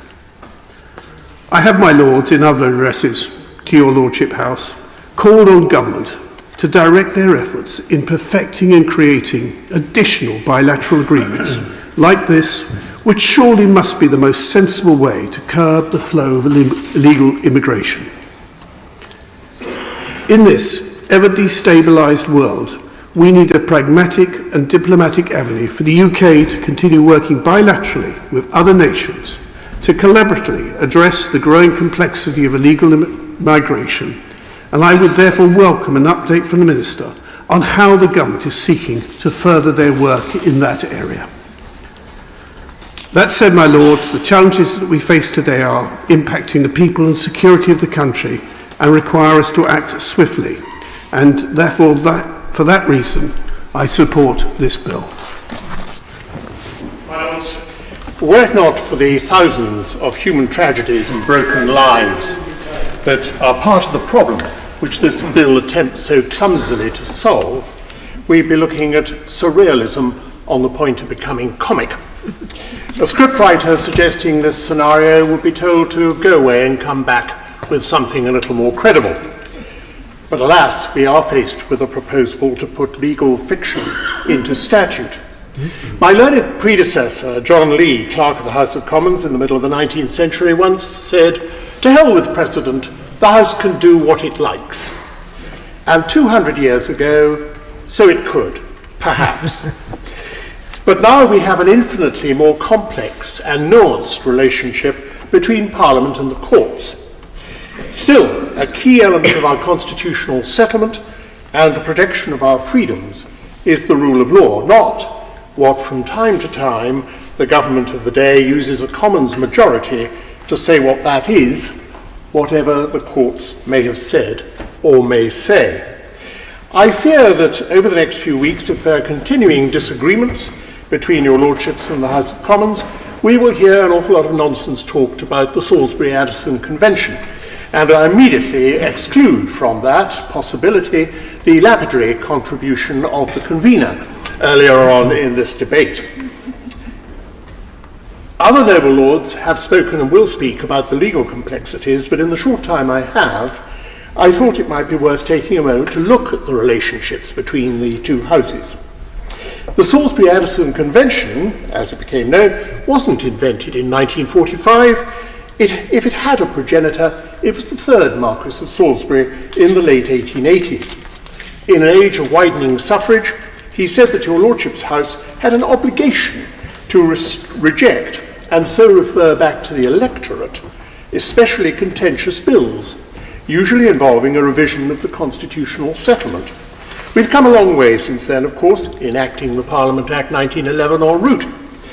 There's no doubt that a manifesto bill has a special significance in the relationship between the two houses. But this animal has become elusive. The Labour Party manifesto in 1945 was, with Atlean brevity, only 8 pages long. It was a clear and specific checklist of intentions. Nowadays, manifestos may be 10 or 20 times that length, and they've taken on the character of a philosophical tract. Distilling legislative intent is not always easy. In 2006, the Joint Committee on Conventions examined the so-called Salsbury-Addison Convention. Their report is well worth reading, and the committee didn't support any attempt to define a manifesto bill. It concluded that the 1945 convention, which was, of course, between parties rather than between the houses, had evolved, and it recommended naming the convention the Government Bill Convention. The logic of this was that rather than struggle to find manifesto lineage in a bill, it was better to treat the endorsement of the elected House as being sufficient democratic authority. My lords, I think that that is a reasonable position to take. I would not support voting against a bill, even this bill, on second reading, and rejection on second reading would be, for many outside this place, would be read as a suicide note. However, I would counsel care and restraint in seeking to characterize the democratic authority I referred to a moment ago. Phrases like the will of the people are not appropriate, as well as being, in terms, manifestly untrue. If this bill is given a second reading, I imagine it will be significantly amended on report. If so, I expect your lordship's views to be widely misrepresented. I can hear echoes of enemies of the people. Exchanges between the houses are not a face-off. They are a constitutionally valuable way of identifying any common ground and of giving the Commons the opportunity to think again. We should not buy into the urban myth there should be only two, let us say, two exchanges. When the bill for the Corporate Manslaughter and Corporate Homicide Act 2007 was before Parliament, there were 7 exchanges between the houses, as I have some personal cause to remember. If on this bill there are continuing disagreements, we should have confidence in the strength of our arguments. My final point is that when there are exchanges between the houses, it is important to see them not as disagreements between the Lords and the Commons, but between government and Parliament. And that, I think, puts them in their proper context. Lords, listening to the speeches this evening, a number of noble lords state their opposition to this bill on what they say are moral grounds. I'm not qualified to comment on the international legal aspects, but I do not accept that those who oppose this bill can claim the moral high ground. And let me just make 5 quick points to explain that.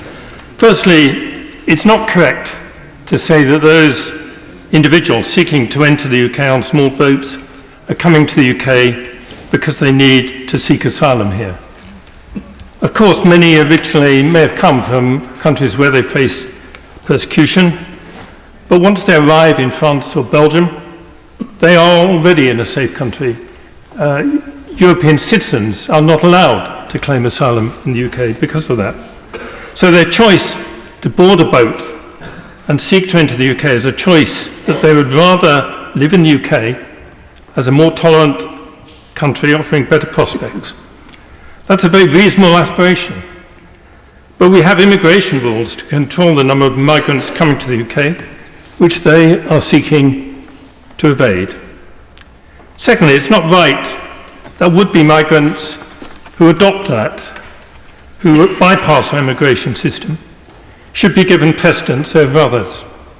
It's a valid point of view that we should have no limits to immigration, open borders to all, but as others have said, in the modern world, that is simply impractical. So if you accept that the UK should have immigration controls to limit the number of people who settle here, then you have to accept that those rules should be enforced. Of course, we always have been and continue to be willing to accept our share of those fleeing persecution, and we should be proud of our record in that regard, as my noble friend Lord Stewart of Dilden said in his opening remarks. However, it's not fair or reasonable to allow migrants coming from an already safe country, choosing to come here as a matter of preference rather than necessity, to bypass our normal immigration controls and jump the queue by paying people traffickers to smuggle them in. Thirdly, while many in this House have argued that Rwanda may not be an attractive location compared to remaining in the UK or France, if we pass this bill, it will be those who choose to get in the boat to be smuggled into the UK who are making their choice to go there. We will not be imposing this outcome on unsuspecting individuals who come to the UK on different terms. Anyone seeking to bypass our immigration system will be making that choice in full knowledge of where they will end up.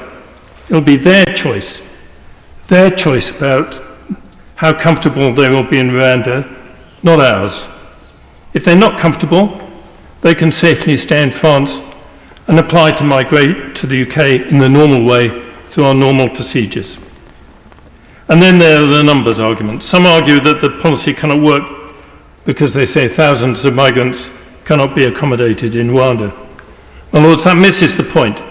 If the policy is successful, it will be very few individuals who are actually sent to Rwanda, because the certainty of being removed from the UK will remove the incentive to come here illegally. In fact, the most successful policy would be if no migrants are sent to Rwanda.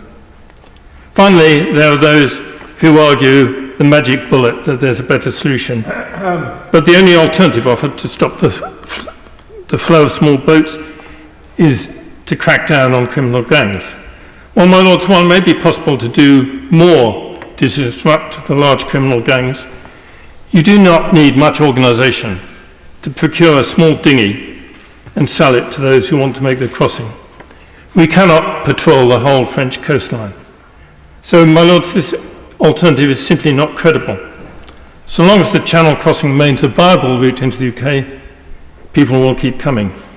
So in summary, I simply do not accept that it is the moral high ground to allow a situation to continue where people smugglers will put more lives at risk through dangerous channel crossings, or migrants who bribe their way onto these boats to evade our immigration controls can jump the queue over others who may have a better claim to settle in the UK.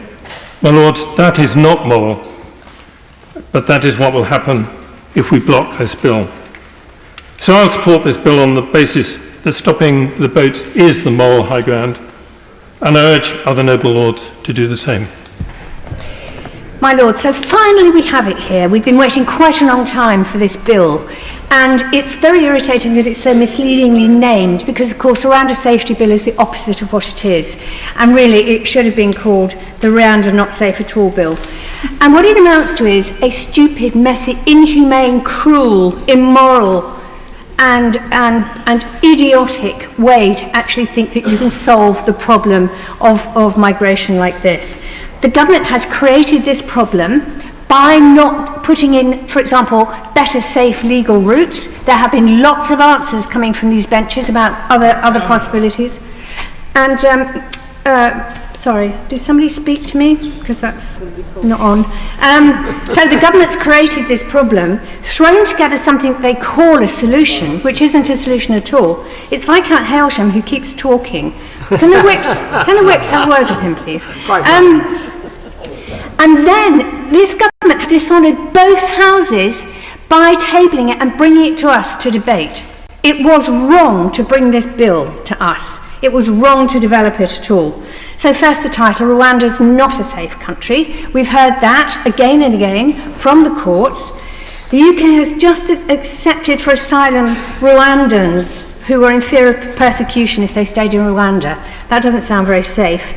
And just because this government says it's safe doesn't make it safe. I've heard some ridiculous things from that side of the chamber. I've also heard some very good things, by the way, but some quite ridiculous things about how Rwanda is safe. It really isn't. Secondly, we'll be in violation of an international treaty.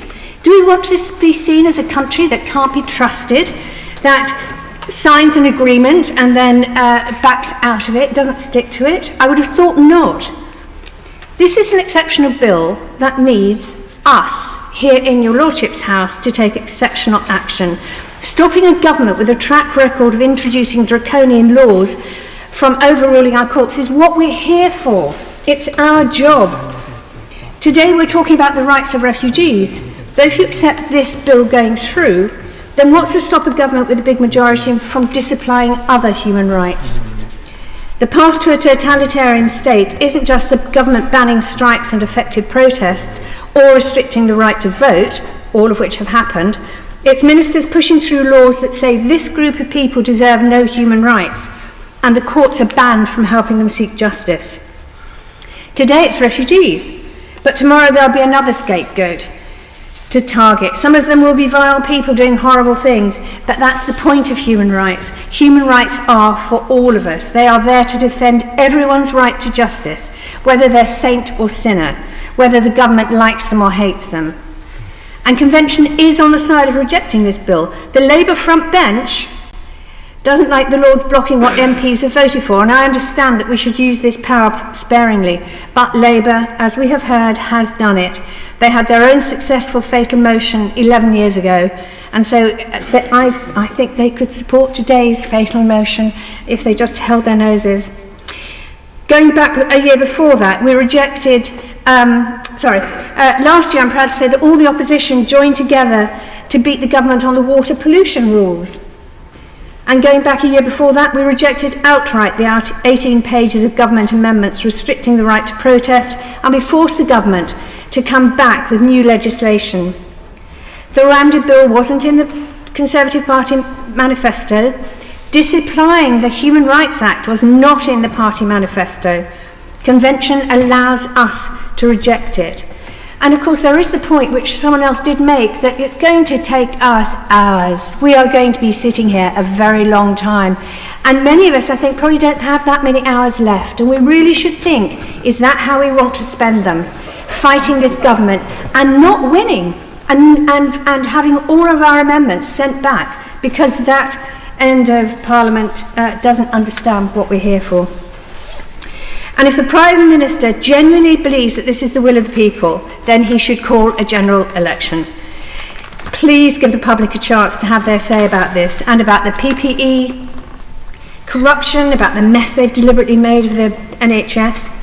Now, I talk to a lot of people outside your Lordship's house, and some people are, of course, concerned about the boats arriving for all sorts of reasons. But on doorsteps, in streets and offices, shops and pubs, the talk is less of stop the boats and much more of stop the Tories. Well done.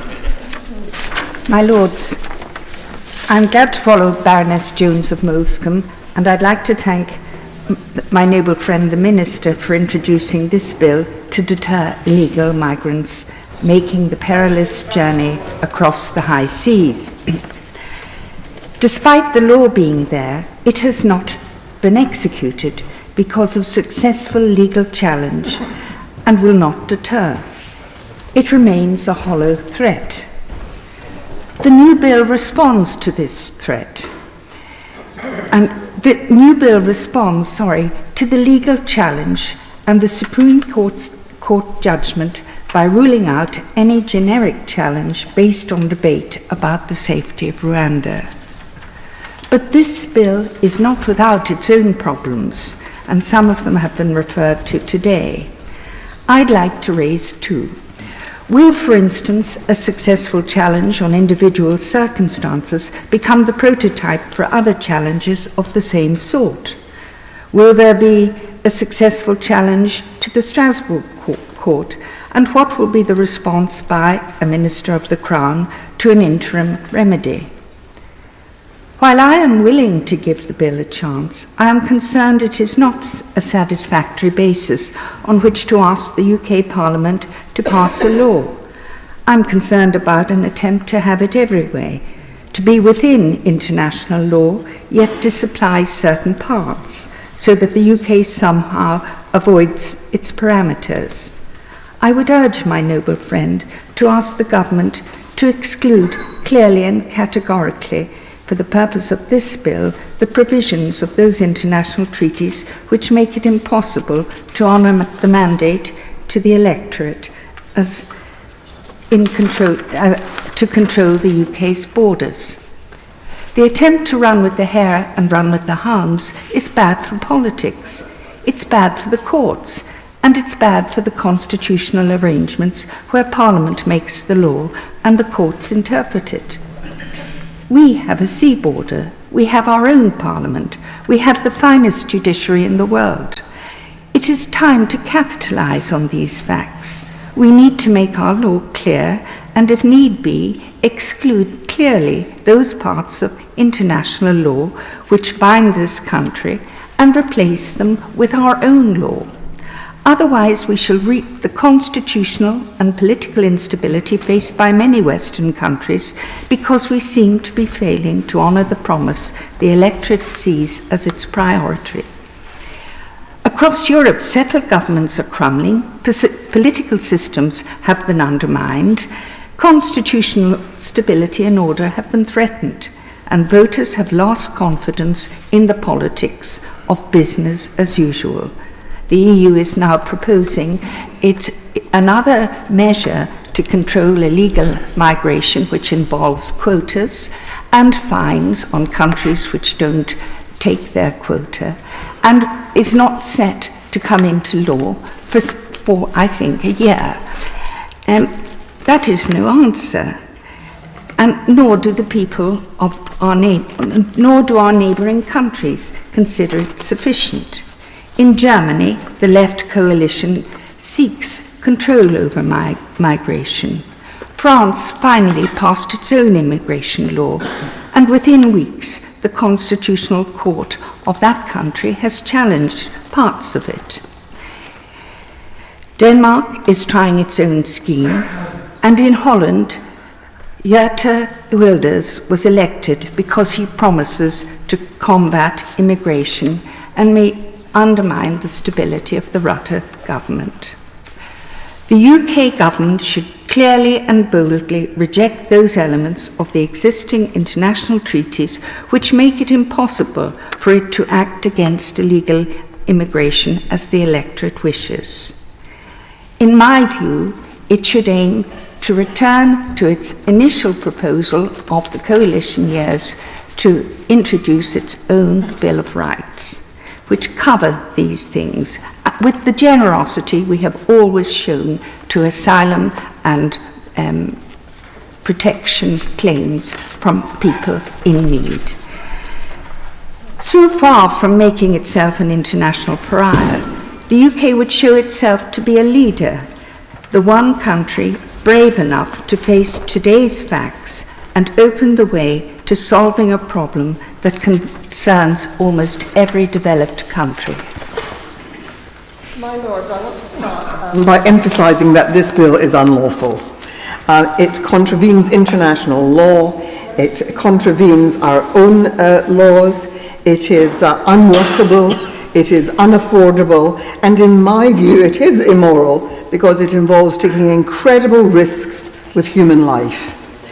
And I just want to quote Lord Sumption, because you'll remember that when the judgment from the Supreme Court came down, Lord Sumption was interviewed by the BBC, and it was suggested to him that already government was saying that it was going to pass this kind of bill. And Lord Sumption said, quite shocked, he said, it would be profoundly disreputable of the government to pass a law which flew in the face of a judgment recently given on the facts that Rwanda was unsafe. And that is this shameful thing here. Of course, the Parliament is, of course, entitled to do what it likes. But to be saying that black is white, to be saying a place like Rwanda is safe when it clearly isn't, is shameful. The Supreme Court was clear about the facts. They based much of it on the judgment that came from the Court of Appeal, written by Lord Justice Underhill, a very, very distinguished judge, whose judgment and whose contribution was as long as War and Peace in number of words, describing the failures of Rwanda in the past, its failures in considering applications for asylum, the ways in which it did return people to refoulement, and the climate of fear that exists inside Rwanda, where there's no independent judiciary because, of course, they're captured out of fear of Kagame, who rules with a rod of iron. People are in fear of speaking out. So if you go to Rwanda and ask people about their system, of course they can't tell you the truth about what takes place. I received an email only today from NGOs in the Congo who deal with issues of immigration, and I asked if any of them might be prepared to give us assistance at the Joint Committee of Human Rights, and they said no one was prepared to speak because they're so in fear of the long arm of Rwanda. And they're entitled to feel that because the man who was the subject of the great film Hotel Rwanda, who managed to evacuate so many of the Tutsi who were being massacred during the terrible genocide, he himself was arrested, picked up in Dubai, kidnapped, brought back to Rwanda. Why? Because he had criticized Kagame. In 2018, 12 Congolese asylum seekers who made a peaceful protest about the rotting food that they were being asked to eat were shot dead by the Rwandan police. So, you know, if we're absolutely morally content to be sending people back to these risks, then I think that we should think again. But let's be clear, the purpose in this. This is because we have an election coming up and the government wants to run up the flag, the old subject of immigration, and to put people in fear of what that might mean. The government knows that they can't fix Rwanda's legal system in a matter of months or even years. So they've basically struck a deal with Rwanda to take everyone we send, and that's economic migrants as well as asylum seekers. A person will get a place in Rwanda irrespective of whether they are an economic migrant or a refugee. All comers are going to be fitted in unless, and here let us talk about the unless. And I was very glad to hear it mentioned by Lord Kirkhope, because in the treaty, as it was in the Memorandum of Understanding, but never mentioned to the general public, there is this special arrangement, which is that Rwanda can send its vulnerable asylum seekers to Britain. Who are these vulnerable asylum seekers, you may ask yourself? Well, one of the problems is that, for example, Rwanda has a problem on issues like homosexuality. not they have a law against homosexuals, but a homosexual would have great difficulty getting by and living a life as a homosexual if people were to know that in Rwanda, and the persecution of homosexuals is very real. There is a whole issue about, for example, the Hazara, the Afghani Hazara, who are a minority within the Shia tradition of Islam, totally persecuted by Sunni Afghanis. Is there any risk to them if they were taken there for asylum? And what about people with mental illness?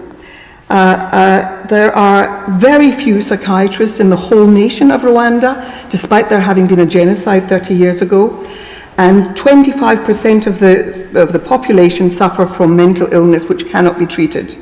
So the vulnerable people who are going to be sent here to make use of our medical treatment are going to be those poor asylum seekers.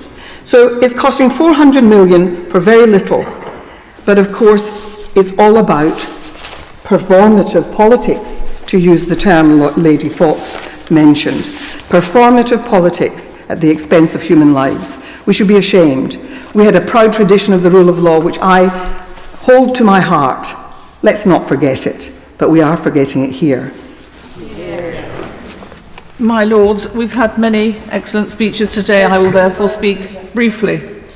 My Lords, I'm sure we all support the purpose of this bill, to prevent and deter unlawful migration. However, as Lord Hailsham argued so strongly, this bill will not achieve that objective. Secondly, our UK immigration policy must not involve the UK breaking international law or human rights. This country has a proud history of upholding at all times international law and human rights, as a result of which the UK has a priceless reputation, enabling us to play a key part in seeking to persuade rogue nations to reform their policies in line with their international obligations. Only when Rwanda is a safe country, and truly a safe country, and when the UK Parliament has endorsed this position, can persons be removed from the UK to Rwanda in compliance with all our obligations under international law. In order to satisfy the definition of a safe country, all the provisions of the treaty with Rwanda must be implemented by Rwanda, including the establishment of a non-refoulement commitment, strengthening the monitoring arrangements, and strengthening Rwanda's end-to-end asylum process. And all these matters must be bedded in. If this highly questionable policy is to be pursued, and I really have picked up fairly strongly, it is highly questionable, the vital need is for this bill to be delayed until Rwanda has implemented all the provisions of the treaty, and those provisions are bedded in, as I've mentioned.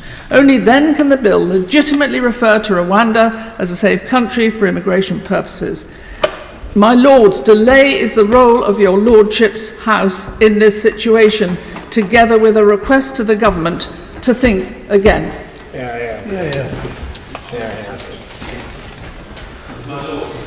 Of anger and a lot of outrage this afternoon. We've heard a lot of agonising about nebulous concepts like international influence and reputation.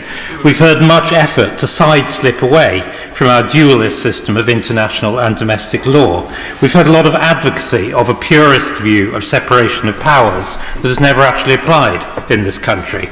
And if I may say so, we've heard a surprising degree of deference by this sovereign parliament to a Supreme Court that did not exist 2 decades ago, which is simply not a constitutional court in the US or European sense, much as many people seem to wish it was, and which has decided it is the fount of wisdom not just on law, but on complex issues of foreign policy. Indeed, when it comes to the safety of Rwanda, it seems that the government's facts are just judgments, but the Supreme Court's judgments are facts.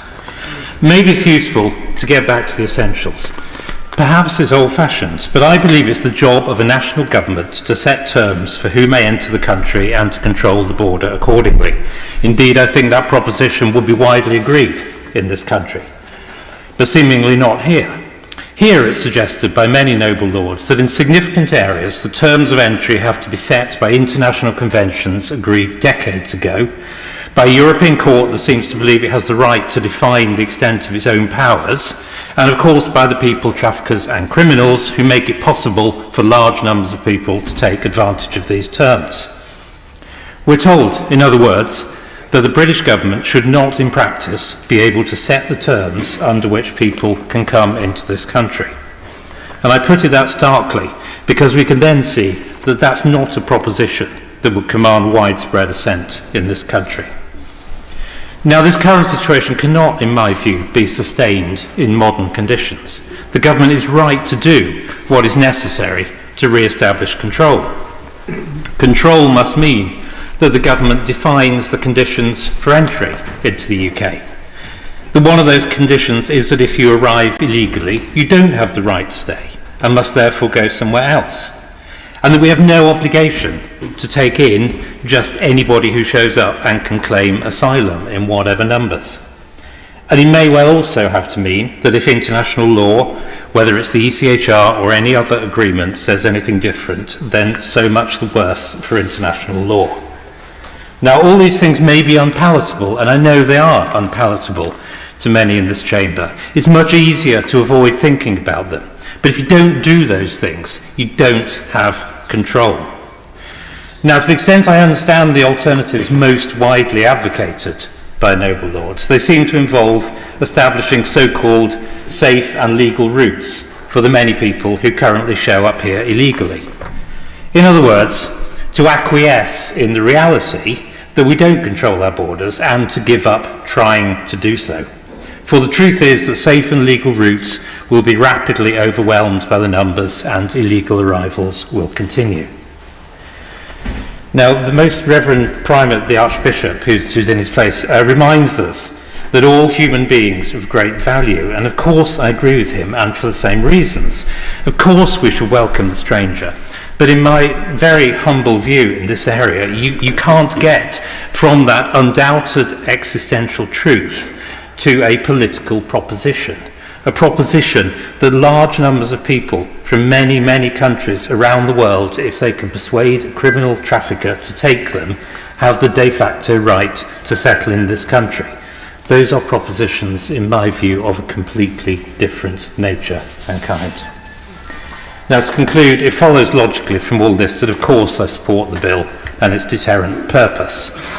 I do admit some doubts as to whether the bill in its current form is going to be robust enough to achieve the desired end.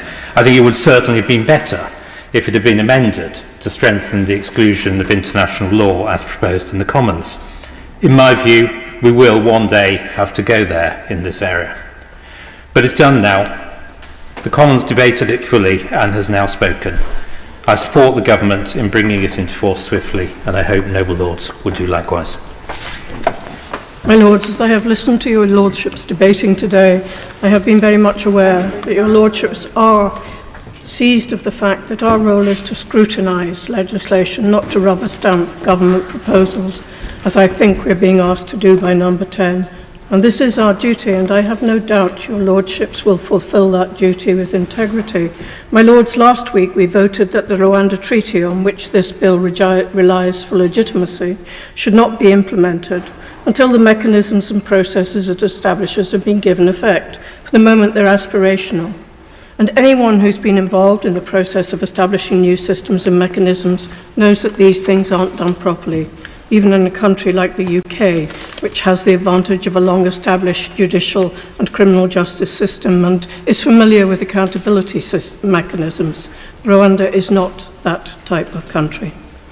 My Lords, I know this bill applies only to those who have come to the UK by unsafe and illegal routes, and that the destruction of the human trafficking business, which facilitates access to the UK by these routes, is a very necessary and desirable aim.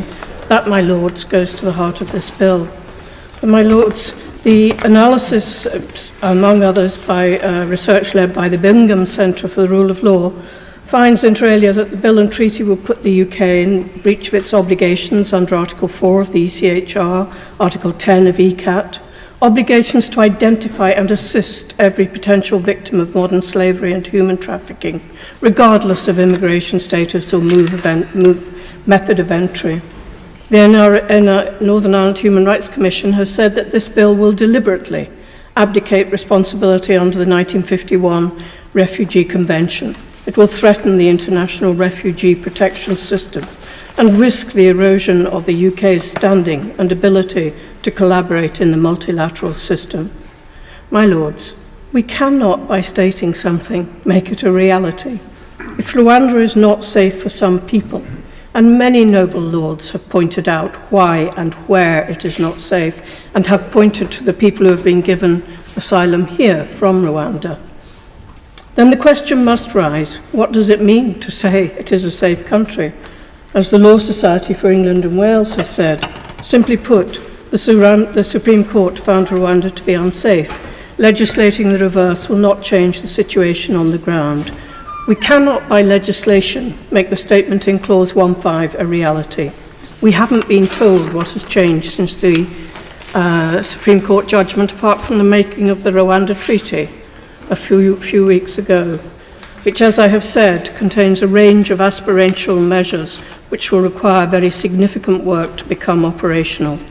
As the Law Society also said, as the bill stands, even if the court is presented with overwhelming evidence that Rwanda is not safe, it would have to ignore that evidence and treat Rwanda as a safe country.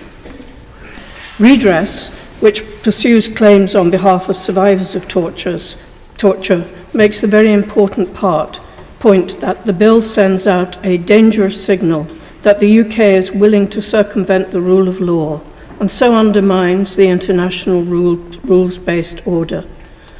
It says the UK has historically led the way in establishing the rule of law and should not now contribute to the threats it faces internationally. But, my Lords, we know, because we have seen it in your Lordship's House, that this government is getting into the habit of disapplying its human rights obligations and of undermining the rule of law. I point, yet again, to the Legacy Act passed in Northern Ireland, which removes all rights to compensation under the civil law, to inquests and to prosecutions, except in very limited circumstances. The Northern Ireland Human Rights Commission advises that refugees and asylum seekers are protected by Article 2 of the Windsor Framework, and that rights particular to refugees and asylum seekers are within the scope of the Good Friday Agreement, by virtue in particular of the commitment to civil rights and to incorporate the European Convention into domestic law. It cites many measures which are binding on the UK and which continue to set standards for human rights protection, below which the law in Northern Ireland should not fall. Yet this bill seeks to deprive individuals of that protection. It suggests that the current relationship between the UK courts, UK Parliament and international law is balanced, but this bill will create an imbalance. My Lords, we've heard so many voices articulating the dangers and indeed perils of this bill. Undoubtedly, we have to find ways to resolve the problem which gave rise to the bill and to dismantle, if possible, the highly lucrative businesses which are profiting from the plight of those who seek a safer and better life. And my Lords, I don't think there are many of us who could live in Syria or Afghanistan or anywhere else on a salary of about £10 a month, which is the average salary. My Lords, this bill is not the way forward. At the very least, until Parliament can be assured that the mechanisms and institutions of the Rwanda Treaty are in place, and that there is consideration of each asylum seeker and of any particular vulnerabilities they have, Parliament should not exercise its sovereignty. It should exercise its sovereignty and decline to pass this ill-thought-out bill. As the Noble Lord Carlisle pointed out, Government have yet to respond to the decision of your Lordships on the Rwanda Treaty, which is so fundamental to this bill. This bill does not stand alone. My Lords, we will appear ridiculous if we pass a bill saying that Rwanda is safe, simply to overrule our independent Supreme Court, which has said that it could not be considered a safe country. My Lords, I refer to the Register of Interests for support from RAMP.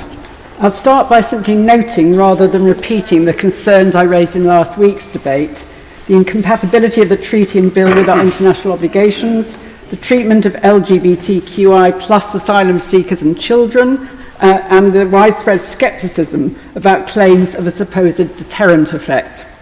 Today, I want to focus on Clause 3's disapplication of the interpretive and remedial provisions of the Human Rights Act, in part because of this clause's contribution to the bill's incompatibility with our international obligations as advised by the UNHCR, with implications for the Good Friday Agreement, as the Northern Ireland Human Rights Commission points out in its very critical advice on the bill, but also because of what this means both for human rights and for how asylum seekers are seen and treated. And I'm echoing here some of the points made by the Right Reverend Prelates, the Bishops of London and Durham. A briefing paper from the Joint Committee on Human Rights chair warns of the significance of disapplication, to quote, "Human rights are meant to offer a fundamental level of protection for every person on the basis of their humanity alone.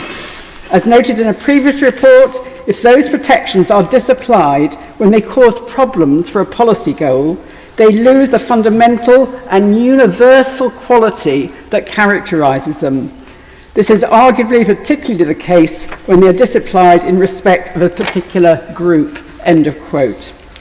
While, as just has been said, the government is beginning to make a habit of disapplication to marginalised and unpopular groups, the briefing points out that disapplication of Section 6, which places the obligation on public authorities to act compatibly with human rights, has never before been attempted and represents a significant inroad into human rights protection.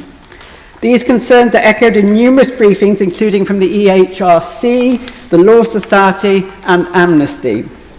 My Lords, let us stop and think what this breach of human rights universality means. In effect, it's saying that asylum seekers are treated as less than human. To quote the Noble Lord Singh of Wimbledon, as a lesser form of life. Their humanity is not worthy of human rights protection. Stop the boats is the government's mantra, but what about the human beings in these boats? Do they somehow stand outside the universality of human rights?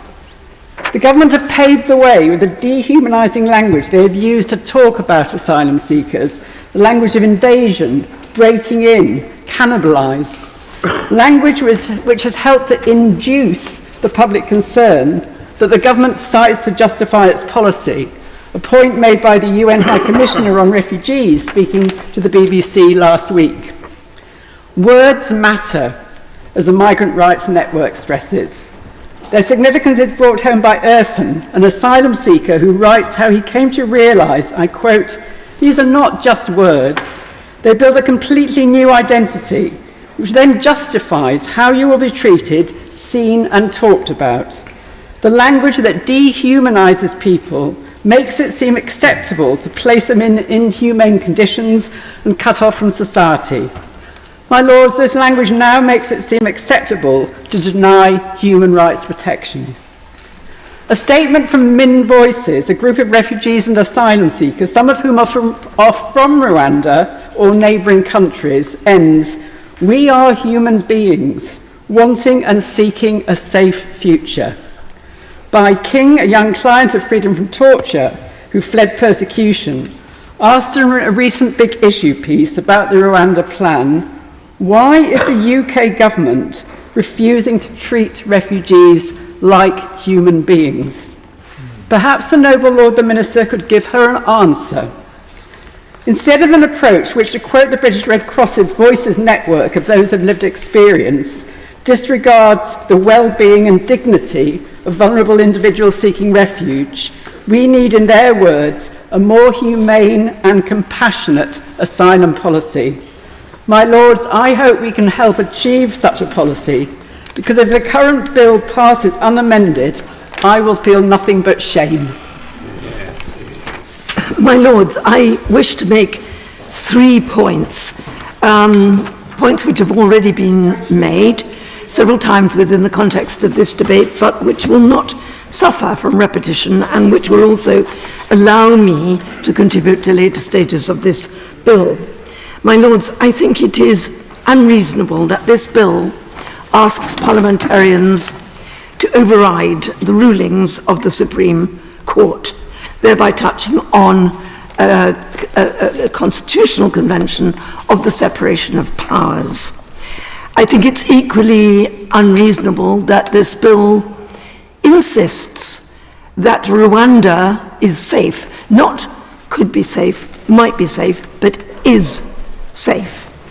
I think it is also unreasonable that this bill asks parliamentarians to vote to undermine very important international conventions and much UK domestic law. My Lords, this bill needs radical scrutiny and amendment, and thereafter what it needs is a steadfast resistance to the pressure of government to accept what is, to my mind, a very bad bill. My Lords, I'd like to refer, noble Lords, to my interest in the register. I am an immigrant, the daughter of immigrants and the granddaughter of immigrants. My grandfather came to this country in 1938. But I support the government on this bill because I do firmly believe that when we have spent millions of pounds in aid trying to help countries like Rwanda become more accountable, have greater governance, become safer and more transparent, then to vilify them like we are doing here today really does make me quite sad and upset. I work a lot in Africa and I see the progress that countries in Africa are making. And can you imagine what they must all be thinking of us, vilifying them the way we are here today, when we spend millions of pounds in aid trying to support them to become more accountable? What's the point then of all those millions, billions being spent by the global communities? Of course, we have to be fair, and I'm not a lawyer. I don't pretend to be a lawyer. I don't have the expertise or the experience of good lawyers.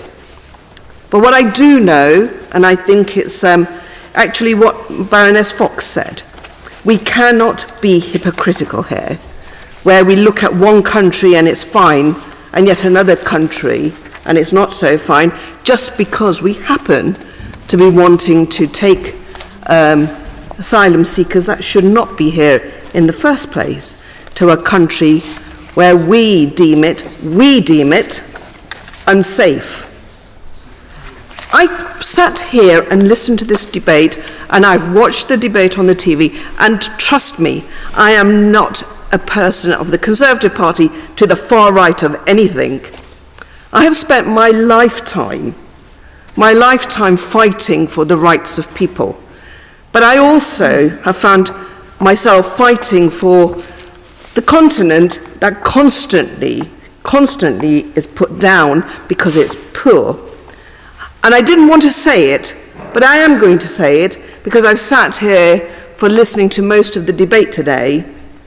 Is it because it's poor and Africa that we have this debate where we can vilify a poor country who's come through genocide, isn't perfect, but neither is most countries on the earth perfect? But instead of trying to say we will work with Rwanda continuously, we will support Rwanda, we will support the people that are going there, we sit here and constantly call it unsafe. And I think that's unfair on a country that's gone through so much trauma itself. And to the people that have actually, I was looking at the statistics of Rwanda's economic growth. 6.6% GDP growth last year. So they're doing something right, and we need to be encouraging the fact that democracies are trying to become more democratic. But by standing here and vilifying them as unsafe because we deem it so, because in the West we deem who's safe and who's unsafe, perhaps it's time we start to actually have a discussion, an honest discussion with ourselves in what we really want as our place in the world. And our place in the world should be a place where if we work with countries to elevate them up. They become safer and more economically viable, so that people don't want to leave those countries and that they are part of the growth. So, my lords, I'm sorry that I heard the word odious so many times today. I heard the word black and white. And it really does impact on me as somebody who has worked so hard to be part and parcel of this community, to make sure that fairness runs through all of us. But that fairness has to then translate to countries that genuinely want to be on the path of growth. And we sit here in our lens and decide who's safe and who's unsafe without actually saying that we will be part of the solution to make them even safer. There are not many advantages, speaking so late in the debate, but one advantage is that you can experience what is the feeling of the House. And I have listened to all of the 55 speakers who have preceded me, and except for 4 or 5 of them when I was out of the House.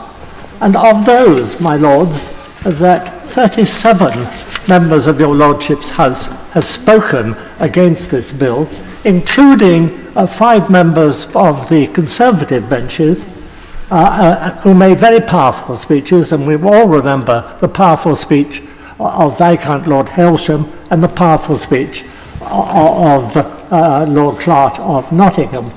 And against that, there have been only 10 speakers who have spoken in favour of this bill.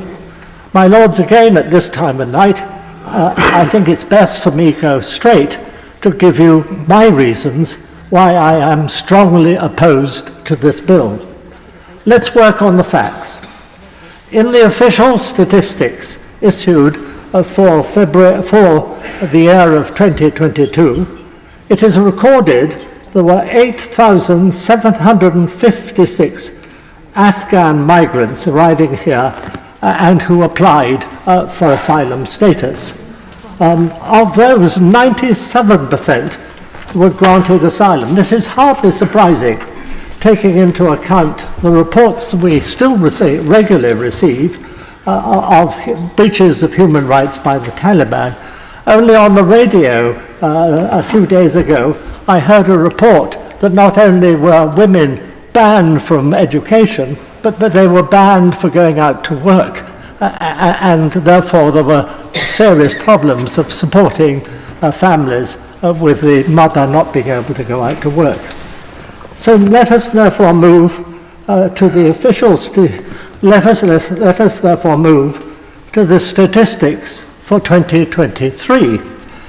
We don't have the official statistics out yet, but we have been told that apparently there's been a drop in the overall figures for the migration of the boat people, and that has gone down from about 45,000 to 30,000.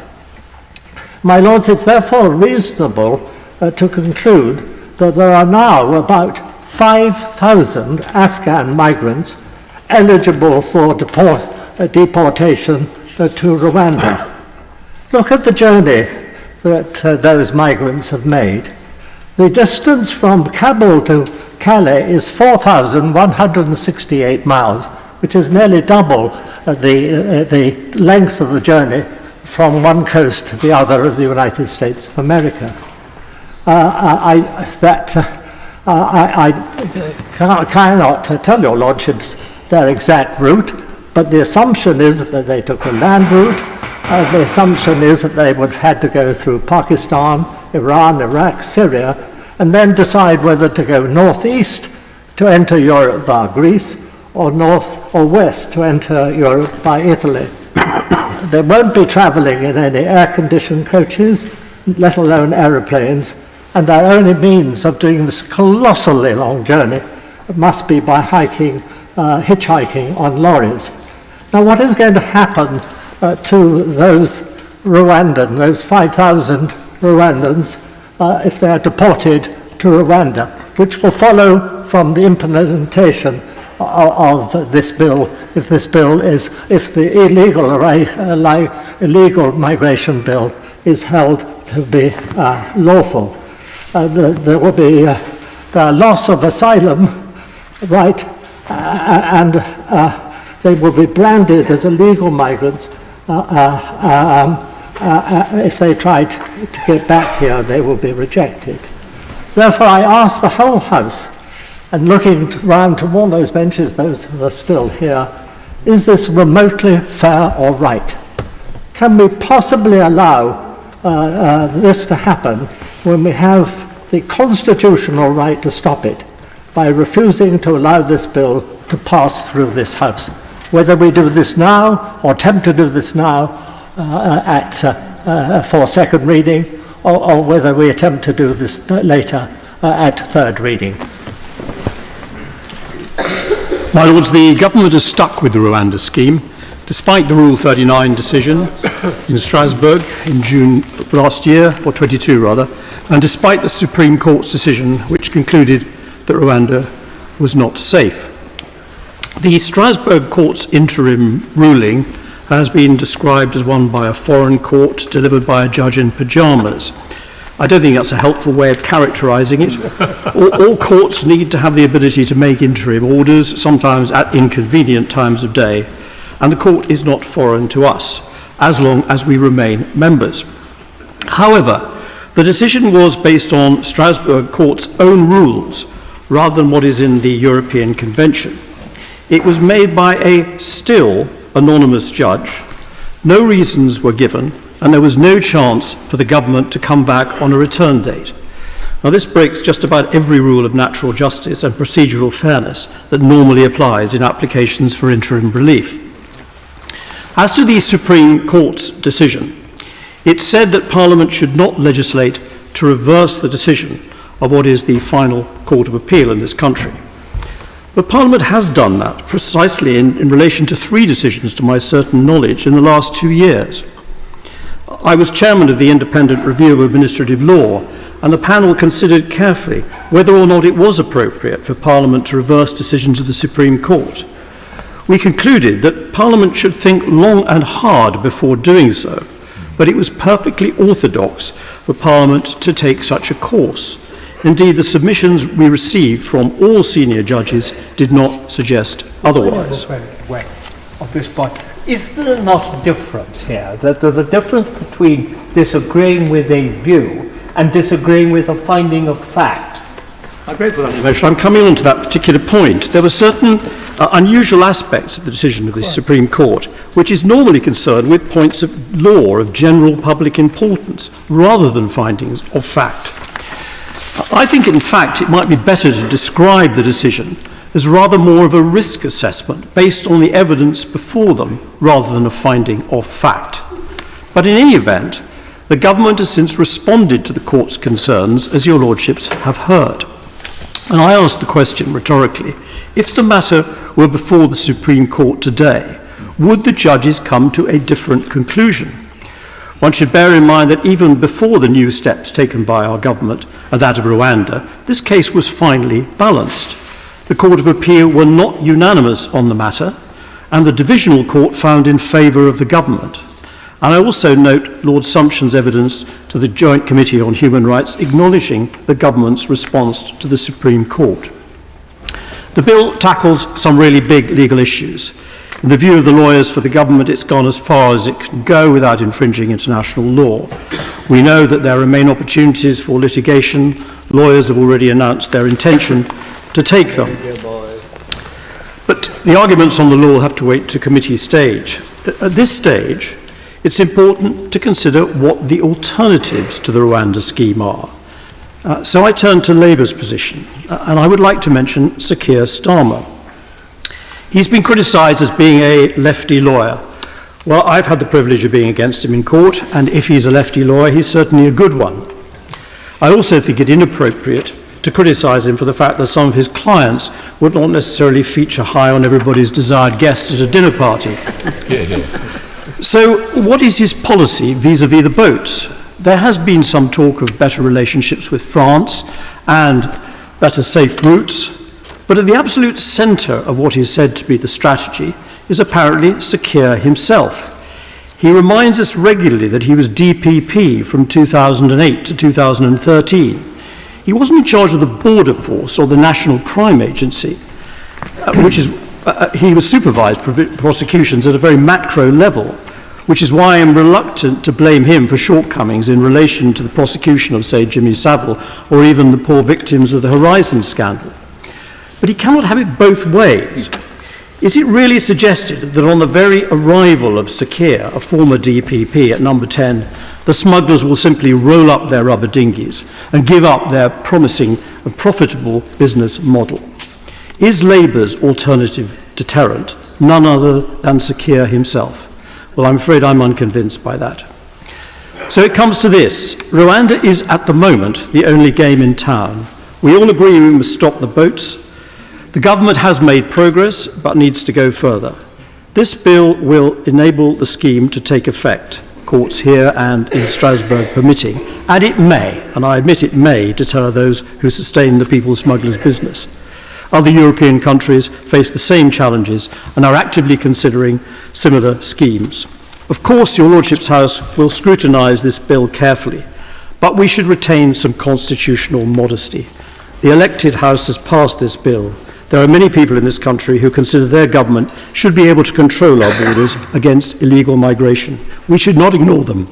In the absence of any cogent alternative, while we should strive to improve the bill, we should not wreck it. My Lords, it's a great honour to follow the noble Lord Folkes, and unlike my noble friend Baroness Verma, who I have to say has just given an exceptionally powerful speech, and I was very pleased to be in the chamber to hear it. Unlike her, I have not heard as many speeches in today's debate as I would have liked, because I have been attending to other parliamentary business in the Moses room. But I'm quite sure that there will have been lots of speeches by distinguished noble lords drawing on their expertise, and particularly their legal expertise. My own perspective paints a bigger picture, and whilst it will, I'm sure, go against the majority of opinion that has been expressed in this House so far today, it is a perspective I feel is one that I would like to give.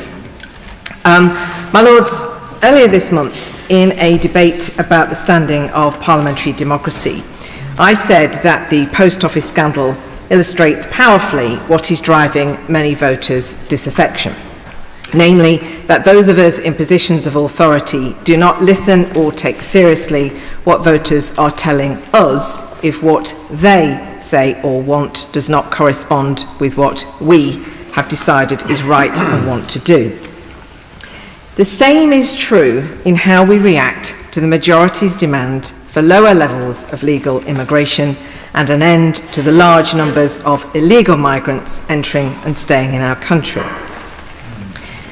Instead of working together over the last 8 years to address one of the underlying causes of Brexit, we've decided the real problem is that, at best, the voters don't understand why they're wrong and can't have what they want, or at worst, they're bigoted for their views.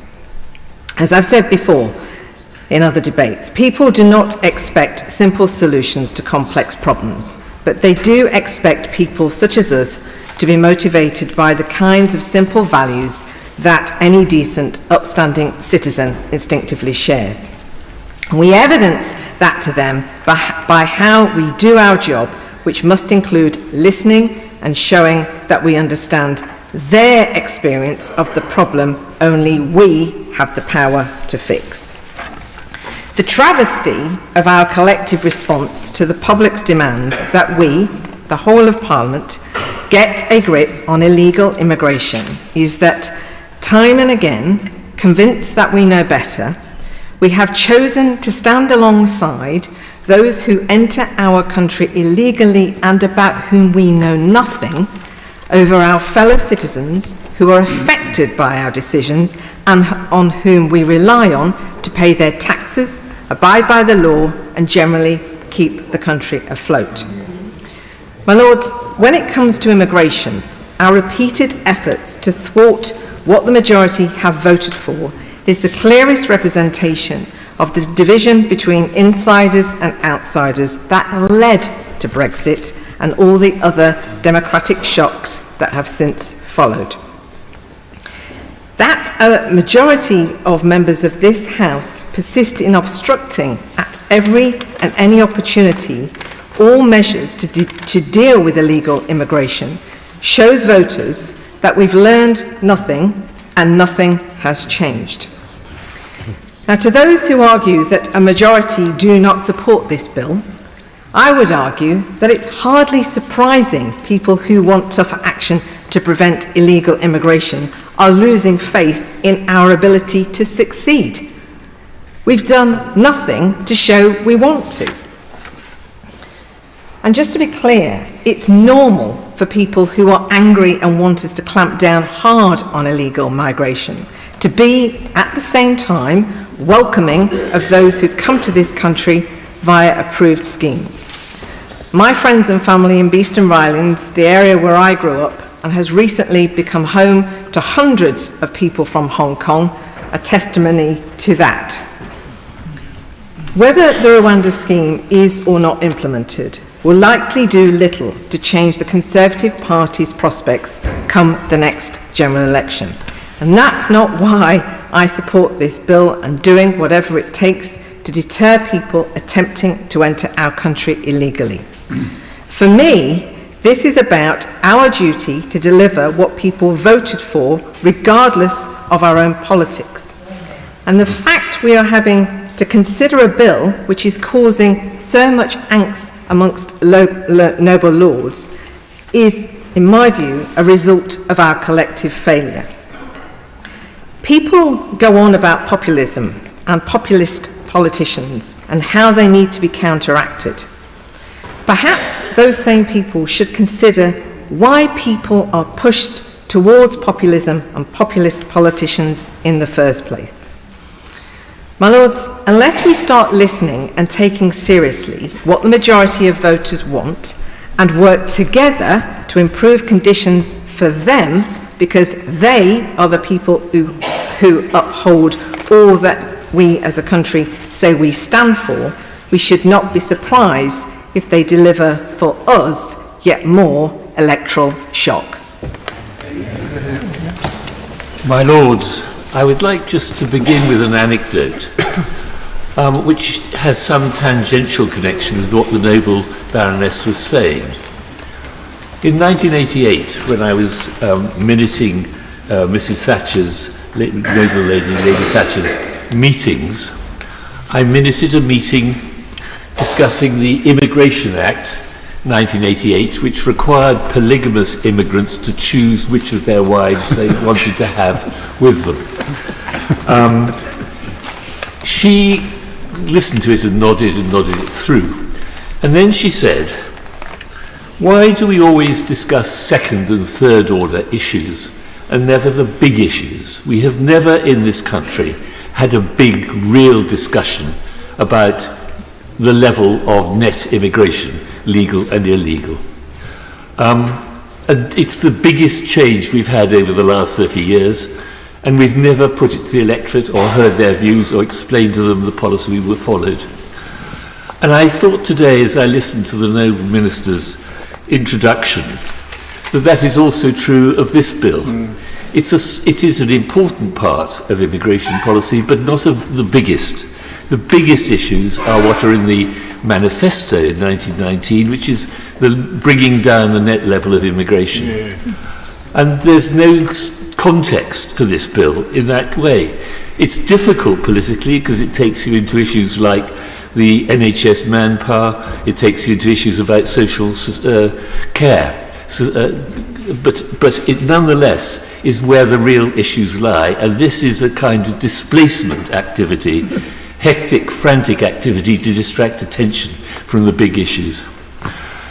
I'm also conscious, when I was Permanent Secretary of the Home Office, we had a discussion of the world trends in migration, and it was in 96. It was a disturbing discussion, and we agreed that there was a coming storm. This is not a new problem.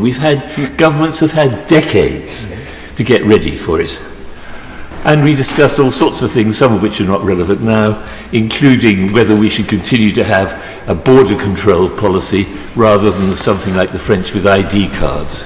And there are big issues there which do need public discussion. Someone mentions third-party safe countries, and it was dismissed pretty rapidly on the grounds that you would never find a safe country now. So I find myself looking at this bill thinking, well, here we are experimenting with that conclusion. I am opposed to this bill. I think we've heard some very powerful speeches which I support. I hope when we come to committee stage, because I think we will have to go through to committee stage, I don't think we'll pass the Noble Lord Jones motion. When we come to committee stage, I hope we can pursue some sort of amendment which requires the government not to activate the Act until the Supreme Court has certified that Rwanda is safe.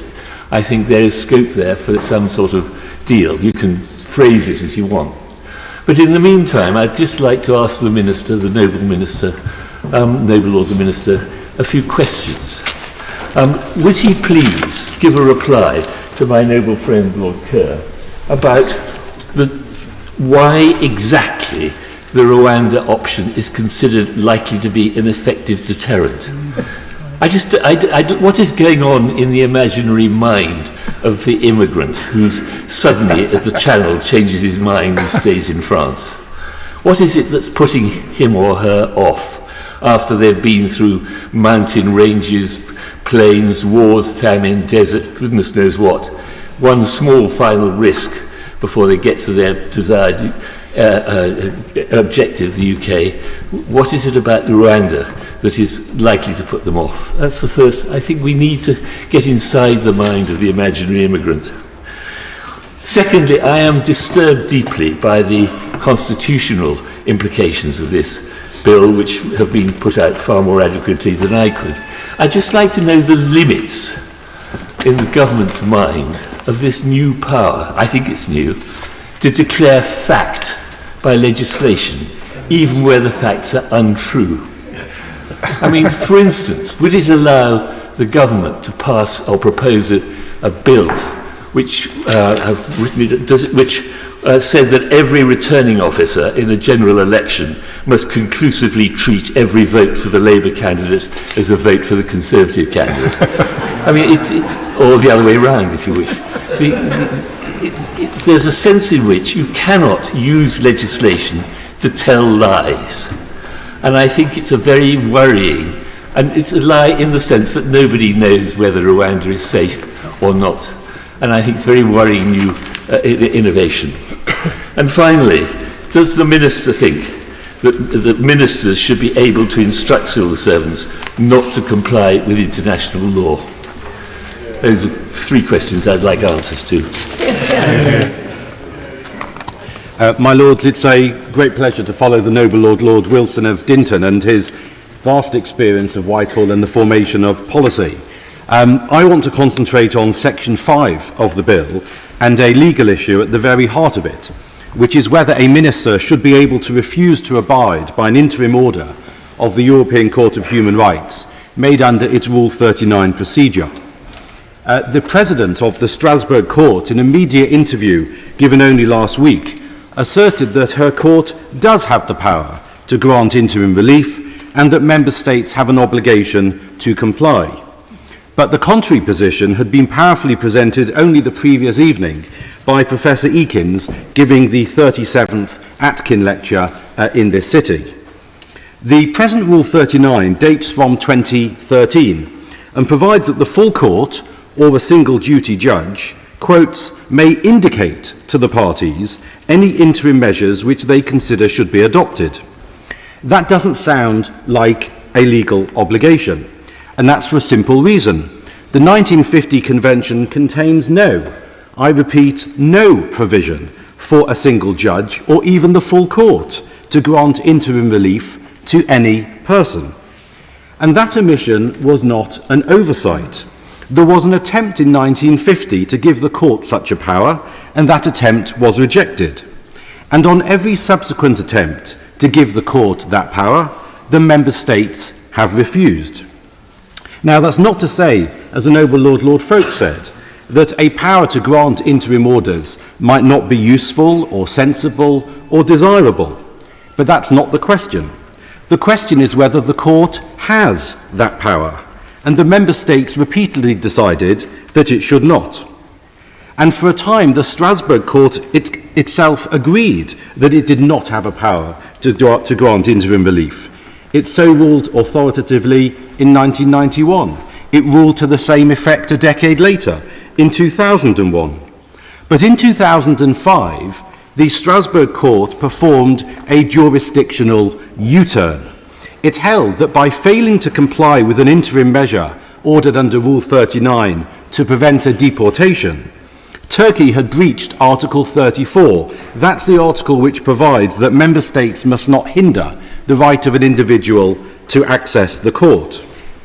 Now, perhaps that case was rightly decided on its own facts, although I doubt it.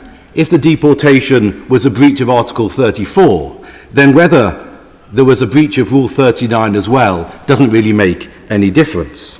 But that decision became the very slender basis for the court to assert in a later case in 2009 that any non-compliance with the Rule 39 order necessarily also amounted to a breach of the Convention. Why the change of heart by the court in 2005? It appears to be what one might call judicial envy. The International Court of Justice had held a few years earlier, in 2001, that states had to abide by its interim measures, and it seems that the Strasbourg court decided that what was good enough for The Hague was also good for Strasbourg. But there's a critical difference. Article 41 of the statute establishing the International Court of Justice specifically provides for provisional measures. In other words, the ICJ statute contains in terms precisely the power which the member states had consistently refused to agree to give to the Strasbourg court. Now, as the noble Lord Folks explained, there are also severe procedural problems with the approach the Strasbourg court takes.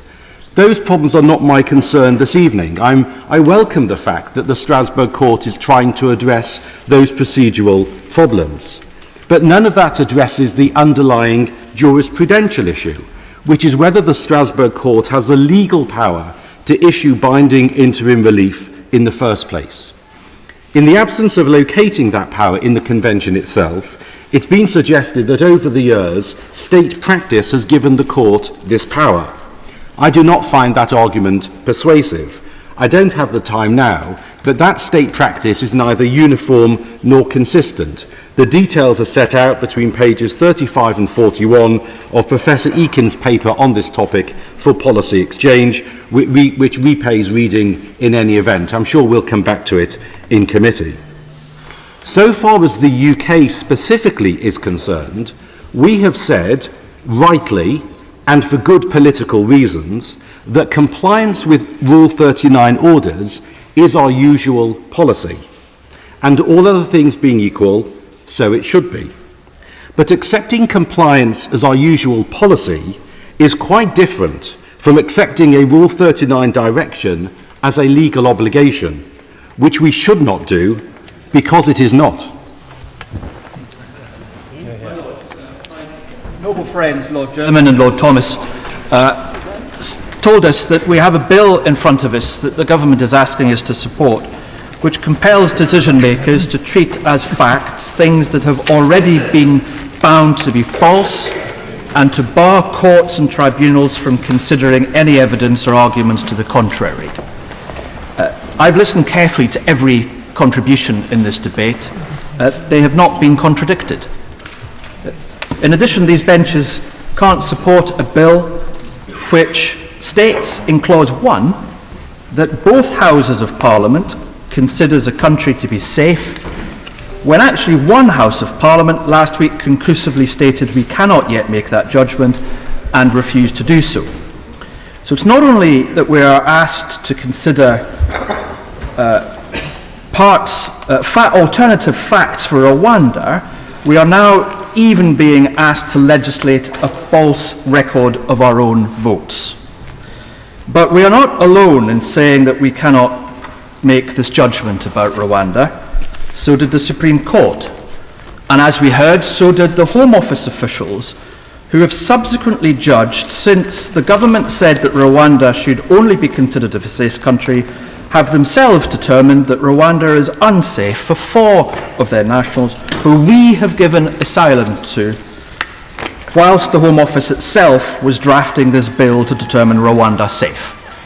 So I'd be grateful if the Minister can confirm that that is indeed the case. The government has said that the treaty addresses the Supreme Court's concerns, but is now asking us to bar the Supreme Court from judging whether it does. These benches reject this. Lord Stewart said at the start that the Supreme Court used out-of-date information when it came to its judgment. But we know, and he knows, that the Supreme Court gave considerable weight to the UNHCR, who just this month also concluded again that the UK-Rwanda arrangements are, quote, incompatible with the letter and the spirit of the 1951 Convention. And fundamentally, the Bingham Centre for the Rule of Law told us, I quote, safety is a factual question which cannot be conclusively determined in advance for all cases by the legislature. Enacting a conclusive deeming of Rwanda as a safe country is a legislative usurpation of the judicial function. We agree. Now, some in this debate, such as the Noble Lords Lord Dobbs and the Noble Lords Lord Hannon, have said that they have to do this bill, they have to support this bill, because alas, opposition parties are not in power. Now there is a ready solution to that, of course, for their quandary. And an alternative argument from the government benches was that by the Noble Lady Baroness Goldie. She said that this bill is, I quote, the only thing to do. And the Noble Lord Kerr quoted Lewis Carroll.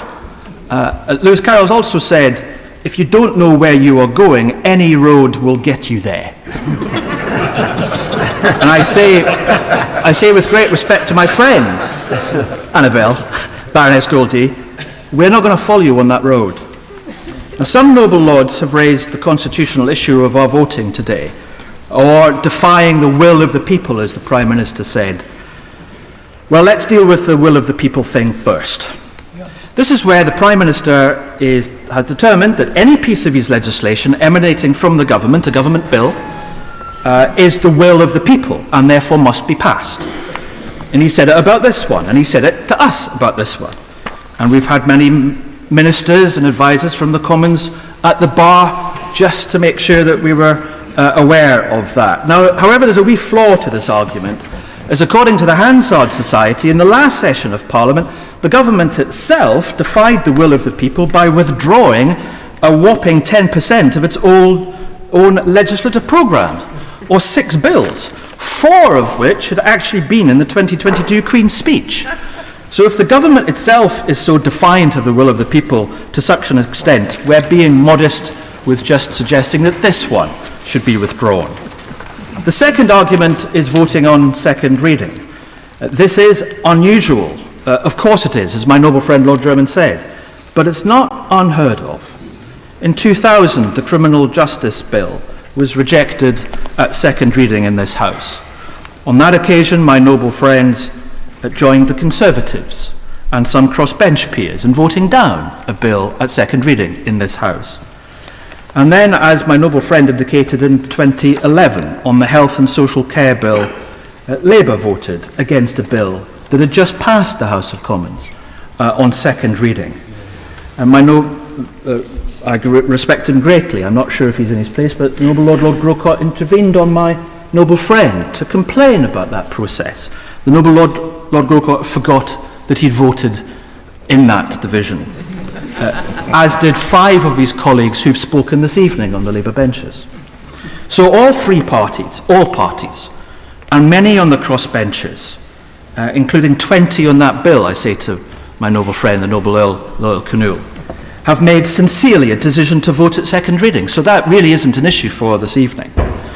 Others have referred to the Salsbury Addison Convention. I am not an expert, as the Noble Lord Lisvane is, of course. But even if this bill got close to being anything like something that was in the 2019 Government Manifesto, these benches have never adhered to that convention.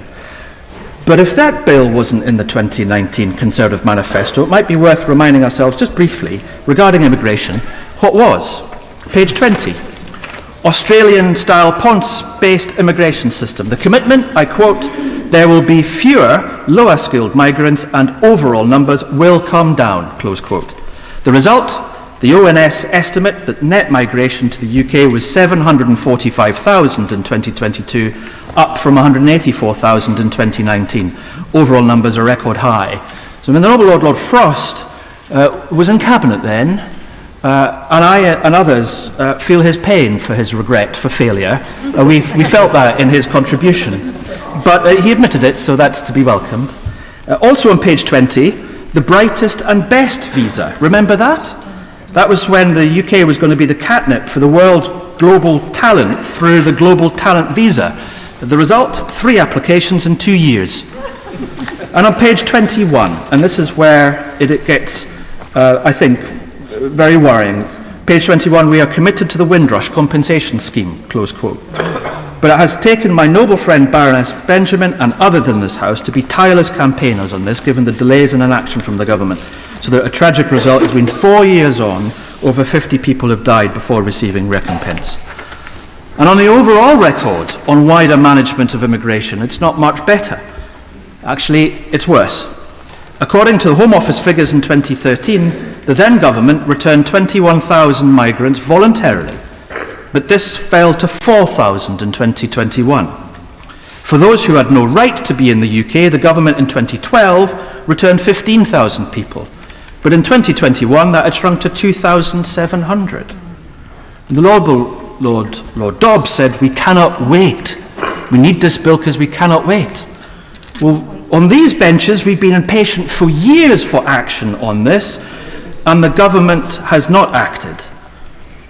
And it wasn't just us complaining, because the independent review in 2019 by the Chief Inspector of Borders and Immigration warned of consequences of poor data sharing and low morale among Home Office staff. Warnings unheeded. And if I make a personal plea this evening of this contribution that we heard this evening with a warning that we should heed, it would be from the Noble Lord Hennessy, who is a moral and intellectual guardian of our Constitution, and we should heed his warnings. But the government now seeks to present the whole issue as that of just for those who are seeking asylum. We know that there is a much lower share of failed asylum seekers as part of returnees, 8% in 2021 compared to 2010, where it was 23%. So we know that those who are arriving here, no matter how they arrive, have a higher cause, and the government has considered that cause, and the government has given refuge to them, not under 1951 rules, but under 2020 rules. And the Noble Baroness Stowell said, the government had been blocked all along to have this solution. The government has had every single migration measure it wanted passed. It is that side's issue, not ours. So the Home Office itself shows us that those seeking refuge are a smaller part of the problem than over a decade ago. But that we know that returns are a much bigger problem because of the government's own mismanagement. Yeah. And now £290 million was spent, and a further £78 million on a notice for tender last autumn for nothing, as the Lord MacDonald said. But now we have a policy which is meant to be a deterrent. But the Noble Lord Green was right. How successful will it be if a government issues a press release in the morning saying that their migration policies are a deterrent, but then admits in the afternoon that they gave 12,000 refugees without face-to-face interview right to leave for 5 years and potentially right to work? How will that be successful? Now, a perfectly legal and acceptable returns agreement with Albania is working, but the government has failed to agree other legal return and resettlement agreements. The very agreements that the Noble Lord Bellamy said in the illegal migration bill proceedings would be necessary, the Noble Lord Hannan said would be desirable, but the then Minister Lord Murray told me was not a silver bullet, and we've not seen any progress since. And we are not alone to also highlight the issues. The National Order Office report on immigration enforcement ended with the words, "The Department's success in meeting its mission to prevent illegal immigration through greater compliance with immigration laws is unclear." But on this bill, the government's position today depends on the treaty to sufficiently conclude that there is no risk of Rwanda deviating from its terms. But the Supreme Court found obligations which Rwanda had previously breached were already contained in its agreements and in binding international law. But as the Noble Baroness Fairhead had said, we don't then set aside the ability to question this in any other treaty that we have signed, including a trade treaty that we've said. Not only that, we've not made any concerns unchallengeable. Parliament is being asked to judge Rwanda safe in a primary legislation in perpetuity, but the government's own admission is that it will only be in that situation when the treaty is fully operational.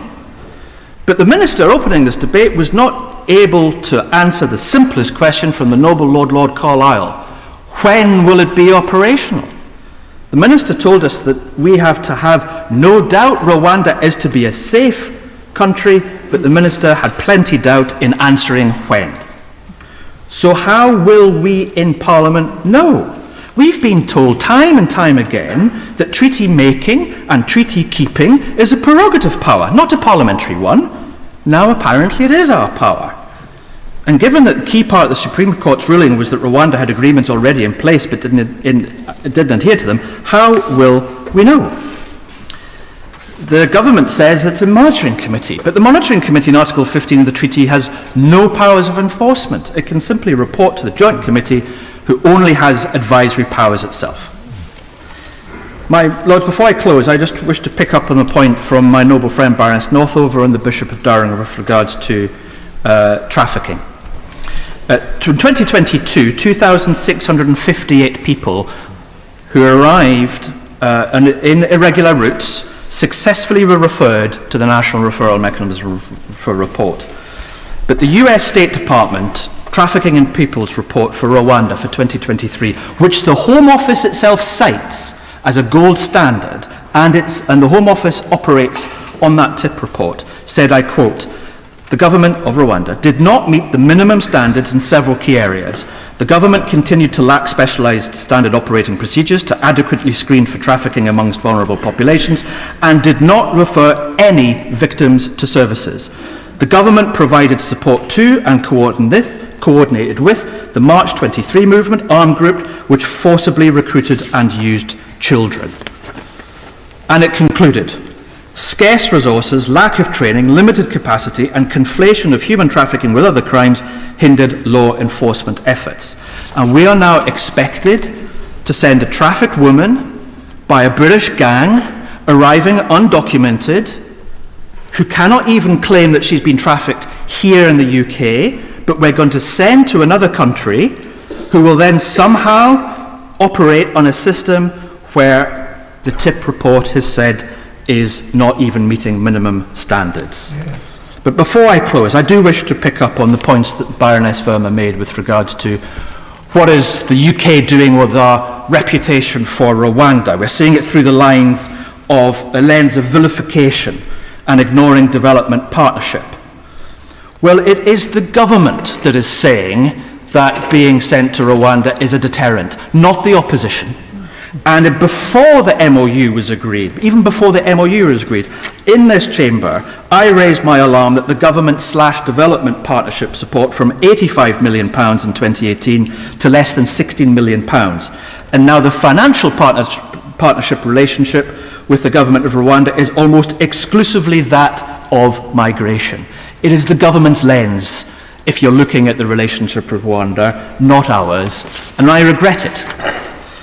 So let me close, my lords, with quoting from the debate that we had in 2000 when the House did take the decision to defeat the government at second reading. And I could quote from Lord Williams of Moston, who opened it. He said, "I recognise that most of those who will speak tonight are my personal and professional friends, and that will feel unable to support the bill. I recognise that their motives are entirely honourable. It is not their motives I question, but their conclusions." My Lords, equally, I do not question anyone's motives in this chamber of how will they vote this evening, but the conclusions that these benches have made, for all of the reasons that my noble friend indicated and my noble colleagues have had, this bill should go no further. My Lords, it's a real privilege to join with everyone and to speak after Noble Lord Purvis, but also to join with others in the debate that we've had throughout most of the afternoon and well into the evening. Can I just start with a context here for this particular debate? And just to say, for the avoidance of any doubt, this is not a debate between those who think we should control our borders. It's not a debate between those who think we should have an immigration policy.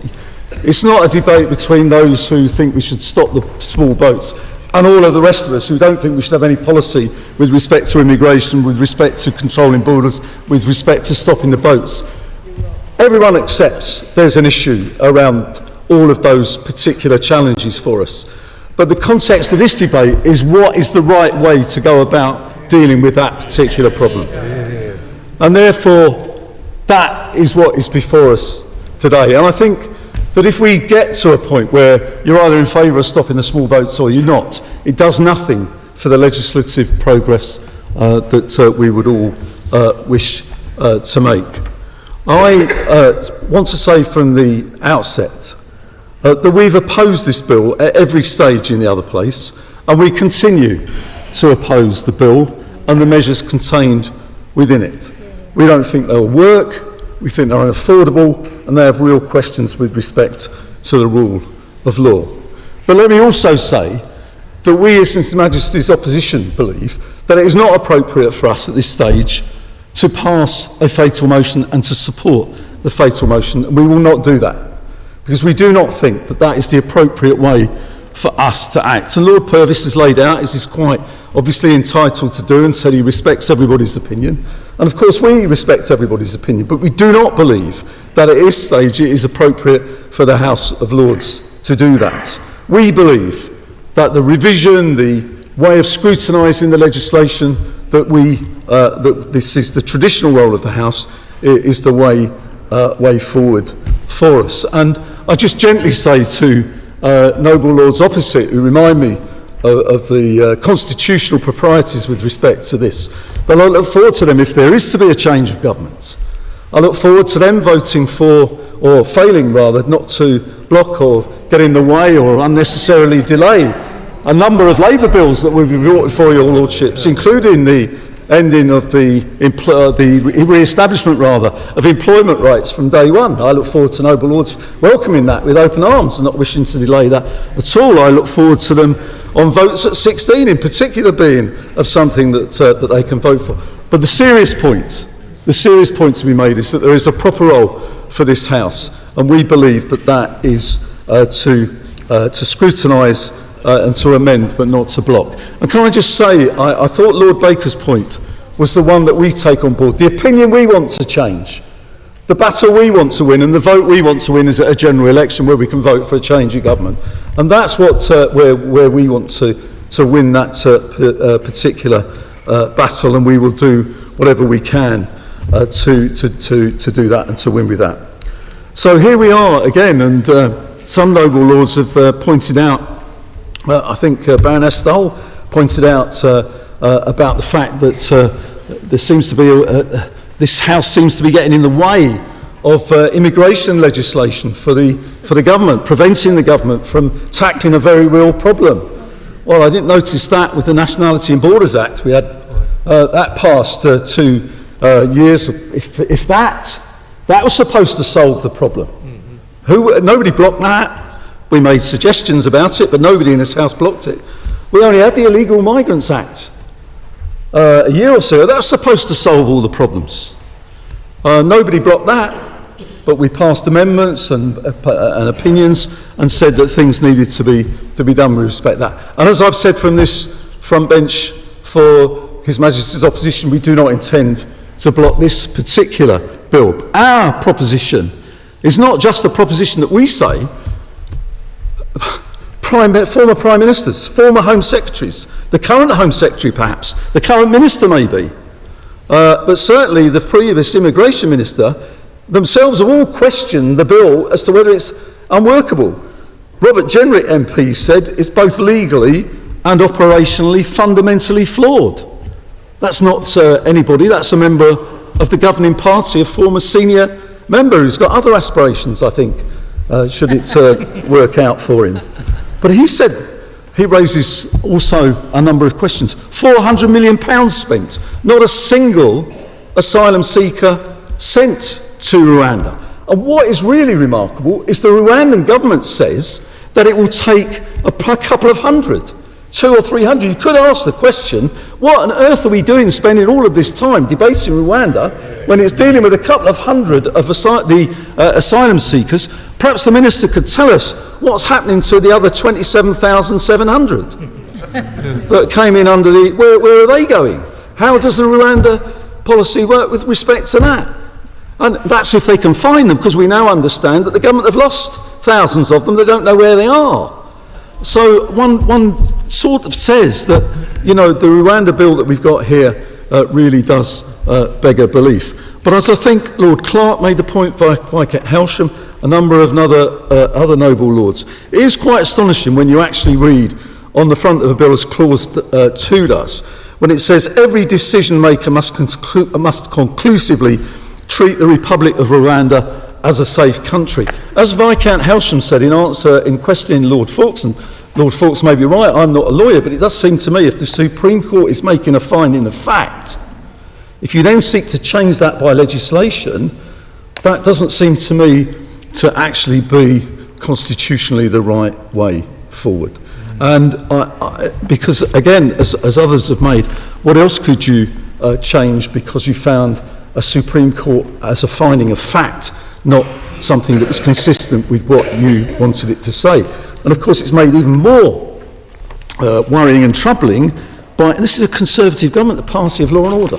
Clause 2.3 tells us that any court in determining any appeal under this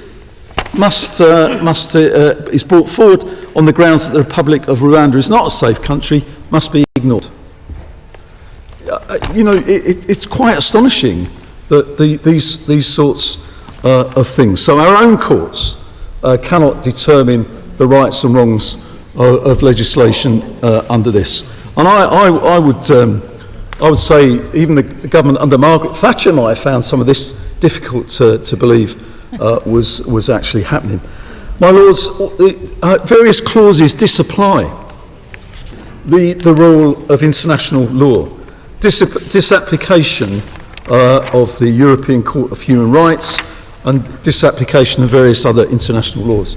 Let me just say this with the UNHCR. There are some who say that it doesn't matter that we are accused and stand accused of breaking international law, that the UNHCR says that the Rwanda Bill and the treaty are inconsistent with the Refugee Convention, are inconsistent with the European Court of Human Rights, are inconsistent with other international laws. We're told by some that this doesn't matter, that this is of no consequence. But many noble lords have talked about the importance of our global standing, our international reputation. I think that matters. If the government is saying it doesn't matter and the public don't care, I'm quite happy to go to the country and argue that Britain's place in the world matters, that our global reputation matters, our obedience and application and adherence to international law matters. And let me say this, if we don't think international law matters, what are we doing in Ukraine? What are we doing in the Red Sea with respect to the Houthis? What are we doing with respect to what we're saying with respect to China? And there's some of the applications, some of the policies that they've got with respect to Taiwan and the operation of there in the South Pacific. If international law and conventions don't matter, and you can disregard them when you want, what does that say for the international rules-based order? And our country, of which we are all proud, is a country should be and is right at the forefront of actually standing up for that as a senior member of the United Nations, of NATO, and so on. So I say that does matter. Some say that that is irrelevant to the British people and to public opinion. I say that it's not. So, my lords, there are to be and will be amendments, and we read, even in the government as included in 1.3, many of the obligations that it expects the government of Rwanda to take up to ensure that it's a safe country. But of course it says agree to fulfil the following obligations. As noble lord after noble lord after noble lord has said in this debate, as many noble baronesses have said in this debate, we have no way of knowing whether these obligations are actually going to be fulfilled or not. It's said they will be, but we don't know. It will be an act of faith. It will be a belief it's going to happen. It will be, well, we hope it will. And yet there is no mechanism within the bill with which we can actually ensure that we hold the Rwandan government to account so that we know that the things that we want to happen will happen. And I suspect that the amendments will seek to address that particular point. That will seek to say, is there not some way that we can at least make a reality of the various things that have been put in the bill? As I say, my lords, there is no difference between any of us in wanting to deal with this problem. The Labour Party is continually goaded by the fact, on the basis that if the Conservative government, His Majesty's government rather, continually says we have no plan, then sooner or later people will think we've no plan.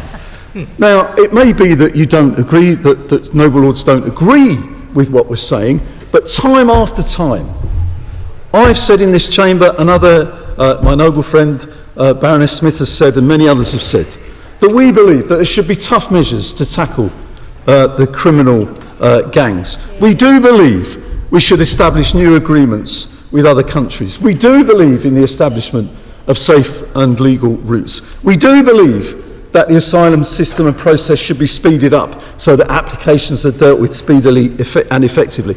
As the Archbishop continually points out, we also believe that it's necessary for problems to be dealt with at source through a new way of looking at that together, so there's a sharing of the particular problem. That's the plan. If people don't agree with that, argue about it. Say it won't work, as we say about the governments that it won't work. But I'm quite happy to go and put before people that 5-point plan as a better way of dealing with those problems than what the government lay before us. My lords, what we have, we need to ensure that above all, my lords, we have a system that is built on our traditions of fairness, of openness, of recognising that this issue needs cooperation and sharing, not the offloading of responsibility to others. It also needs a system rooted in a system of international law and respect, a system our great country helped to establish. This bill deserves to be amended to protect those principles as far as possible. The government will get its bill, as I say, even if amended, but the reward will not only be an unworkable system, but with a cost to our international standing and reputation. Now is the time not for us to panic, not to ditch our principles, but to put forward an asylum system and an immigration and asylum law that will work and be based on the principles on which this country has always been proud.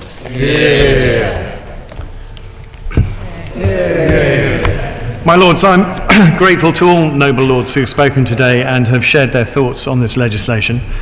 We've heard many thoughtful speeches from many noble lords, but I particularly welcome the valued insights of my noble friends, the Baronesses Goldie and Verma, and Lords Wolfson, Dobbs, Horam and Murray in particular. It is clear from across the benches that there is common ground in needing to find a solution to the challenges that we are facing. And can I, just for the record, I would like to say that, of course, I agree with the Most Reverend Primate, the Archbishop of Canterbury, on the individual worth of individuals. Stopping illegal migration is an important issue for both the public and this government. Parliament and the British people want an end to illegal migration, as my noble friend Lady Stowell powerfully argued, and therefore we need a deterrent. As noble lords have heard me say last week, We've made progress towards stopping the boats, but we must do more to break the business model of the criminal gangs and deter illegal migrants. And I would say to the Noble Lord Kerr, there is evidence of deterrence. There's evidence that it works. And I'm grateful to my noble friends Lord Udney, Lister and Horam for reminding us of Albania and the Australian example. The dangerous channel crossings are often made by young, fit men in search of better life opportunities. Many of those have travelled through safe countries in order to reach the UK, as my noble friend Lord Hannan set out. And they've paid substantial amounts of money to the criminal gangs to facilitate their journey. As the noble Baroness Lady Goldie highlighted, these criminal gangs could not care less about the safety of migrants. They only care about the money. And I think noble lords are in agreement that we cannot let this continue. The Most Reverend Primate, the Archbishop of Canterbury, and other noble lords were right to place this bill in its moral context. But proceeding with this bill is the moral course, as my noble friend Lord Blackwell powerfully noted. We must put a stop to the dangerous channel crossings that are putting lives at risk, and we must put an end to this mass trafficking of people to save lives. That is the humane thing to do, and it is the fair thing to do, as my noble friend Lady Verma argued. By delivering our key partnership, relocating those with no right to be in the UK to Rwanda and not allowing them to stay in the UK, we will deter people making these journeys and we will save those lives. We also need to ensure that we are meeting our international obligations, and so the treaty the Home Secretary signed in December last year sets out to Parliament and the courts why Rwanda is and will remain safe for those relocated there. This bill makes it unambiguously clear that Rwanda is safe and will prevent the courts from second-guessing Parliament's assessments. The Prime Minister has been clear that he will not let a foreign court block flights. We simply cannot let Strasbourg dictate our border security and stop us from establishing a deterrent. I will now turn to the matters raised in the debate, including the points addressed in the amendment moved by the noble Lord Adjournment. So a number of noble lords asked why the legislation seeks to confirm that Rwanda is safe when the treaty simply sets out the aspirations of what should happen and the measures are not in place. My lords, the Supreme Court recognised that changes may be delivered in the future which could address the conclusions they came to. We've been working closely with Rwanda on these changes. The partnership with Rwanda is now set out in a new treaty, binding in international law, with specific provisions to address the court's findings. Since the evidential position considered by the UK domestic courts in the summer of 2022, we have obtained further specific information, evidence and assurances from the government of Rwanda to explicitly address the challenges raised by the claimants and the UNHCR in the litigation, and the findings of the Supreme Court following its judgment in November. This primarily takes the form of detailed standard operating procedures, reviews of contracts for services the government of Rwanda have procured, for example with accommodation facilities and medical insurance companies, and new and revised training programs. My lords, the noble lords Purvis and Coker mentioned this all in the context of the UNHCR.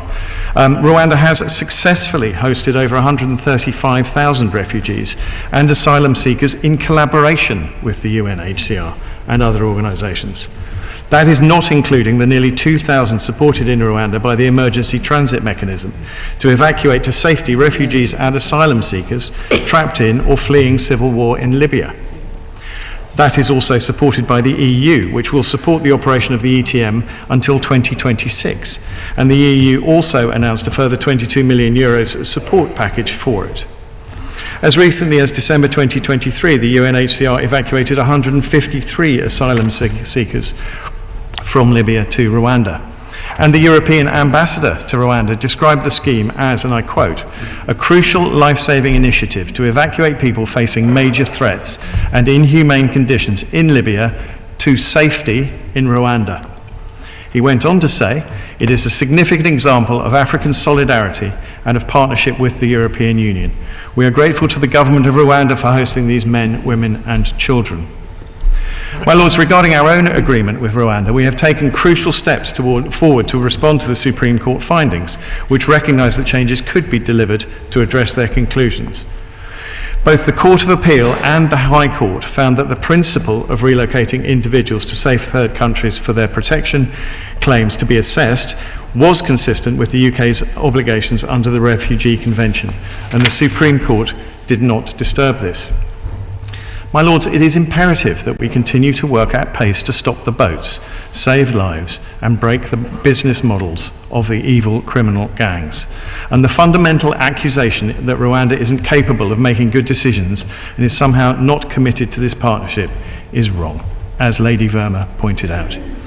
I disagree with that, my Lords. Rwandans, perhaps more than most, understand the importance of providing protections to those needing it. I would at this point say to the Noble Lord Coker, that the monitoring of all of this is of course dealt with by the treaty, which we debated at some length last week.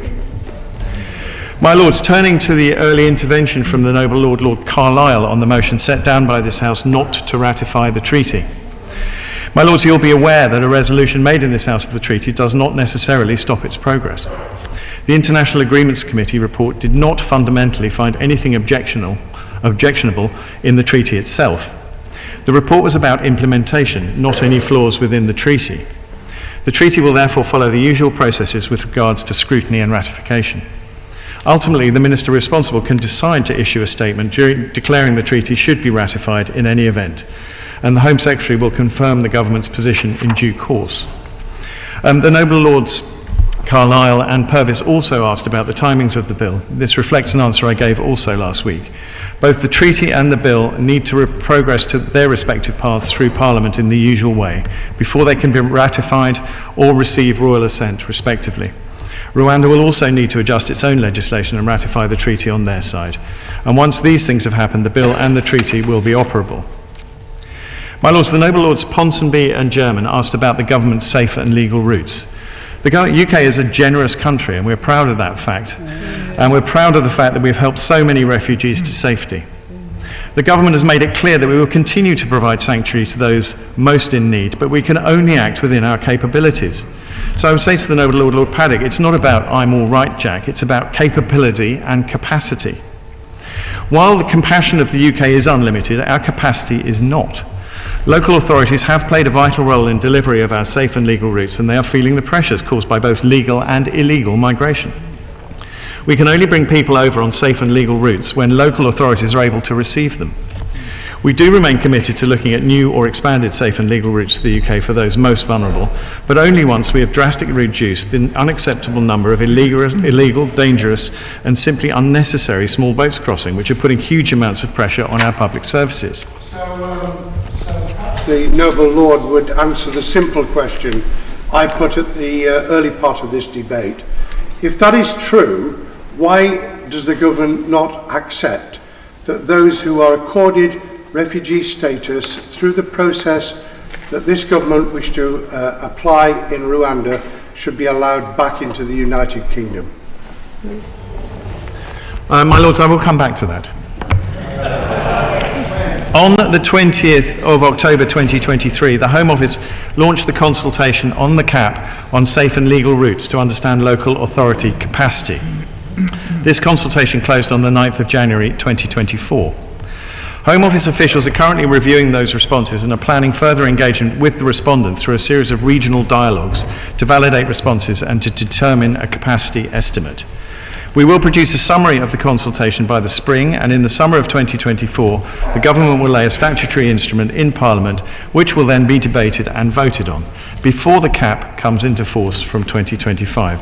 So in answer to the Noble Lord Blunkett, I would say we have to wait for all of those things to take effect, and I have no doubt that this matter will be up for debate again after 2025.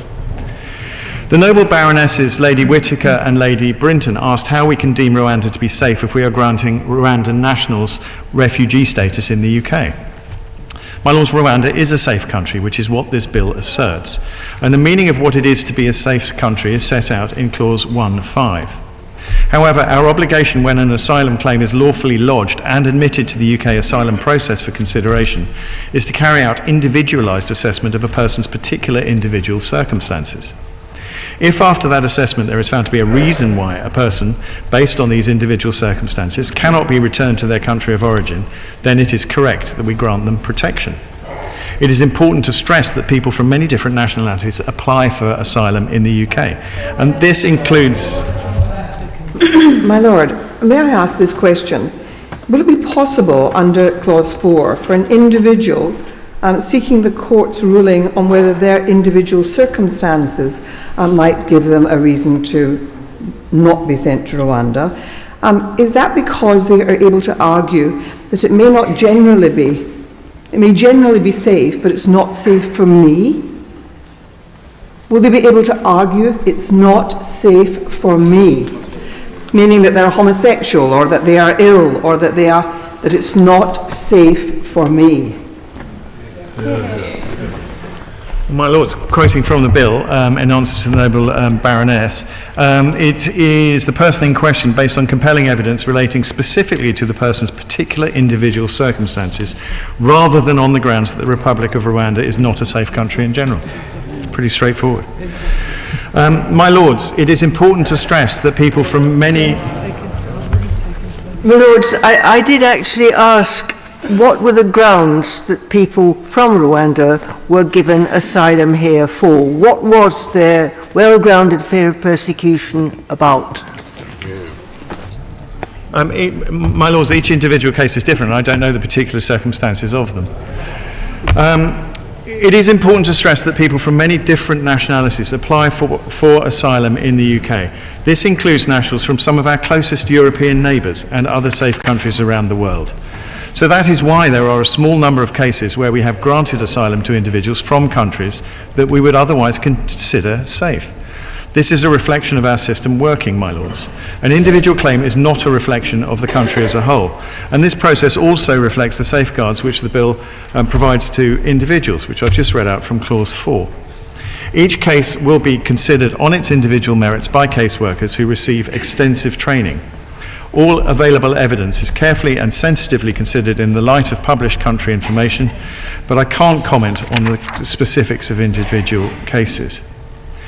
My Lords, the Right Reverend Prelate, the Bishop of London, and the Noble Lord, Lord Blunkett, asked what support will be available for those who are particularly vulnerable. Rwandan officials will have due regard to the psychological and physical signs of vulnerability of all relocated persons at any stage of the application and integration process. Screening interviews to identify vulnerabilities will be conducted by protection officers in Rwanda who have received the relevant training and are equipped to competently handle safeguarding referrals. Interpreters will be available as required to ensure relocated individuals can make their needs known, and all interviews will be conducted with sensitivity for the individual's well-being. The government of Rwanda has processes in place to safeguard relocated individuals with a range of vulnerabilities, including those concerning mental health, gender-based violence, and addiction. All relocated individuals will receive appropriate protection and assistance according to their needs, including referral to specialist services as appropriate to protect their welfare. Article 13 of the treaty makes specific provision that Rwanda will have regard to information provided about a relocated individual relating to any special needs that may arise as a result of their being a victim of modern slavery or human trafficking, and shall take all necessary steps to ensure that these needs are accommodated. How will they know? The Illegal Migration Act prevents someone who may well have been trafficked from even starting the process of claiming that they've been trafficked here. So how will the Rwandans know? Because we are not collecting that information. My Lords, as I've just said, the treaty makes specific provision that Rwanda will have regard to information provided about a relocated individual by the United Kingdom. I'm grateful, but that's prohibited in the Illegal Migration Act. My Lords, I will have to write to the Noble Lord on that very specific point. These are also detailed in the standard operating procedures as part of the evidence pack released on the 11th of January in support of the bill. Furthermore, my Lords, the UK is also providing additional expertise to support the development of Rwanda's capacity to safeguard vulnerable persons. The Noble Lords, Lord Cashman and Etherton, asked about the treatment of LGBT persons if sent to Rwanda. Rwandan legal protection for LGBT rights is generally considered more progressive than that of neighbouring countries. The Constitution of Rwanda includes a broad prohibition of discrimination and does not criminalise or discriminate against sexual orientation in law or policy. As set out in paragraph 36 of the government's published policy statement, the Constitution of Rwanda prohibits at Article 16 discrimination of any kind based on, amongst other things, ethnic origin, family or ancestry, clan, skin colour or race, sex, region, economic categories, religion or faith, opinion, fortune, cultural differences, language, economic status, physical or mental disability. The noble Baroness, Lady Brinton, asked about unaccompanied children who were deemed to be an adult being relocated to Rwanda. As the treaty sets out in Article 3, paragraph 4, we will not seek to relocate unaccompanied individuals who are deemed to be under the age of 18 to Rwanda. Any unaccompanied individual who, subsequent to relocation, is deemed by a court or tribunal in the UK to either be under the age of 18 or to be treated temporarily as being under the age of 18 shall be returned to the UK. Any person who has been relocated to Rwanda... I'm sure that the noble Lord the Minister wants to be accurate. And is it not the case that he should recognise that homosexuality is illegal in Rwanda? The penal code criminalises same-sex sexual activity, and individuals found guilty of engaging in such activity can face imprisonment. If that is right, is Rwanda really a safe country? Well, my lords, I'm not familiar with that part, I'm afraid. However, I have just read out the relevant clause in this particular bill, which deals with specific individual circumstances. Any person who has been relocated to Rwanda but who subsequently receives a court or tribunal order from the UK that they must be treated as a minor and are therefore a child who is in Rwanda without a parent or a guardian shall be provided with suitable accommodation and support that meets all of the requirements for families with children set out within the treaty under paragraphs 1.1 and 122 of Annex A, Part 1 of the treaty until the child is returned to the UK. With regards to concerns about the impacts of the policy on children treated as an adult, let me reassure my lords that there are safeguards in place to prevent that from happening. The Home Office will only treat an individual claiming to be a child as an adult without conducting further inquiries if two officers, one of at least Chief Immigration Officer grade or equivalent, have separately determined that the individual's physical appearance and demeanour very strongly suggest they are significantly over 18 years of age. If doubt remains about whether the claimant is an adult or a child, they are treated as a child for immigration purposes until a further assessment of their age by a local authority or the National Age Assessment Board. This will usually entail a careful, holistic age assessment known as a Merton-compliant age assessment. And only once this assessment is complete could the individual then be treated as an adult if found to be so. My lords, many noble lords have asked whether this bill will comply with international law. The provisions are consistent with our international law obligations. They retain rights challenged based on compelling evidence of serious and irreversible harm in specific individual circumstances, which will arise in narrow circumstances. So in response to the points made by Lord Jermyn and Lord Howarth, the bill makes clear that it is only for a Minister of the Crown to determine whether to comply with an interim measure of the Strasbourg Court. I'm grateful to my noble friend Lord Wolfson and the noble Lord Fawkes for their comments on this. I'm not going to get drawn into speculation about hypothetical scenarios, but the international binding treaty agreed between the UK and Rwanda contains binding commitments to ensure the scheme is compliant with international law, including the ECHR, and it also makes clear that domestic courts may not have regard to the existence of any interim measures when considering any domestic application flowing from a decision to relocate a person to Rwanda in accordance with the treaty. The Permanent Secretary for the Home Office has confirmed that if we receive a Rule 39, instead of deferring removal immediately, as the guidance currently indicates, officials will refer the Rule 39 to the Minister for an immediate decision. And in answer to the noble Lord Wilson, the Cabinet Office has confirmed that it is the responsibility of civil servants under the Civil Service Code to deliver that decision. Consideration will be on a case-by-case basis, depending on the facts. And I'd also remind noble lords that as the government has set out, both the UK and Rwanda are committed to making this partnership work. As my noble friend Lord Murray set out, the Section 19(1)B statement is not specific to one provision. It applies to the bill as a whole. A statement under Section 19(1)B makes clear in this instance that the Home Secretary is not able to state now that the bill's provisions are more likely than not compatible with convention rights. There is nothing improper or unprecedented about pursuing bills with a Section 19(1)b statement. It does not mean the bill is unlawful or that the government will necessarily lose any legal challenges on human rights grounds. Parliament clearly intended Section 19(1)b to be used as it is included in the Human Rights Act of 1998. It's an important measure to safeguard parliamentary sovereignty. Section 19(1)b statements have been used by governments of all stripes before. For example, the bill that became the Communications Act of 2003 included a provision banning paid political advertising on TV. The use in this case recognises the novel and ambitious approach taken by this bill and the fact there is room for argument both ways. We are testing the limits but remain satisfied that this bill is compatible with international law.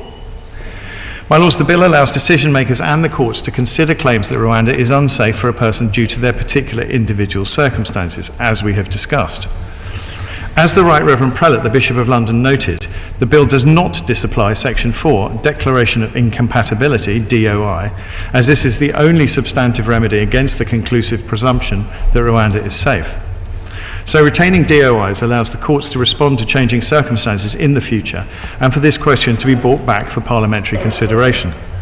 But of course the final say on the matter will remain with Parliament and the government because Section 4(6) of the Human Rights Act make clear that a declaration cannot affect the operation or validity of domestic legislation.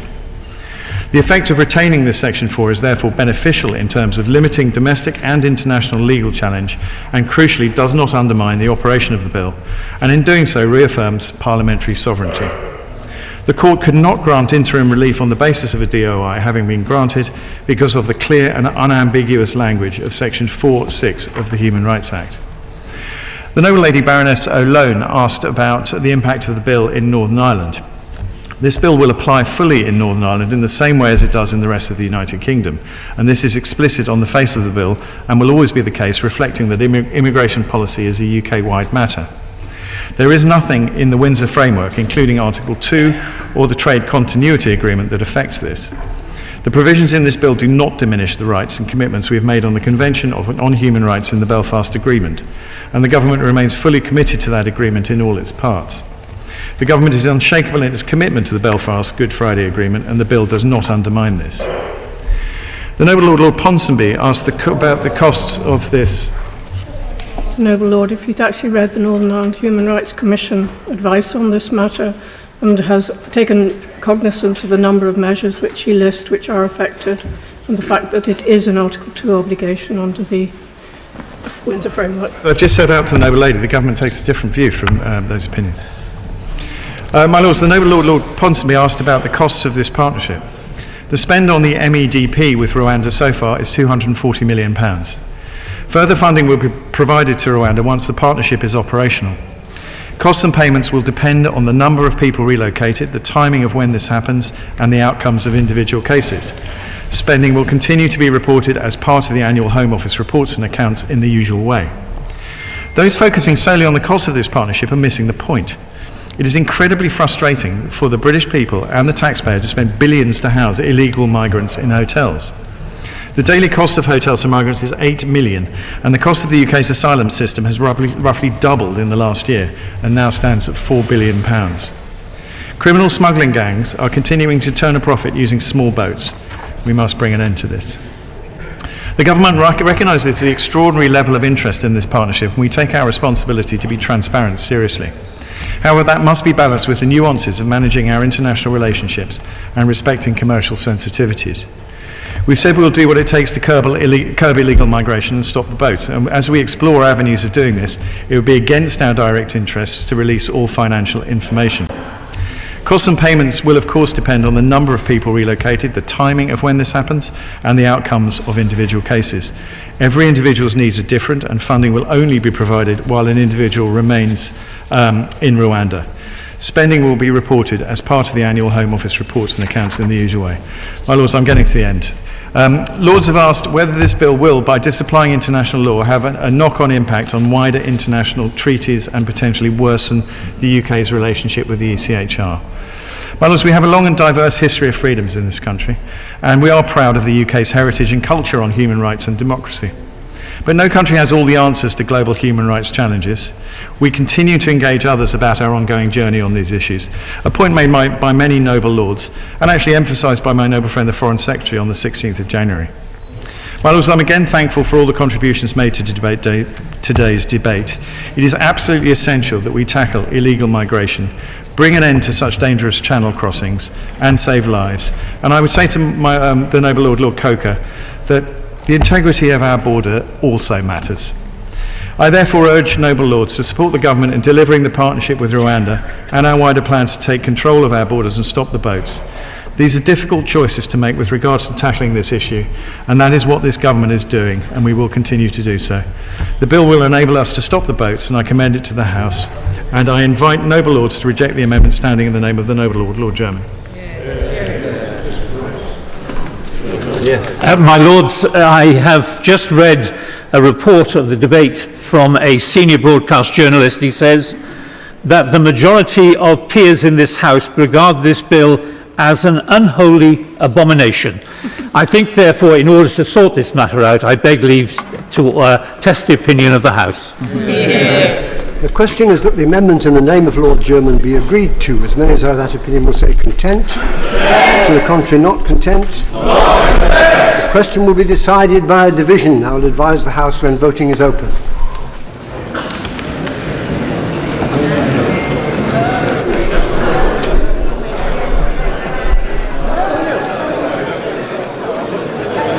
Voting is now open. Voting is now open. Clear the bar.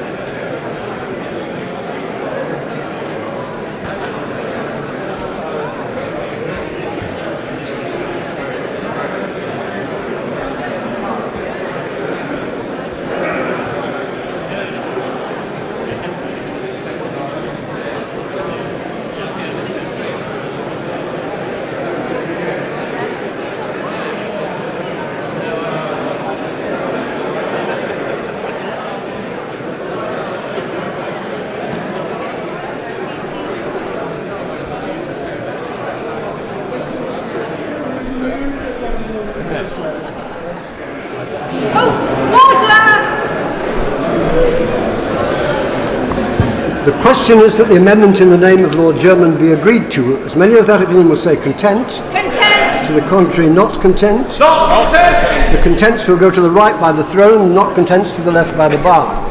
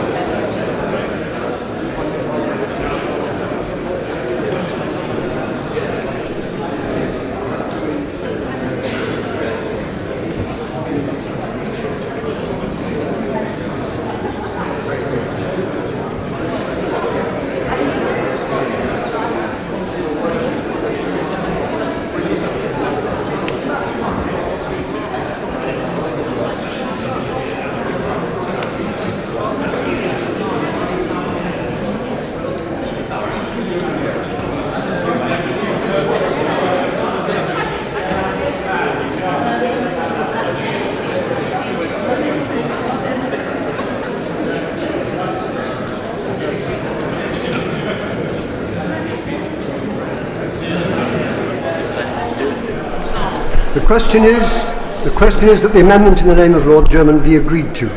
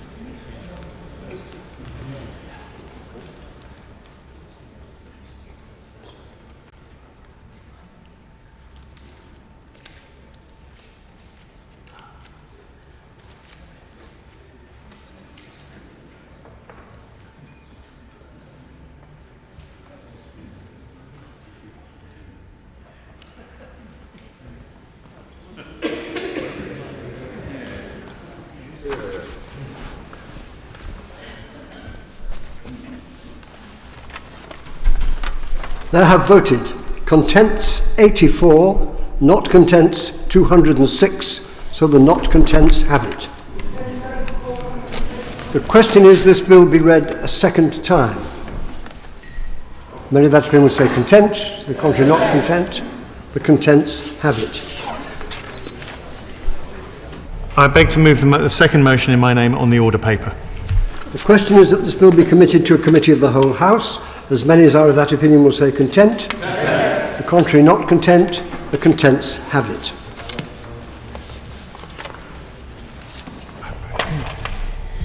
My Lords, I beg to move that the House do now adjourn.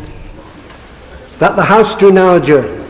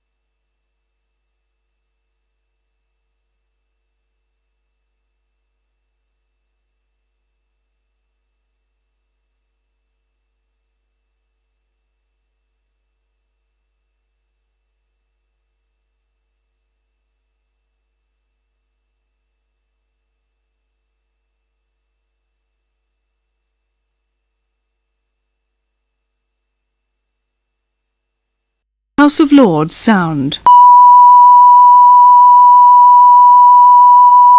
House of Lords sound. House of Lords sound. House of Lords sound. House of Lords sound. House of Lords sound. House of Lords sound. House of Lords sound.